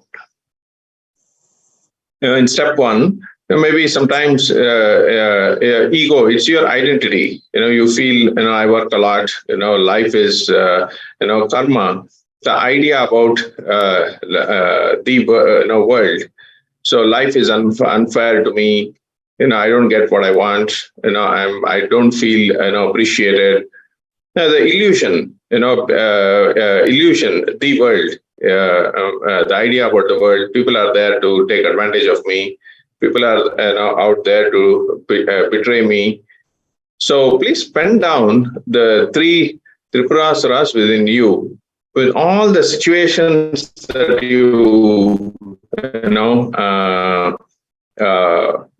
how you see, when you infuse these three things, is only trying to bring, or I can say, putting obstacles around you to progress. So please pen out.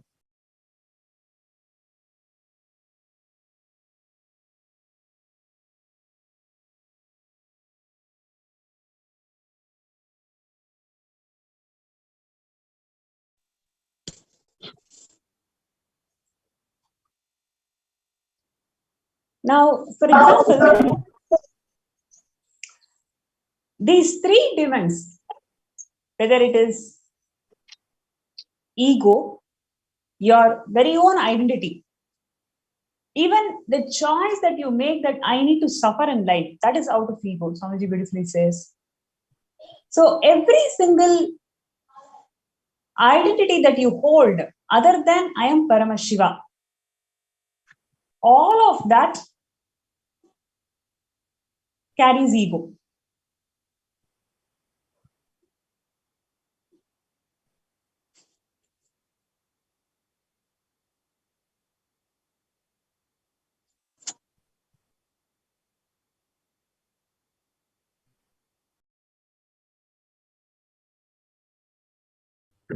Yes. See, many times you may, you're having desires to do many things, but one of the factors, the ego comes in the middle. Sometimes I may not be good, as the other person, the comparing, or sometimes you feeling, what if I fail? People will not appreciate. I don't want to be looked at that way. So anything that is coming in your way, which is stopping your success, are the Tripurasuras within you. So please pen down all the areas that around this, where it is stopping progress. You can very clearly see these are the things that are kind of creating walls inside us, to progress what you really want to do. Then next one is a karma. Swamiji beautifully says, what is karma? Karma is not connected to our actions. Karma is connected to thought currents that is recurring in every action. So, what is that audio recording that we carry all along our life? So, in every situation, people may change, situations may change, what you see may change, but what you feel about everything remains the same. That is karma. So, pen down all the things which you feel as karma. For example, life is unfair. Many limiting thought currents we cherish. And these limiting thought currents, we continue to hold on to it in all the actions. In every single situation, we continue to hold on to that thought current. Yes, all the... Yes, please go ahead. See, when you're trying to do many things, the perverted fears, sometimes, in you, or if somebody says something to you, for the fears provoked in you may result in, the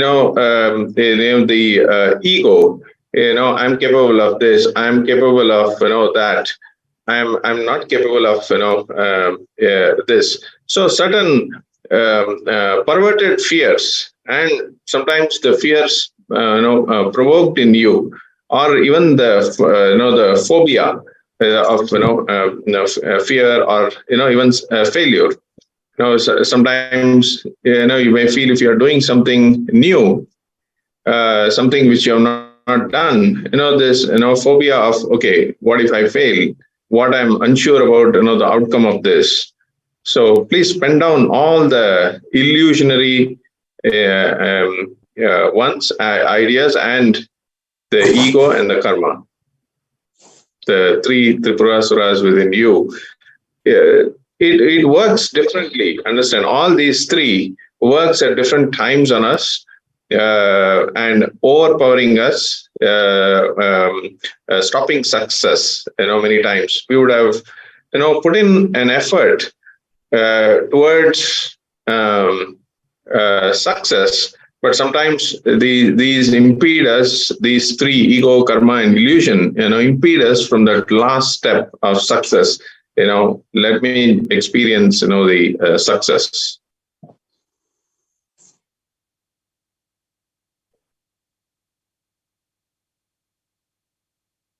So hopefully all of you there understood how these three Tripurasuras within you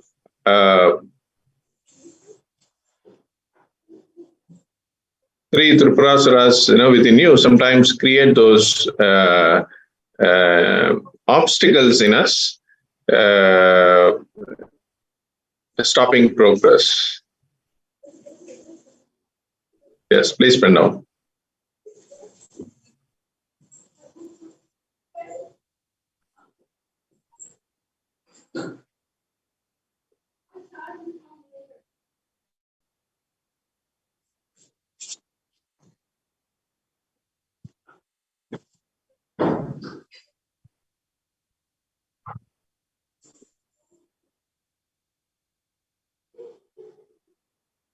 Sometimes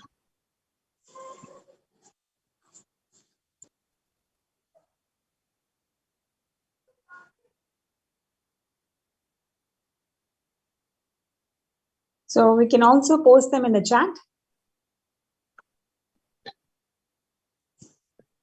yes. See, sometimes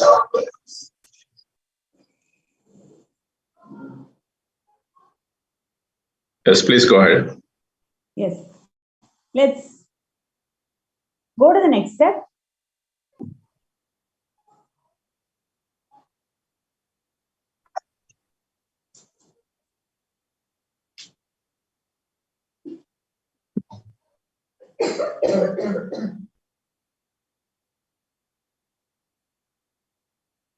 Now, Yes, Nithyan. yes, go ahead, Aya.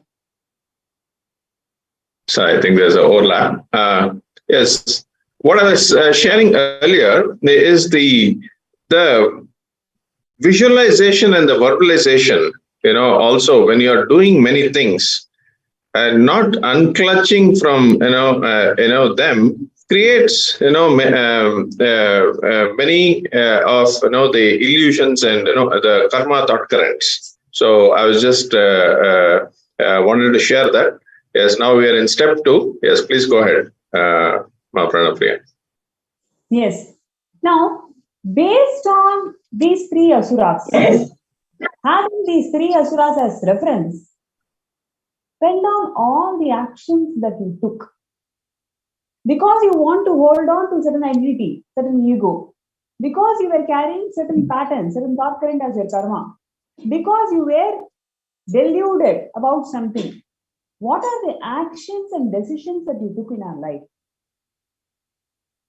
For example, your karma may be life is unfair. Because you continue to believe that life is unfair, you decided not to enter into any business ventures because you are afraid, okay, life is unfair, people are going to cheat me. So I'm so insecure about the wealth that I carry and I don't want to enter into any business. Now, entering into business or not, or or being self-employed or working for somebody else is not the problem. But you carrying this karma, this thought current, and taking decisions based on that, right? So whatever you have penned down in step 1, I request all of you to take a look at it and see what are all the different actions and decisions that you took in your life based on or having this ego, illusion and karma as the reference point.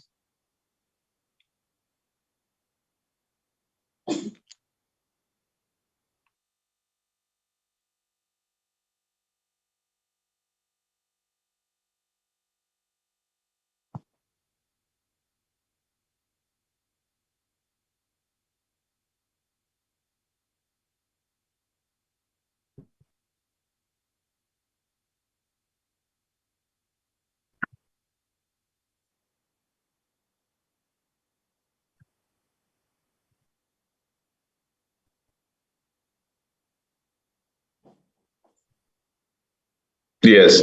So another some of the other things I wanted to also share is sometimes you may feel success is only for the rich people. Success is only you relate money with success. So many of these ideas, illusionary ideas, delusionary. I make a decision, to say, I don't have, enough resources, with me to do something. Similarly, if you feel,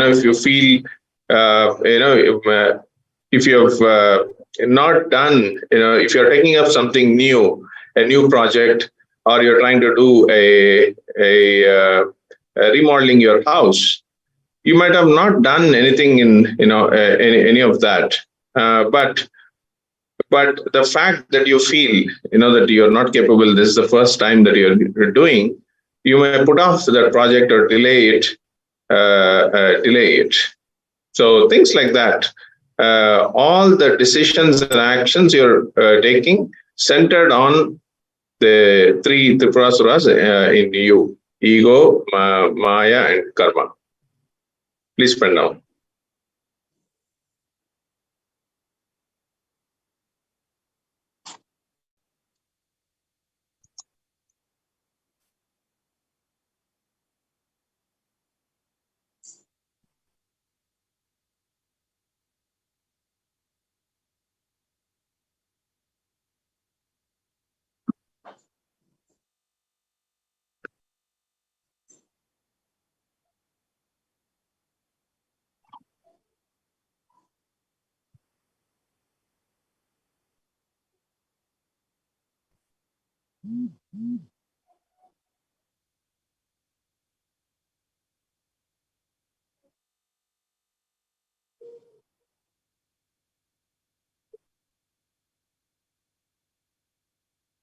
If you're able to understand, cognize and reflect, and if you're able to connect with it, please post that in the chat.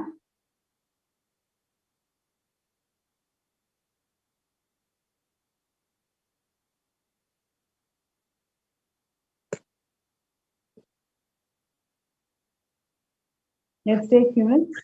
Yeah, any clicks, any cognitions, any powerful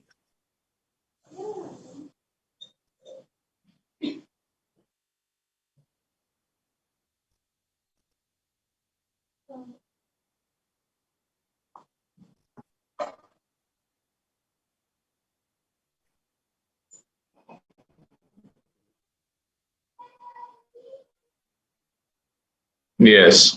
So while you're doing the exercise, when you're getting, the understanding about, the exercise as and when you're doing, So you can please post it, in the on the in the chat. So we're able to, we can continuously monitor the chat, and the causers are there, and to help you, and also at the same time, we're able to see, the comments and respond to it.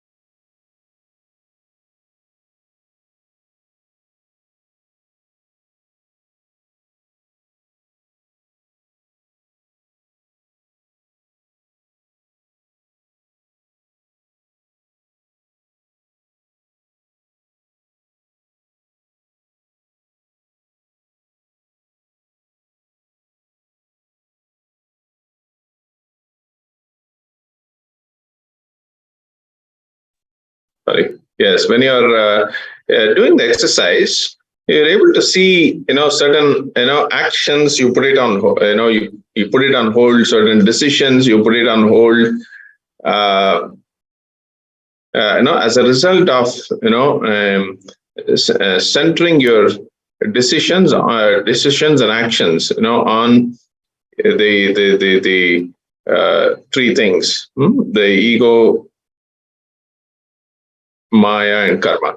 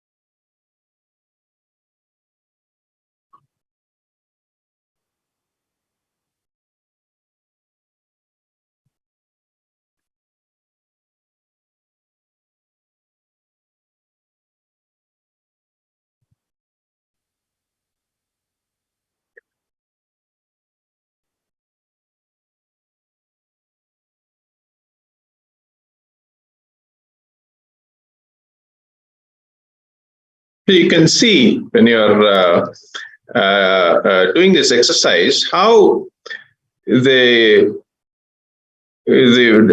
various flavors of fear and greed is supplied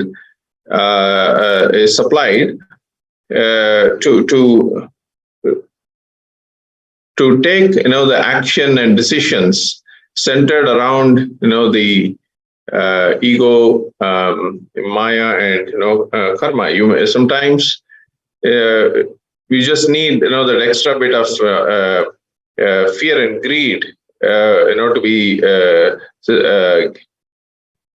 supplied to you, given to you, to be able to move from that. So it is about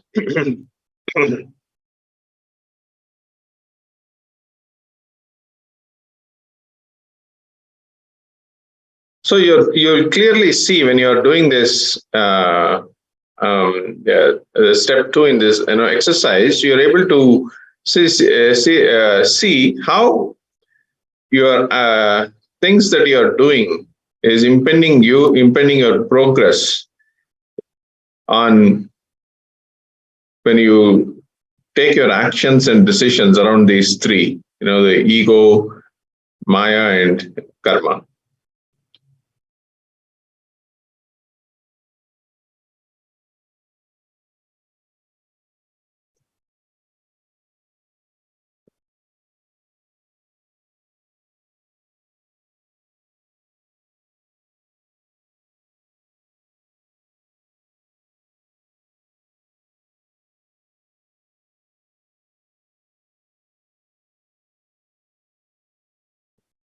Yes.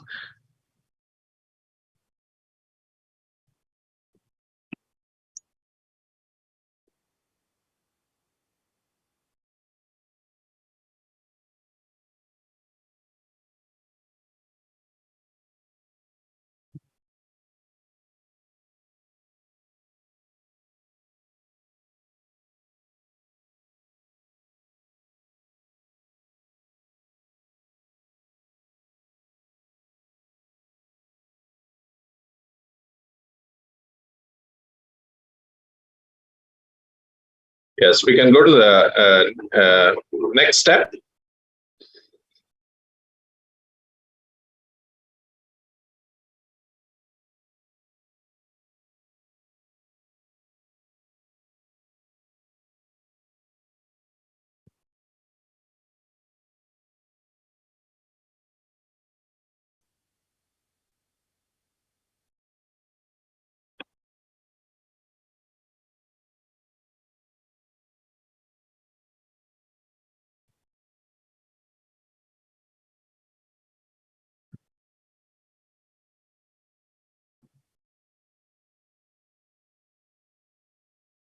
Yes.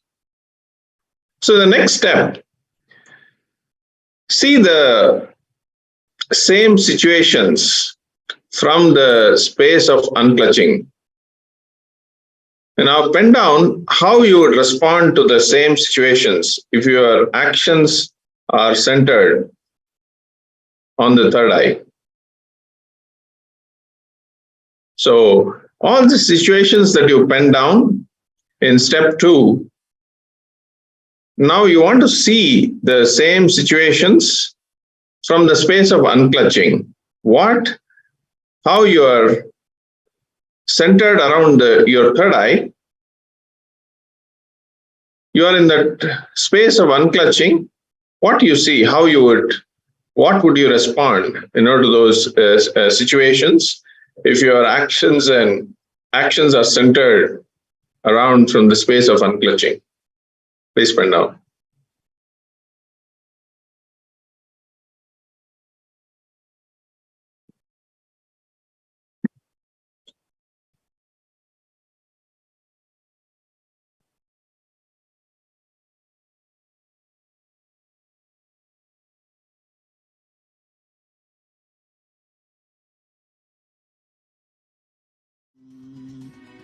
Om Nithyananda Paramashivoham.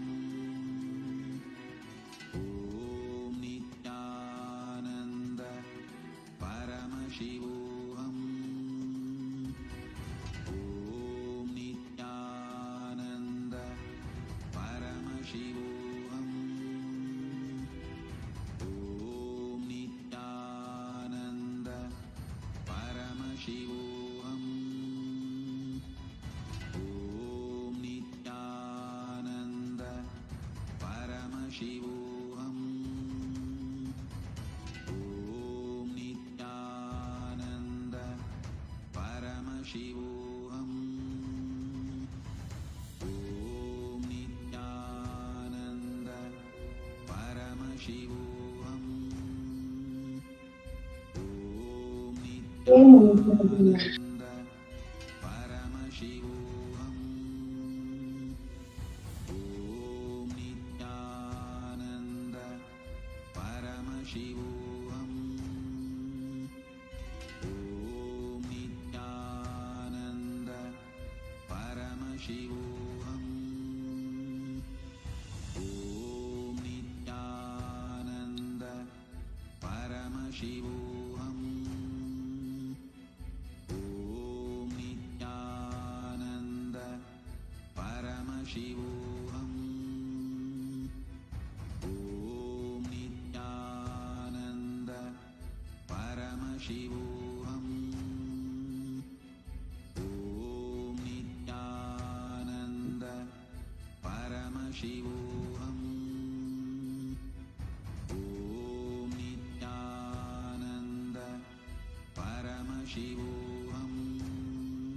Yes.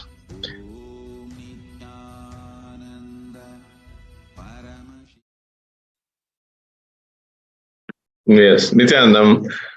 Yes, hopefully, see some of the examples I can share. See, if you had an understanding, that okay, when I'm doing new things, when I'm doing things, for the first time, I may not be successful, successful, and the fear of the failure, what other people are going to say. So when you start looking at this, penning down your respond to the same situations, from the space of unclutching, unclutching, you will have a powerful cognition from your third eye. Whatever is revealed to you, that you have the intelligence, to be successful. We are all wired, to have the inner intelligence to respond to situations, to make things successful, to harness, the life energy of the cosmos. So, from the space of unclutching, you could have, you can make the same situations that was impeding your progress to make you successful. From the space of unclutching, when you are centered, your actions around the third eye, all the powerful cognitions and all the causeless, phobia, perverted fears just become powerless, in us, and you are empowered, to go beyond your the three Tripuras, working on us all the time. All the self-doubt, the self-hatred, the ideas that you're carrying about you, the lower identities, all of them just become powerless, in us. So you are empowered to go beyond these and make things successful in things that you're doing.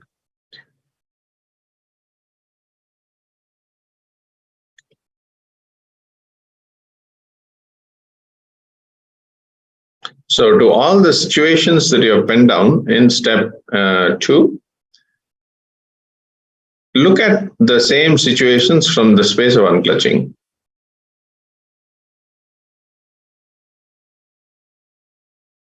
You can sit in an unclutched space and just being in the unclutched space, you can focus on your third eye.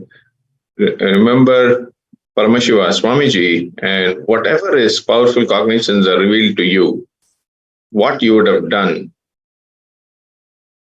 please pen down.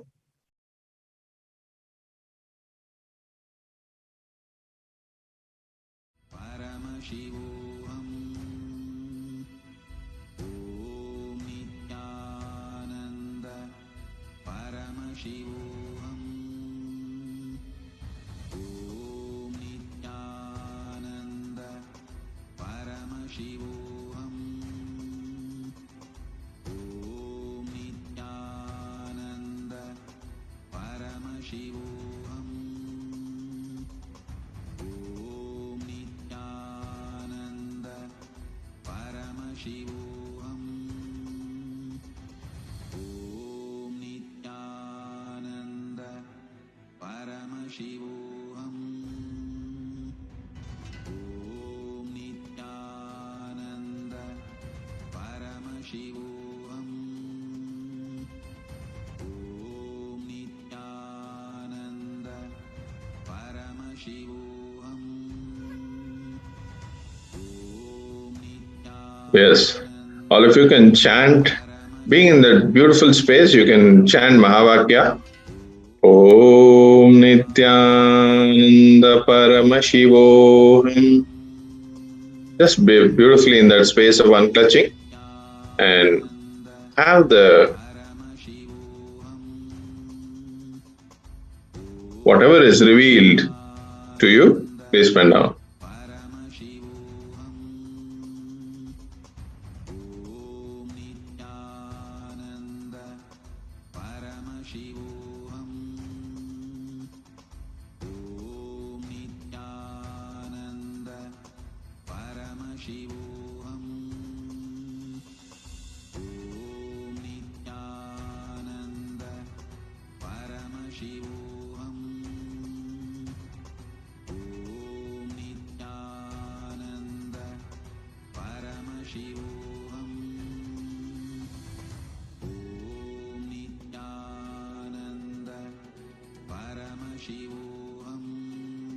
Yes, Nithyananda.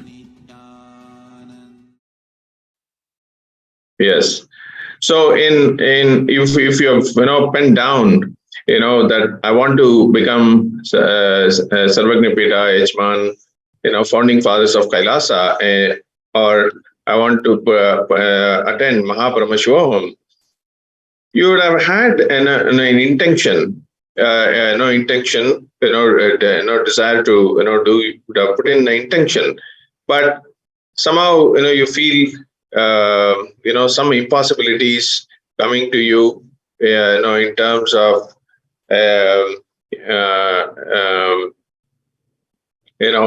your ideas. Success doesn't come to me easily, or I have to work hard, to earn wealth. So these are some of the delusionary karmic, ideas in the Maya matrix, that you carry, which stops you from taking any steps, and just being in that space of impossibility. So now, when you look at these same situations from the space of unclutching, and your actions centered around on the third eye, you will understand the powerful understanding that you are the favorite inheritor of the cosmos. The cosmos celebrates your intensity, celebrates your intention to attend, to become founding fathers of Kailasa, or the cosmos celebrates your intention to become Sarvagnapita Yajman. The cosmos celebrates your decision to even attend Paramashivoham, a most amazing program that is coming up. So the intensity with which you're making the decision is important. So when you sit in the space of unclutching, only the self-doubt, self-denial, all the delusionary ideas that is running in your mind, all the fishes in the ocean, fishes jumping in the ocean, all the ideas that you're carrying becomes powerless. You are all the actions centered from your third eye will only lead to powerfully manifesting what you want. Yes, Nithyananda ma'am, Pranapriya. So, from the place of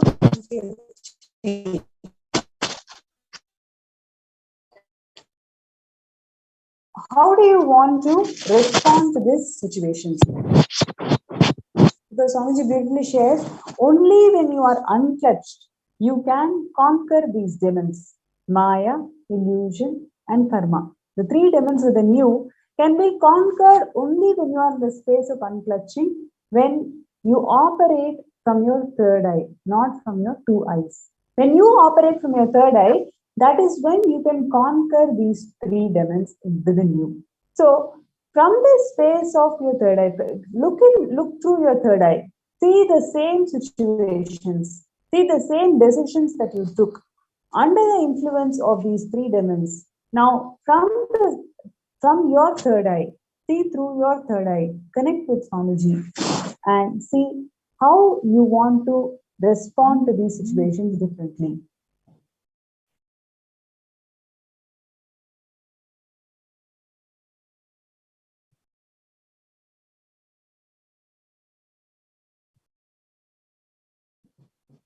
Yes. So once you, from that, space of unclutching, all your actions, centered around, the third eye, you are empowered to go beyond, the self-doubt, self-hatred, all the phobias, fears, everything, you conquer them to go beyond and make manifest what you really want. You can make it happen. So when you have this powerful cognition, that is shown to you in your third eye, from that being in the space of unclutching, you can now powerfully take the next step.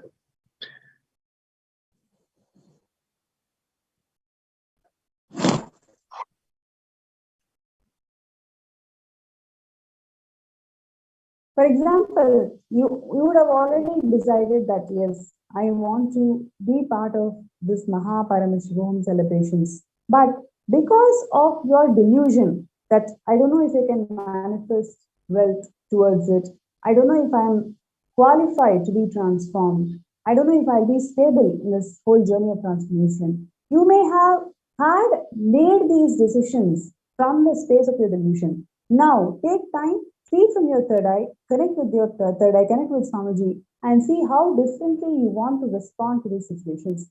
The moment you start connecting with your third eye, you will see automatically the delusion, karma. None of these demons really exist. It is just you deciding to elevate your consciousness, elevate your frequencies in the space of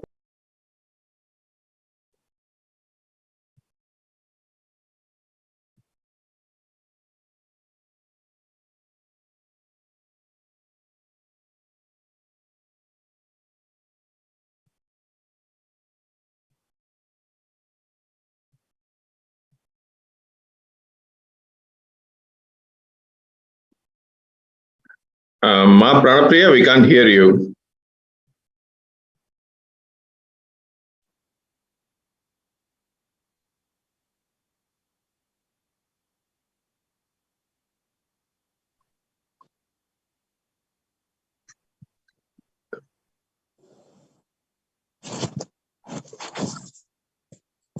Yes, please go ahead, Ma Pranapriya. Yes. So I request all the participants, whoever is making a decision that, yes, I want to be part of Paramashivoham. I want to manifest a life full of miracles. I want to manifest a life where I can contribute to thousands of people. The moment you decide to this expansive cognition from the space of your third eye, decide to take action.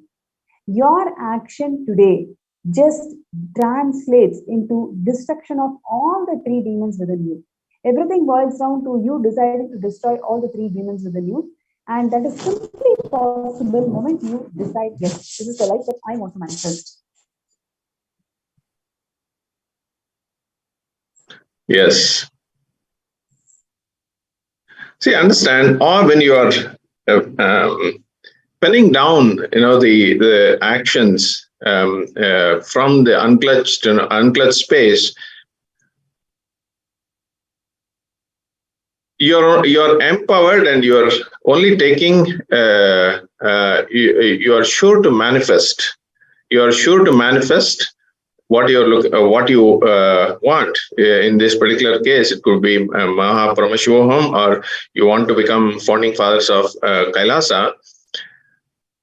You are all your energy, all your actions are aligned, to make this a reality.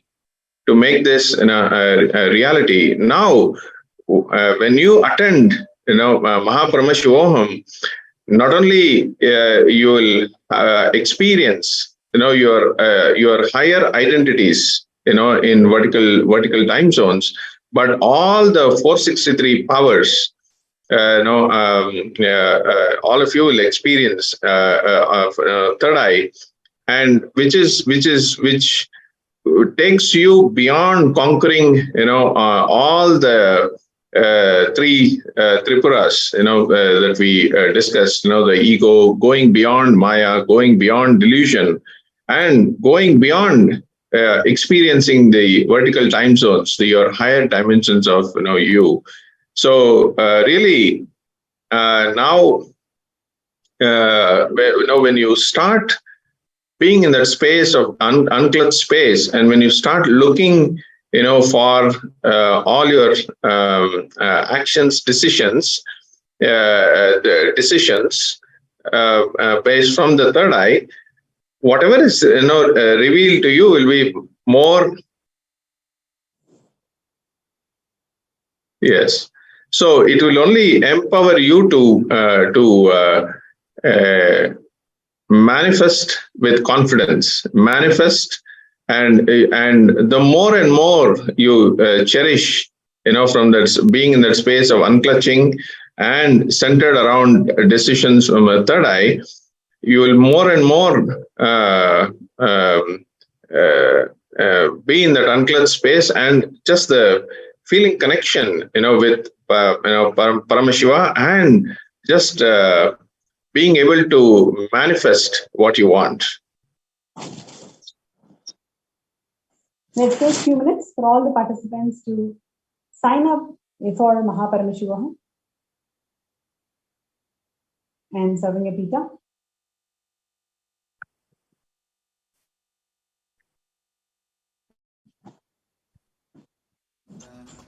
Paramashivoham, Om Nithyananda Paramashivoham, Om Nithyananda Paramashivoham, Om Nithyananda Paramashivoham.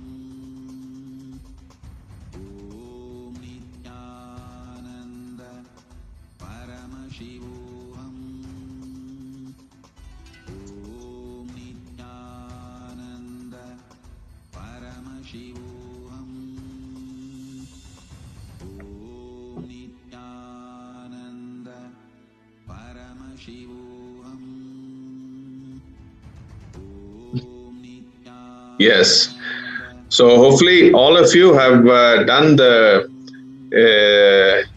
this internalization exercise, come to an understanding how the three Tripurasuras, the three demons in you,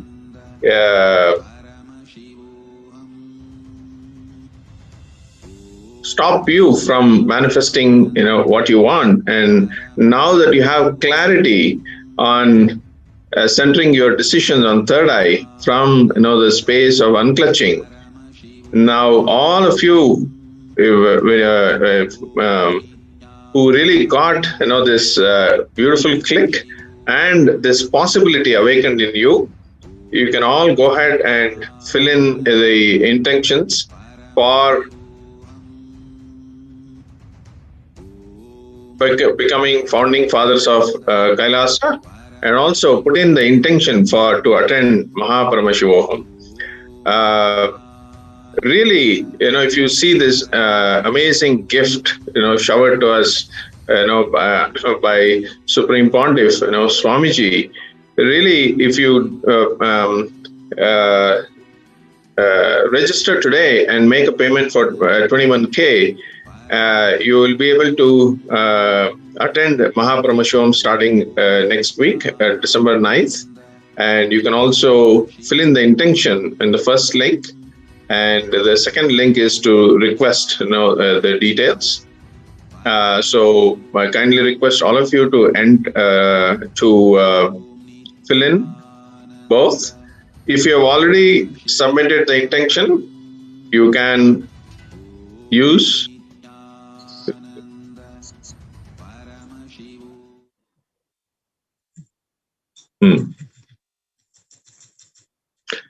Yes, please go ahead.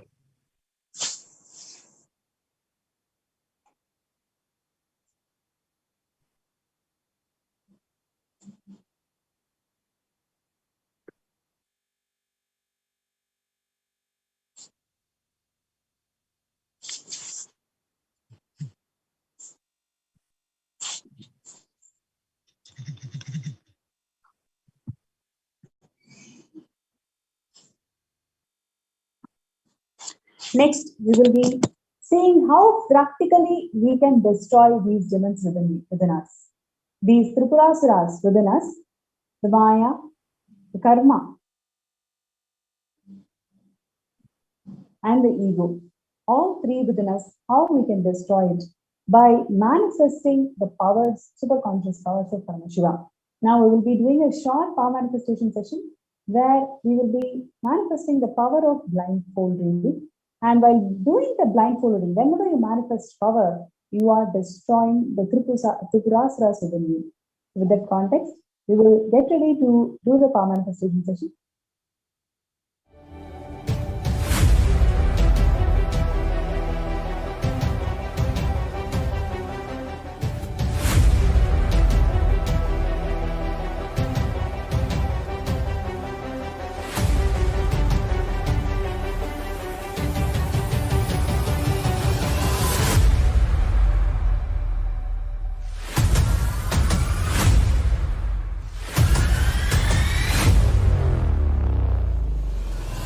Whatever I shared till now, condensing the whole thing and reviving it as experience, starting from completion, unclutching, power manifestation, the states of consciousness, and the planes, multiple planes, everything.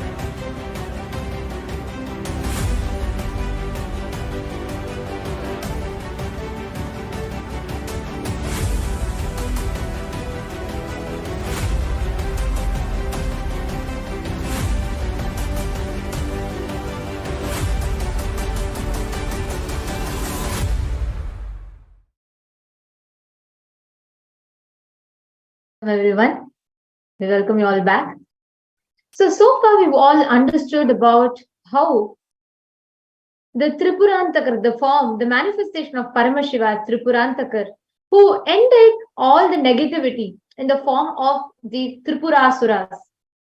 And Swamiji beautifully shared with us, revealed to us about how the three asuras that we have in each of our lives, inside us, that we all try to battle with, is fear, greed, and worry. And how these three asuras, if we conquer them, we become Lord, we become the Tripurantaka, who ends the three asuras, and we get the ability to manifest the highest possibility as reality. So far, before we enter into the next segment, where we're going to experientially understand this powerful cognition, we request all those of you that are watching us to please share with us what are your clicks, what are your powerful cognitions. So far, what all other clicks that you have had, what are the understandings that you have had? Please take a few minutes and share that with us. Devika Rani, R. Teser Quantek, Eleanor Mayo, Manisha Bahadur, and Virupaksha, Purna Pandolikar. All of you can share with us what are your understandings. So, because everybody, take a few minutes and share with us. And in the meanwhile, for all those that have watched and that are doing the exercise with us, the previous activity that you all did, you would have recognized, identified the three asuras, the three demons, how they manifest in our lives. Because for all the demons that we battle with, like Swamiji beautifully revealed in the satsang, it's all a manifestation of the inside which happens on the outside. So if you conquer what these three demons are in the inside of you, you will be able to conquer it on the outside as well. So now this session, the segment that we are all going to enter into, is going to be manifesting the power of third eye.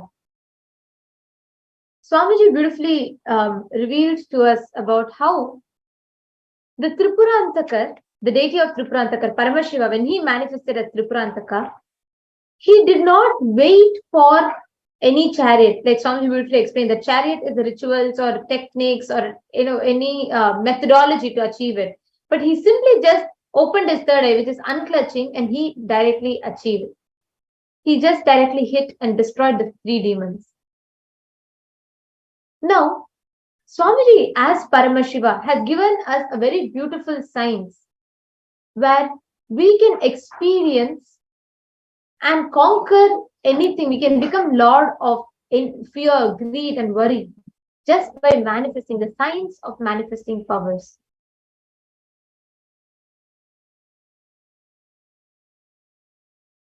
And today we are going to be manifesting the power of third eye to experience the same.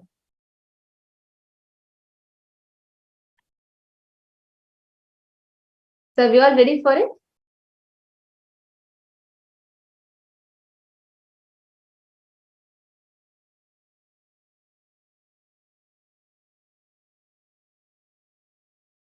Okay, so my Yogananda Rupini is saying, okay, Margaret Lesser is saying, your God is reality. Your idea about your God is not true. Correct.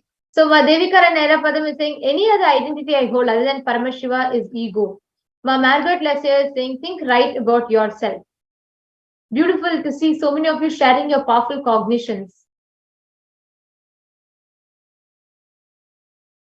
See, please understand, our Swamiji beautifully explained to us, right, that the moment you conquer these 3 aspects, these 3 dimensions, which continuously everything in the society drives us with using our fear or greed. And as long as you keep going based on the fear, greed, you keep being football between this, you will not be able to make any decision with the pure consciousness as your inner space, not any decision from powerfulness. You will not be able to make any decision from the space of powerfulness.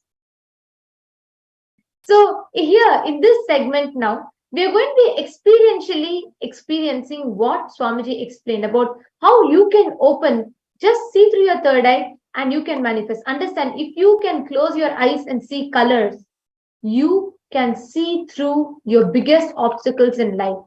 If you can close your eyes and see shapes and pictures, you can close your eyes and see anything for that matter, you can see through any biggest of delusions that you have in life. You will be able to see through it. Yes. How many of you are clicking with this? How many of you here have done the power of third eye reading before, where you actually tie your eyes without the use of your physical eyes? You'll actually be able to read. How many of you have manifested this power before? Please take a moment and share with us. Great. And even if you have not manifested, do not worry. Today, now we are going to be training ourselves to manifest that and use that powerful cognition for us to be able to look through our obstacles and look through our blind spots. So now, are all of us ready? Shall we enter into it? So when the third eye, the Ajna Chakra, the third eye that's here, that gets awakened, we start manifesting amazing powers. So many powers starts manifesting through us. Power of body scanning, third eye reading, remote viewing of an object, remote viewing of a person, remote viewing of a place, and consciousness of matter. Like this amazing power starts manifesting through us.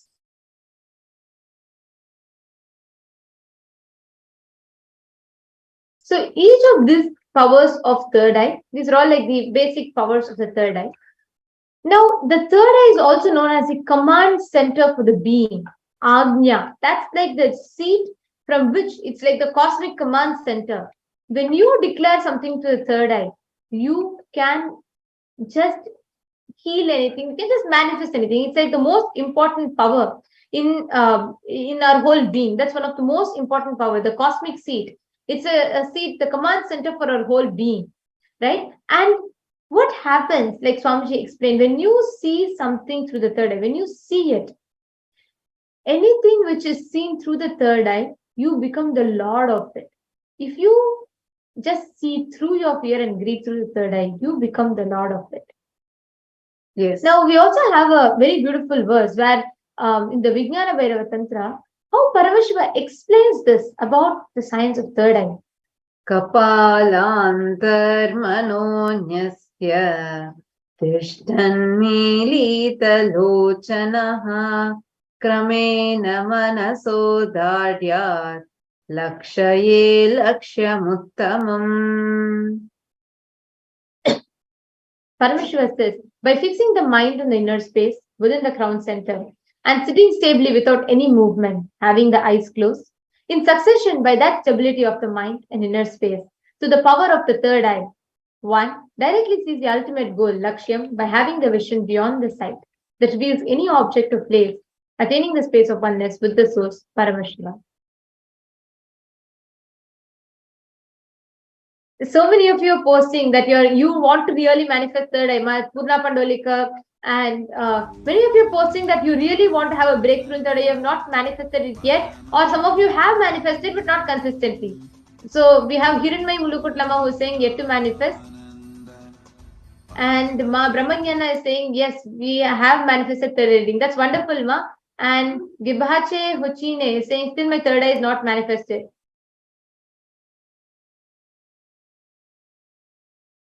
Okay. All right. Okay. So please understand, the best news for all of you here is in this time, before the darshan, is the best time to manifest Shakti. Actually, right before darshan, right after darshan.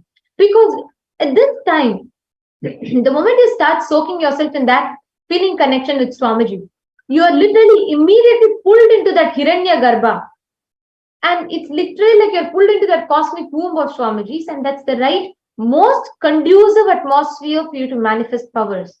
It literally makes you have the ability to manifest powers instantly.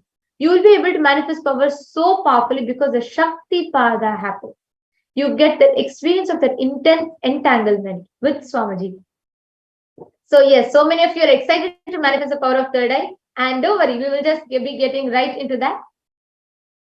The Apta Pramana for this is a very beautiful reference. Actually, in our sacred scripture of Hinduism, the Bhagavad Gita, the 11th chapter is fully describes the form of Bhagavan Shri Krishna. And Arjuna, Shri Krishna's disciple, he sees Bhagavan Shri Krishna and describes him. It's very, very interesting. All of you should know that the entire 11th chapter was seen and described by Arjuna through the third eye, means he did not use his physical eyes.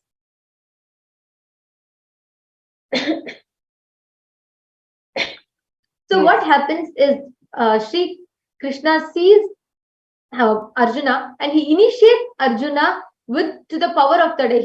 He beautifully tells in that verse, Natu mam shakyase drashtam anenaiva svachakshusha divyam dadami te chakshu pashyam me yogamaishwaram. Bhagavan Shri Krishna says, but you cannot see my cosmic form with these physical eyes of yours. Therefore, I grant you the divine third eye. Behold my cosmic opulence. Thus, the whole Bhagavad Gita, the 11th chapter that we have, was exactly what Arjuna saw through his third eye, as initiated by Bhagavan. And all of us are blessed because all of us are going to be receiving the initiation today, as well as we're going to be, all the people that have already been initiated before, we are going to now be manifesting this power.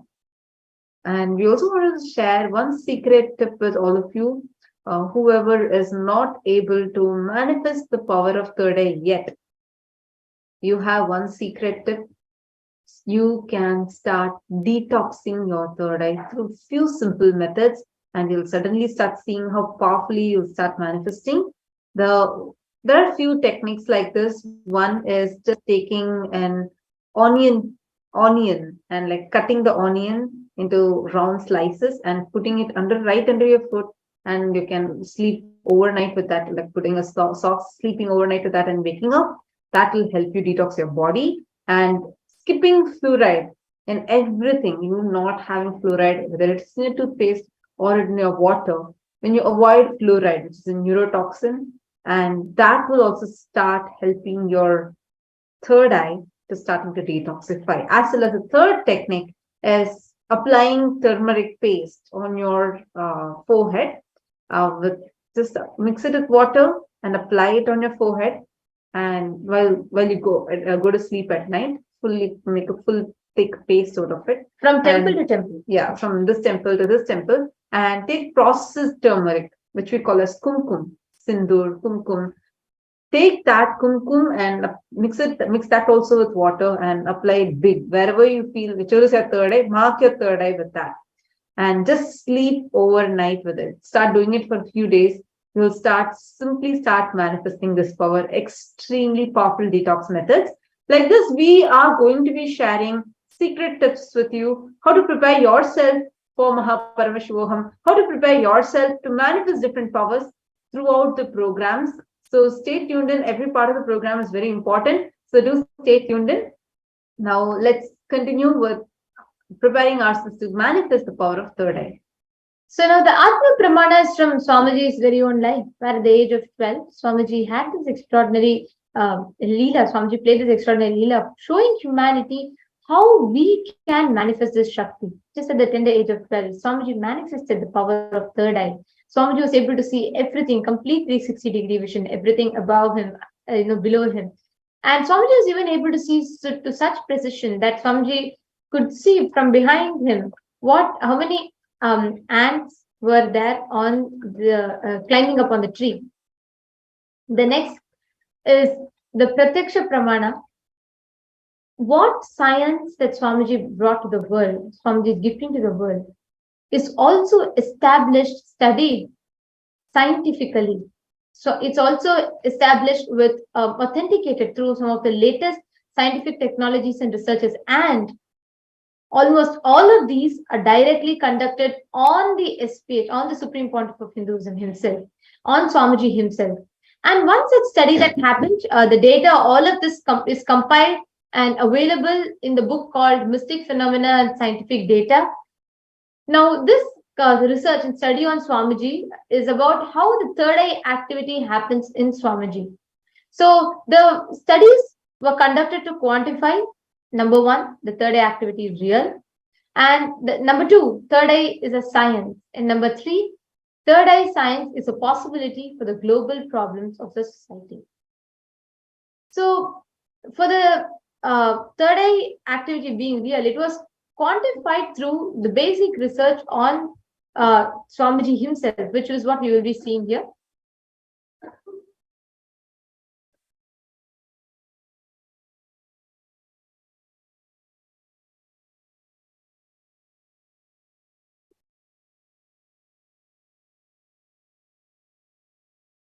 Sorry for the technical glitch.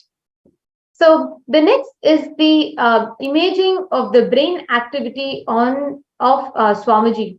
So this was conducted through, the study was conducted through the positron emission tomography, and popularly known as the PET scan or the CT scan, which is conducted, which could study the activity, which could literally image the brain activity that is happening in Swamiji.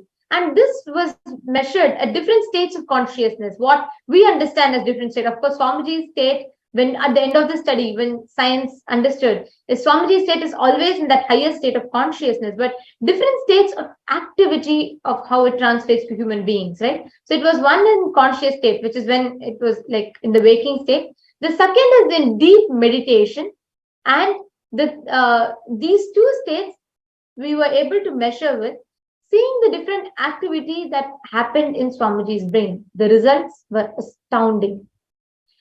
So when the doctors measured Swamiji's brain activity during the waking state, there was activity of the frontal lobes were completely heightened. Frontal lobes is where the third eye is located.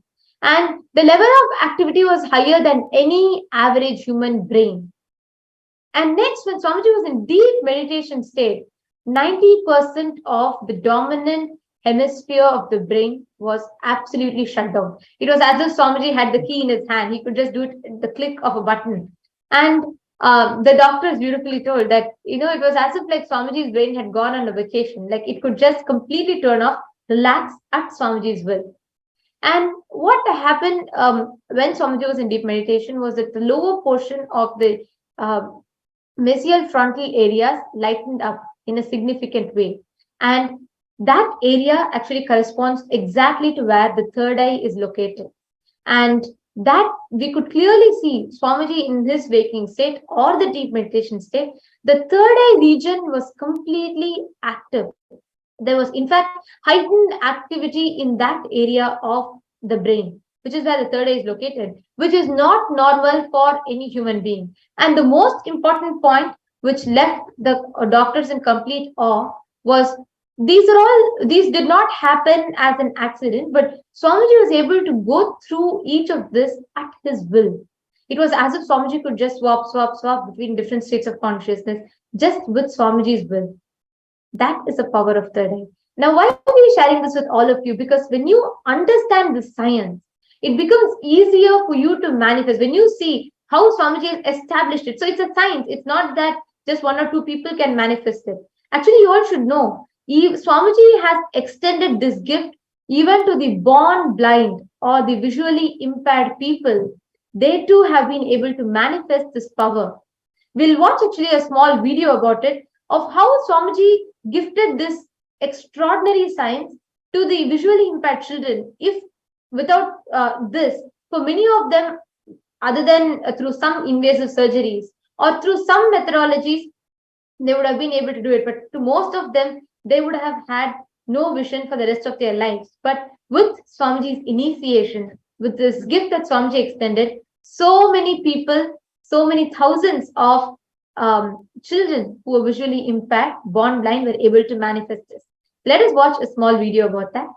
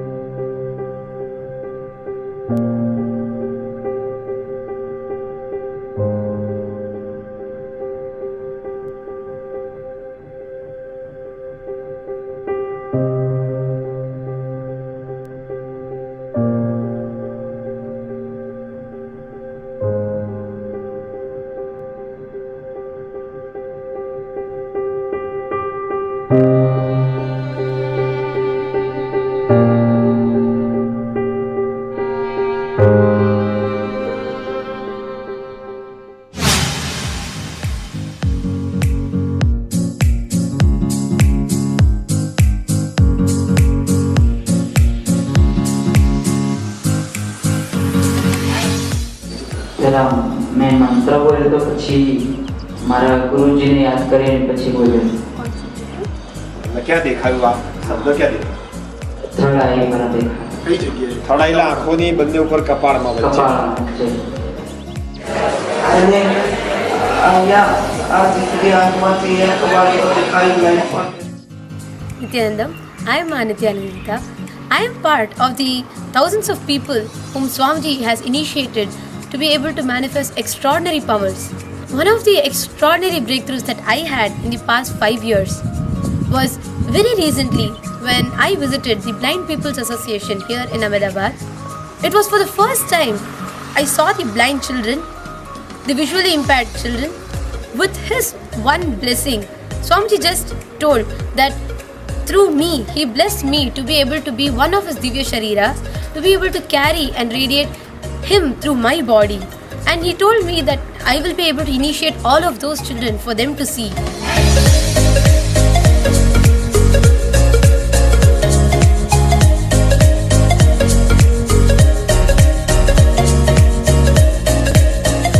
The Blind People Association, especially today in morning sessions. I am surprised to share that most of the participants, they could read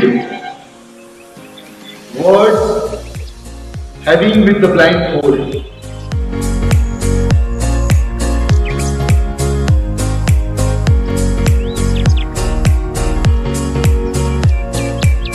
P-O-E-E-K.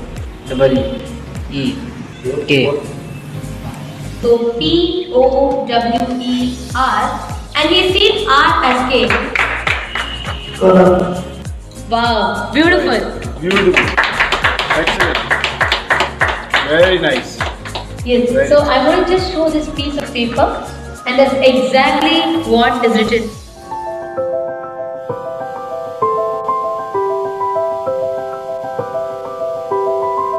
Third eye as a capacity to make anything you want as reality. Taste the first breakthrough, conscious breakthrough guaranteed. It is all about opening your third eye, giving you first conscious breakthrough. Any human being can go through these initiations and have this superconscious breakthrough, manifest these possibilities and powers.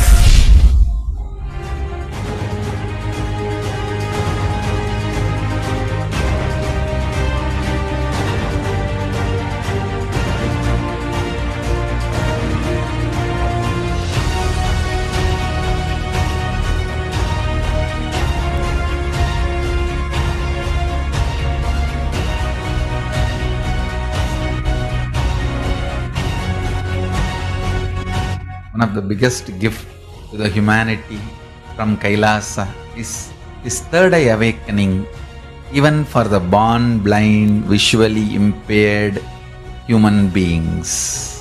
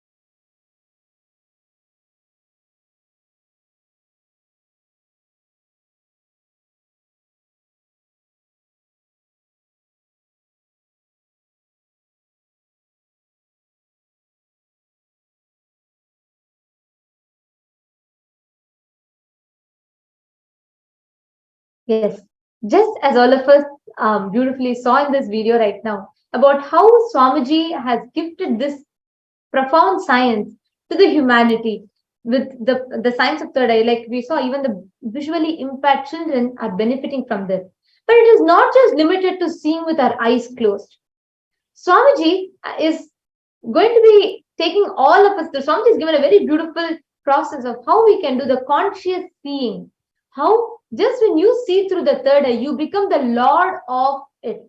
Anything that you want to conquer, anything that you want to stop taking it, the incompletion to stop taking power over you, just seeing through the third eye will make you conquer it. That is what we are going to be learning towards the end of this segment. So stay tuned with us and we will start manifesting. So now I request everyone to take a few minutes. Please turn on your timestamp camera. Please ensure that you record the whole thing. Please ensure that you're having all of this continuously recorded. And we will be taking you all through around 6 levels of manifesting this power of third eye. And we will see how each round, so you will have different levels. It will be picture, shapes, colors. But towards the end of it, you will understand how you can apply this practically in your life. So let's all get started. So the first level is going to be the level to identify colors.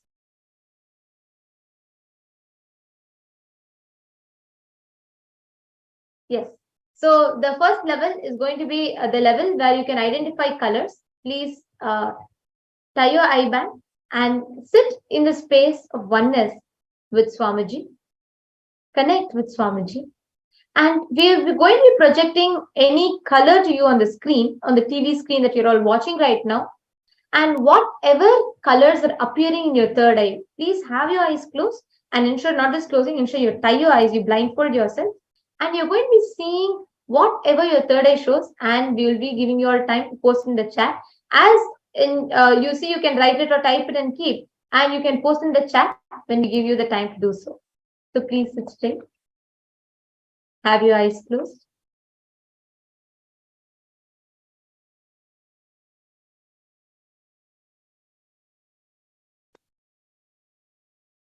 Connect with Swamiji. Visualize yourself as Bhagavan Paramashiva with 50 hands and 25 heads, 75 eyes. Chant the Mahavakya.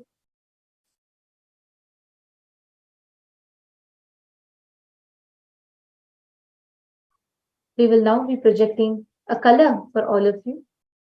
Please take a few minutes and connect with Swamiji and see what your third eye is revealing to you.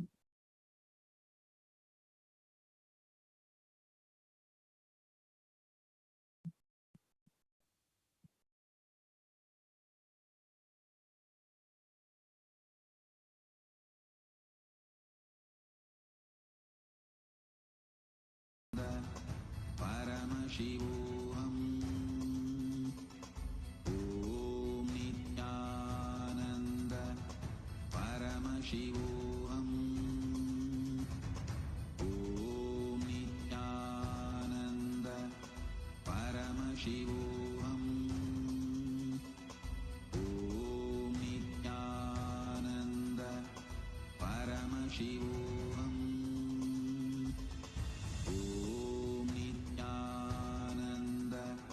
Paramashivoham.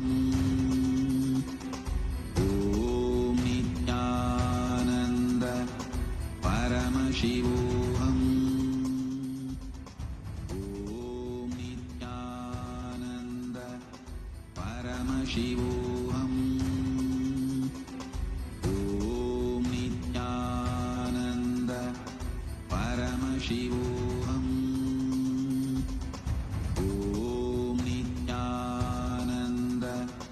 Paramashivoham. Let our biology become one with Paramashiva's biology. Let macrocosm we carry become one with microcosm. Let the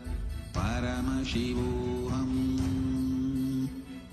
Om Nithyananda Paramashivoham. Om Nithyananda Paramashivoham. Om Nithyananda Paramashivoham. Om Nithyananda Paramashivoham. Om Nithyananda Paramashivoham. Om Nithyananda Paramashivoham. Om Nithyananda Paramashivoham. Om Nithyananda Paramashivoham. Om Nithyananda Paramashivoham. Om Nithyananda Paramashivoham. Om Nithyananda Paramashivoham. Om Nithyananda Paramashivoham.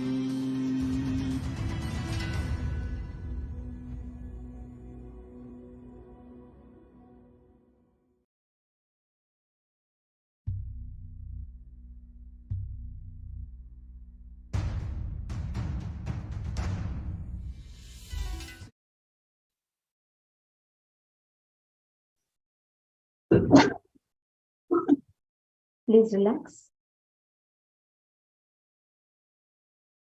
You all can now take off your eyelids. Now we'll give you all about a minute or two to type to us in the chat what each of you saw through the third eye. What each of you saw. It can be anything, any colors that appear to you. Even if you just saw some images coming, that is totally fine. But whatever you saw through the third eye, please post that in the chat. You all can go ahead and post in the YouTube chat.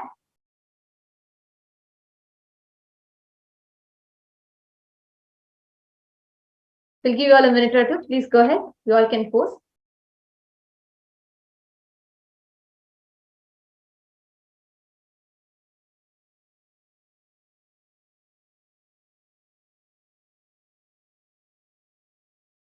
Okay, Ma Medas Latia saw yellow color. And Okay, I request everyone else also to post.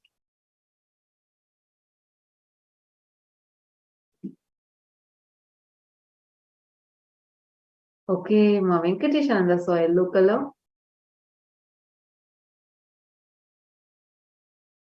Request everyone to post. please go ahead and you all can share.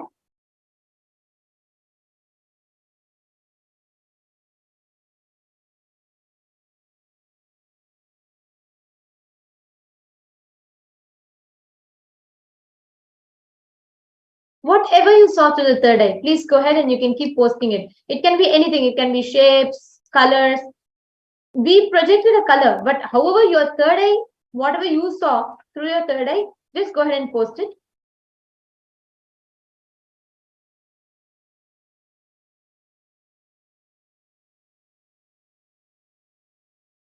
All right.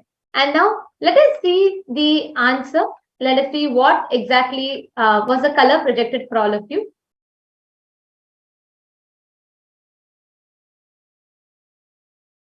Yes, here we can see actually Ma Medas Natya and everyone who posted, many of you told you saw something like yellow. Yes, we saw the golden color was the color that was projected for all of you. Wow. Okay, Ma Venkateshananda also saw yellow color, then gray, blue, red, purple, orange, and black color. See, please understand what exactly are the thoughts or the interferences that come in between your manifestation. that is exactly what stops you from experiencing the breakthrough. If you just bring your awareness at that point in time, when you actually have the interferences coming, it can be anything. When you bring your awareness at that time, you will see if you unclutch that, you will be able to unclutch even with any big issues that you face in life.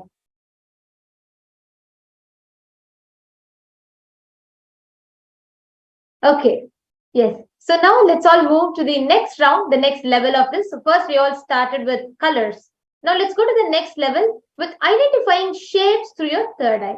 So we will now be projecting a shape for all of you, and you're going to be seeing it through your third eye and sharing with us what you saw through the third eye. So now I request everyone to please sit straight, sit at the head, neck and spine a straight line, close your eyes, connect to Swamiji and start chanting Mahavakya. Don't worry, we will be letting you know once we stop projecting and when you can actually open your eyes. So now please take an opaque cloth or an eye band and tie your eyes. Make sure that no light is entering inside your eyes.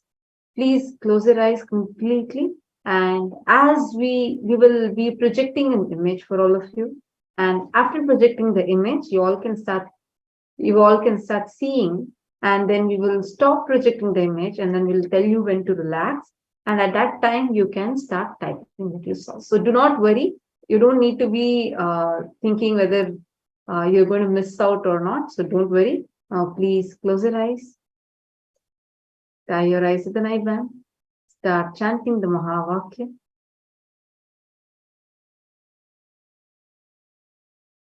Paramashivoham. Om Nithyananda Paramashivoham.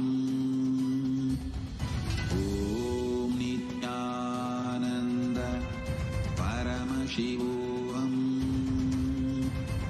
Om Nithyananda Paramashivoham. Paramashivoham. Om Nithyananda Paramashivoham. Om Nithyananda Paramashivoham. Om Nithyananda Paramashivoham. Paramashivoham. Om Nithyananda Paramashivoham. Om Nithyananda Paramashivoham.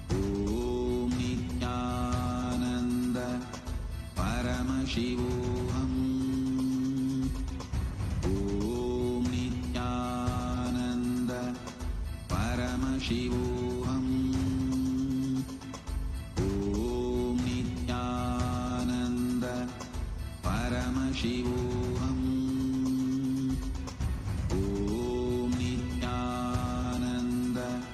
Paramashivoham. Paramashivoham. Om Nithyananda Paramashivoham. Om Nithyananda Paramashivoham. Om Nithyananda. Your fears, incompletions, insecurities, nothing is needed for you to exist. Paramashiva alone is enough for you to live absolutely, blissfully, celebrating, fulfilled, complete, intensely. Paramashivoham. Om Nithyananda Paramashivoham. Om Nithyananda Paramashivoham. Om Nithyananda Paramashivoham. Om Nithyananda Paramashivoham.